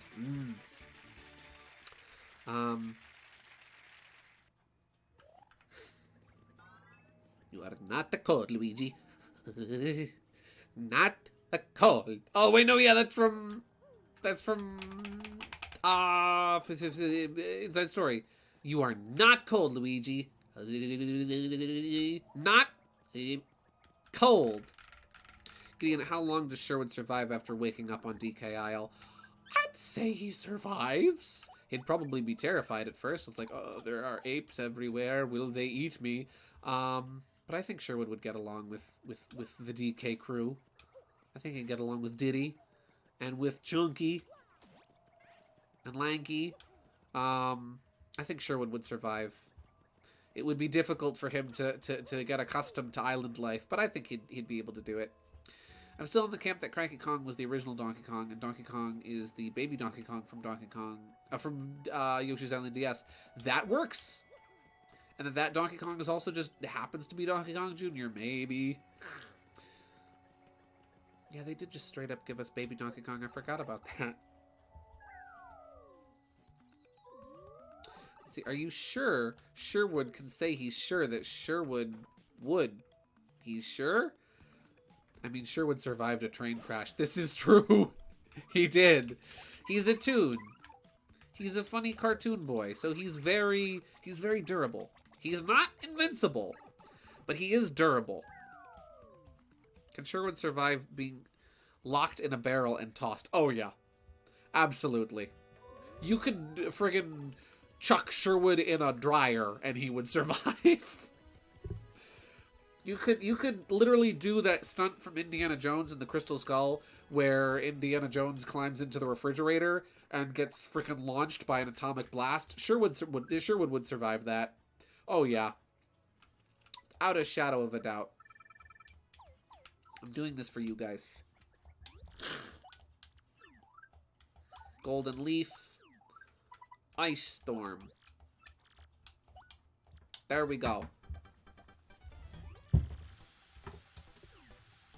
We wasted 10 minutes. So let me read this again. Are you sure Sherwood can say he's sure that he's Sherwood? You know he's sure? Yes. Sherwood gets along with a slime monster. Surely he can get along with an ape with a tie, right? Yeah. They can exchange ties and tie thoughts and tying of the ties. The ties that bind. Snow Bunny.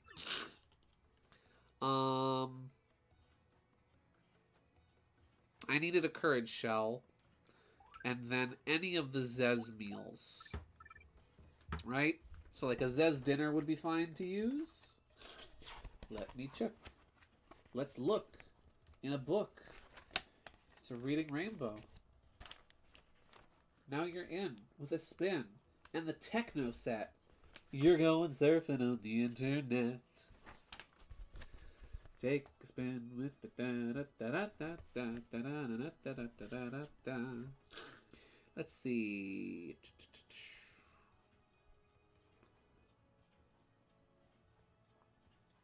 Couples cake, courage meal, courage shell, and a Zez dinner. I have that. Or a Zez deluxe, or a Zez special. Snow Bunny has returned. I read that funny because your R is lowercase. Zez dinner. Dinner. I wonder what... My ship sails in the morning. I wonder what's for dinner. I'm still on the fence about Mario Canon because every game, even if it's a sequel, is a standalone adventure, but there is enough consistency to make anyone question anyone's methods. True. And to think Spielberg was worried about the original Back to the Future time machine being a fridge because kids might climb into them. Wait, what? It was supposed to be a fridge? Huh? I didn't know that. Try not to type stuff out into a large paragraph. Oh, don't worry about it. I love reading big paragraphs. Ooh.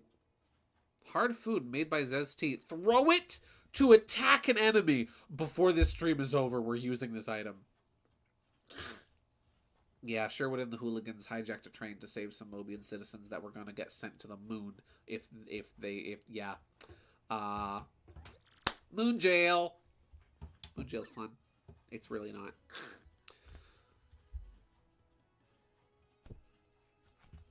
Let's see. What's next? Let's open up the gear. We here love paragraphs. It's true. I like reading. I love playing games with lots of dialogue so that I can read. All right. Next up is the next recipe after the inky pasta. Or the inky sauce, rather. And that would be... Let's see. Next page. Inky sauce, jam and jelly, jelly candy. Did I make that? Jam and jelly and a cake mix. I don't know. Did I make that? I didn't. Do I have a jam and jelly? I don't. So let's go get one. Like a bookshelf leading to Dexter's lab. Exactly. Let's see. Not gonna lie, Courage Meal would have been the thing to defeat the Shadow Queen. Oh, that would have been funny. There's this one video I watched called Mario Canon Inconsistency and How We Got Here by Tucker Woolley, and it's basically an essay. Nice. I did not mean to kill him, but okay. I wanted to fight him.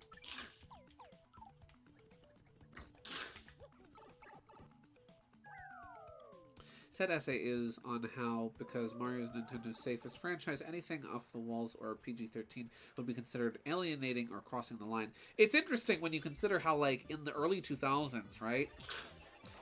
Miyamoto was very insistent on Mario not necessarily being for kids and wanted... Okay, let's use it. Let's use it on the Koopa Troll.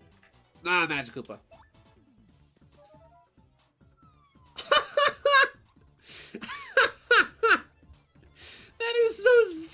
love it. You literally just throw food at him.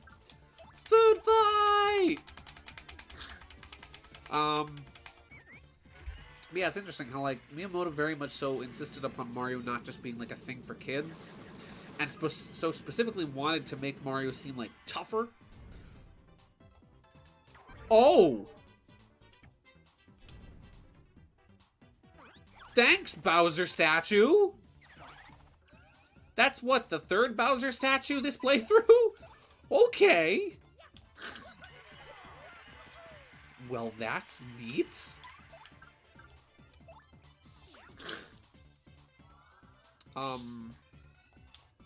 Alright. Nice. But yeah, Miyamoto wanted to make Mario seem kind of tough, and so he specifically made sure that, like, Mario got, like, a lot more of the Mario artwork that was made. You know, Mario didn't seem as, like, cutesy. He made sure that, you know, certain things were removed. Like, they specifically had Mario stop doing the peace sign for a while. 4th or 5th? Big-lipped Bowser statue moment. It's interesting how, like, they wanted Mario to be, like, kind of tough and to be more, like, sort of like for adults. And then over time, Mario's become far more marketable towards, like, kids and whatnot. I just find that interesting. You can get freaking Mario backpacks, you know? Remember the GBASP Mario ad with him of the tribal tattoo? Yep. I was just thinking about that. Let's see. Well, my AU is more of a classic Sonic type thing. My version of Sonic has the old Mohawk orange shoes based off the color limits of the Master System / Game Gear, and the crystal ring from SA1. Ooh! I'm interested already. Oh, we gotta sell something.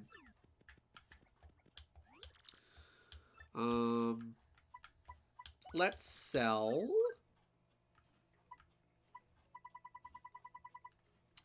What's good to sell? We'll sell the Kupasta. So Mario is anti-peace confirmed. Well, I always saw it as a victory sign myself, but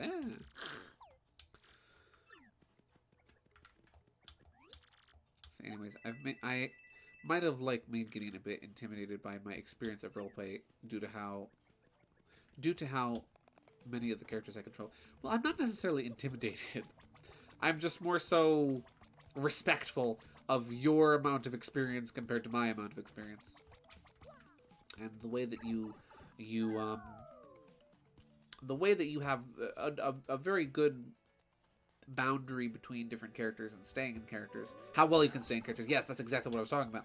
I have a very big respect for how well you manage to stay in character and can quickly shift from one character to another, and have it often be like, oh, wait, she was that one too? I didn't realize she was both of those characters. I need a cake mix. Yeah. It is less so intimidation and more so respect. Let's see. I finished the Weirwood model sheet, Gideon. I sent it to you. Ooh! While Zesty is cooking, I'll check that out.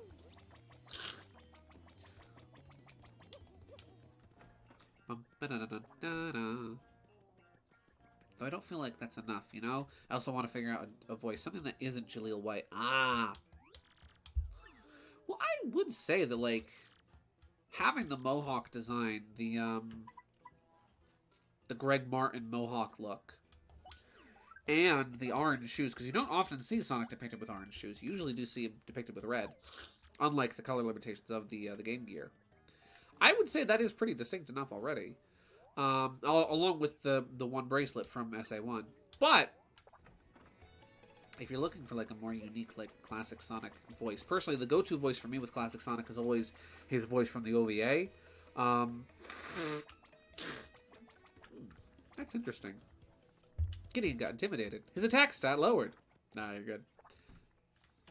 Yeah, I would say that is already pretty distinct. A pretty interesting take. And also, it's a matter of what kind of scenarios your Sonic finds himself in. That also helps him to be distinct and unique. And how he responds to those scenarios, you know? Let's see, let's check out what Cherry sent me. Ooh. I like the profiles on the head. That looks nice. The pointed nose is nice, kind of contrast to Sherwood's more round, small nose. I'm putting this on screen. The world is going to see Weirwood. Sure, Weird. Whatever his name is so far. Look at him. He's a goof. He's a goofy goober, and I love him. He's going on screen. He's going to stay over here. There we go. He's hanging out with us for the rest of the night. Not much longer now, but either way. Let's see. I mean, how many characters do I play? Not counting OCs. I like Jaleel because he makes Sonic sound unique and not like a generic teenager. True. No, I will say that, like, Jaleel White's take on Sonic was very unique and is very different from a lot of the other Sonics. I would say it probably is, like, one of my, in terms of its uniqueness, and it's really just in general, I would say it probably is, like, one of my favorite Sonic voices.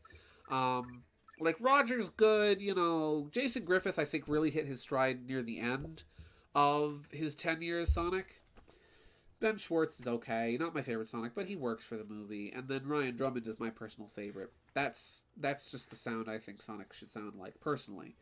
But Jaleel does really offer something very unique to Sonic. And really, as the first Sonic voice, I think did such a good job of suiting the role perfectly and really bringing something special to the table. I'm waiting. Exactly. So after Trial Stew, what's next? Tasty Tonic, Thunderbolt, Thunder Rage, Trial Stew, Zez Cookie, Gradual Syrup and Cake Mix, Maple Syrup or Mystic Egg and Cake Mix. Gradual Syrup, we gotta go back down to the sewer to get. That'll probably be our last recipe of the night. We're making a cookie. Even his takes in Adventures of Sonic the Hedgehog are much different from Sat-Am or Underground. Yeah, no, seriously, Jaleel White has really good range. And even, yeah, he has really good range. And, like, depending on the tone or the context, he plays a very good comedic Sonic in Adventures of. He plays a very good serious Sonic in Sat-Am. And then he plays a very good kind of combination of the two that leans more into the comedic tone in Sonic Underground. It's amazing to see the range he has for doing one voice and taking that voice in different directions depending on the context and the tone, instead of just doing the same voice with the same sound and the same attitude in every single role. Let's see. My take on Sonic would be considered so 90s your teeth will ache. Ha! Is he running in the 90s? It's no place he'd rather be. He's just running in the 90s. Let's see. Nick, Fang, Bean, Bark. Oh, wait. Nick, Fang, Bean, Bark, Cream, Infinite / Zero, Tails Doll, Silver, and Amy. Oh, that's 7. And that is not including OCs. No, I don't want to play plain game. I want to get some cake mix. Can you do the OVA voice? Oh, I can try. I'm not. I forget his lines. I know everything you're going to do, but you know everything I'm going to do. Strange, isn't it? Just try and stop me, Robotnik. What are other lines? Shut up, Tails! I can't really do that one very well, but I love that line. That line is great. Let's see. We need a gradual syrup and a cake mix. I'm trying to think of any other lines that he had that I would remember from the OVA. It's been so long since I watched it last. I could probably do it if I could remember some of the lines. I feel old hearing that song because it was everywhere in 2009.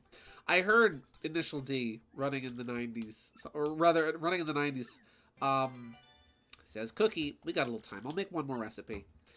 I heard it in meme videos first before I knew Initial D was a thing. So one day, my brother's watching anime on the computer, and he's watching this car show, and all of a sudden I hear the meme song, and it's like, oh, it was like an out of body experience, hearing it and having it be real in its proper context. Let's see, Zez Cookie. What's after the Zez Cookie? Says deluxe. Thought I made that already. Says dinner. Says dynamite. I guess not. We need a healthy salad and a shroom steak. Or an ultra shroom and fresh pasta. I think I can make that, actually. Healthy salad and a shroom steak. I've got the shroom steak. And I think I have the salad. So many YTPs used running in the 90s. Yeah. Let's see. Honestly, I kind of like that. I'd love to hear it again when your allergies aren't kicking you in the butt. Right now, I can do Tails well because my nose is all stuffy. Sonic, we've got to go stop Robotnik. Yeah. I love that movie. I need to watch that again. It's been so long. Healthy salad. Healthy salad. Healthy salad. Healthy salad. I don't have a healthy salad.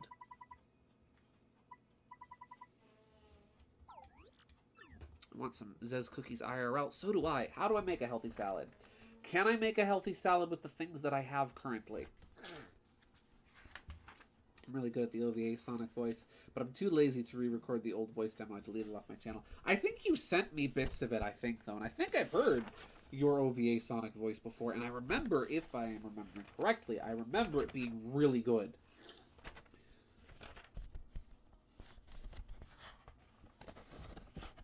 Let's see. How to make healthy salad. Let's see. Inky pasta, jam and jelly, jelly shroom. Yes, and that time I heard Discord by the Living Tombstone in a background of a YouTube video my mom was watching recently. It happened again where I'm like, huh? What? Gosh, it is a good thing I went out and got those leaves, isn't it? I don't have the turtley leaf. I don't have the turtley leaf. I threw out the turtley leaf. I need to go get a turtley leaf real quick. Okay, I'm going to run to Petalburg. I know it's 12 o'clock, so I've already taken up enough of you fine folks' time, and I do need to get some sleep. But we're going to run to Petalburg, get a turtley leaf, run back, cook a healthy salad, and then cook the healthy salad with the shrimp steak together. Bada bing, bada boom. It's going to be great. It's going to be marvelous. It's going to be fantastic. Gideon, I might actually cast you as Tails in my project. Do some more. I want to hear. Sonic, we got an urgent message from the president. Oh. You're no help. I don't know. Like you're putting me. Give me some lines to say. Give me some lines to say, and I'll try my best. I'm afraid of lightning. There you go. One of my favorite lines from Sonic OVA has to be Knuckles saying, "My hat's on fire." Yeah. That's a good one. I wonder if you can cook the slow shroom and the gradual syrup. I think you can. I forget what it gives you, though. If it wasn't for the fact that I have 20 coins, I would buy one of each and find out.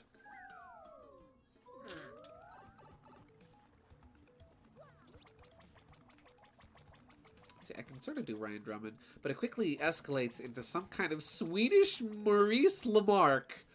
That sounds amazing. Look at all those Eggman's robots. It's a fake? Whee! There you go. That wee went into Mario territory, but... You linked me the full Sonic OVA on YouTube? Heck yes! Thank you, Teeter. I didn't realize the whole thing was on YouTube. That's awesome. I remember when I first watched that, me and my sister watched it together, and she downloaded it off of MediaFire, and it took like an hour to download.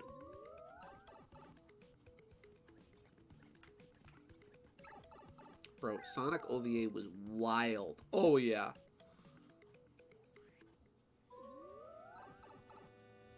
Sonic OVA was crazy. but fun. It was a really fun movie, I gotta say. My favorite part was when Sonic flipped off Mecha Robotnik. I love Eggman's voice in that. Can I do Jason Griffith Sonic? Shadow, we have to hunt down all the black aliens. Sonic, please stop calling them black aliens. It sounds so wrong. But Shadow, they're from the Black Arms. That's what they call themselves. Sonic, please, just shut up for 5 minutes, please.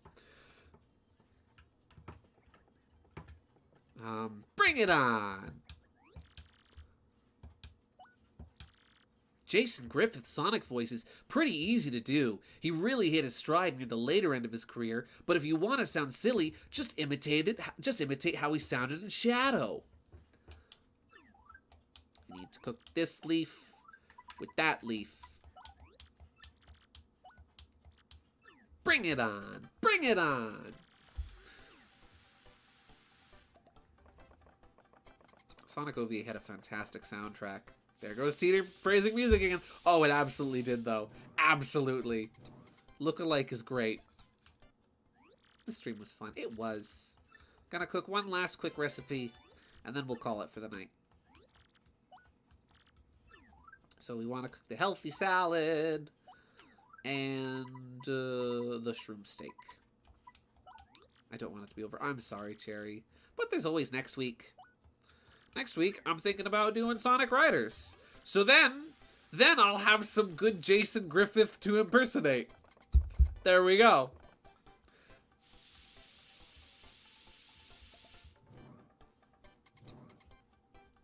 Ooh. Sorry to keep you waiting. This should be a nice dish. Go on, take it, Stompy. Yeah, it's 12.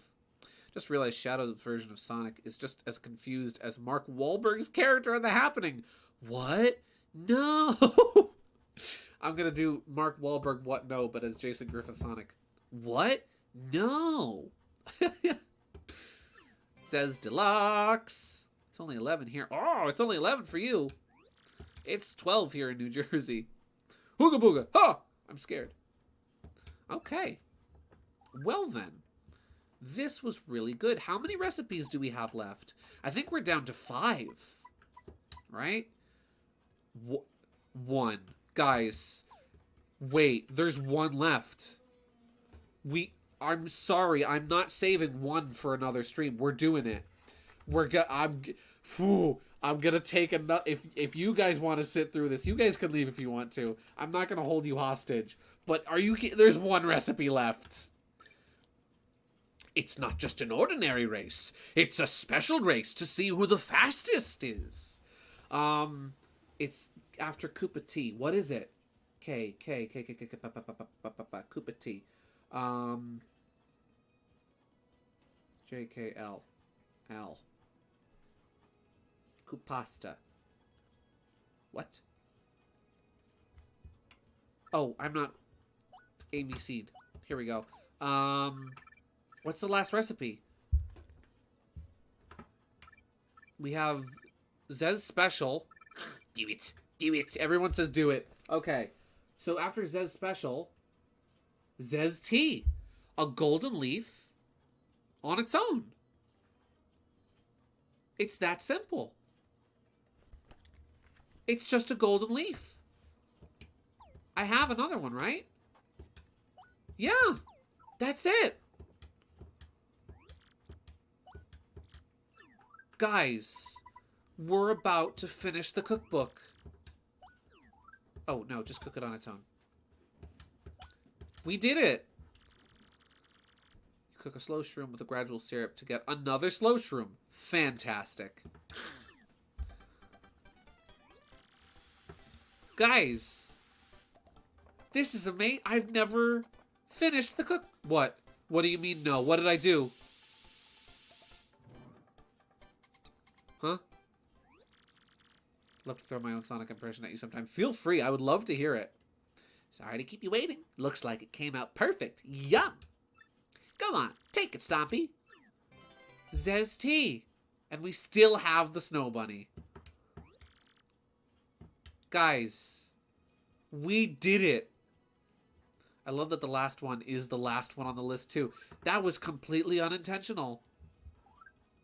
Wait, before we celebrate, I'm going to save. I'm going to save my game.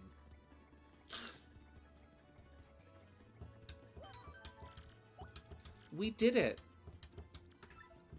I have never completed the cookbook before. All 57 recipes complete. Wow. We did it. Recipe log complete. Holy cow, we did it. It's done. I am still missing badges. So I am going to come back at some point to get the badges I'm missing. And the rest of the star pieces. But we did it. Eat the cake batter. Do I still have cake batter? Oh, you know what? You know what? I'll get a cake. I'll get one last cake mix. We will buy one last cake mix, and then we will eat the cake mix. And that'll be how we end this off. Wow. I've never done it before. I've played through Thousand Year Door like 8 or 9 times. Did I do the pit yet? Yes. Though I am trying to see if there's any way I can do it again.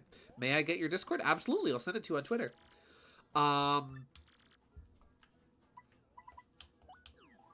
But yeah, I've never done the entire cookbook before.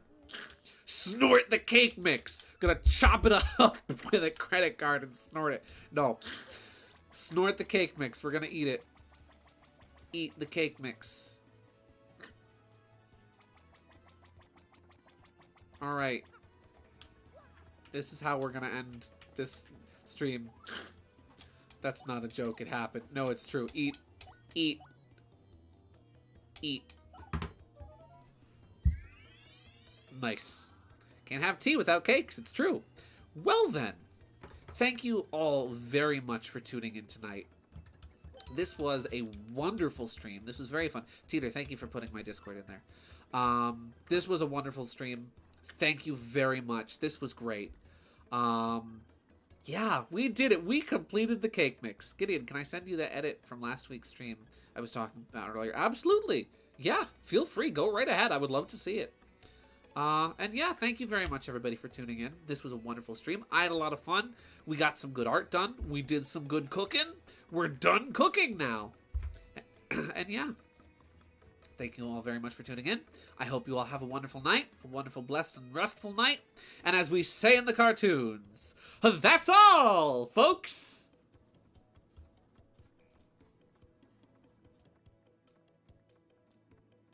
And as always, you gotta save.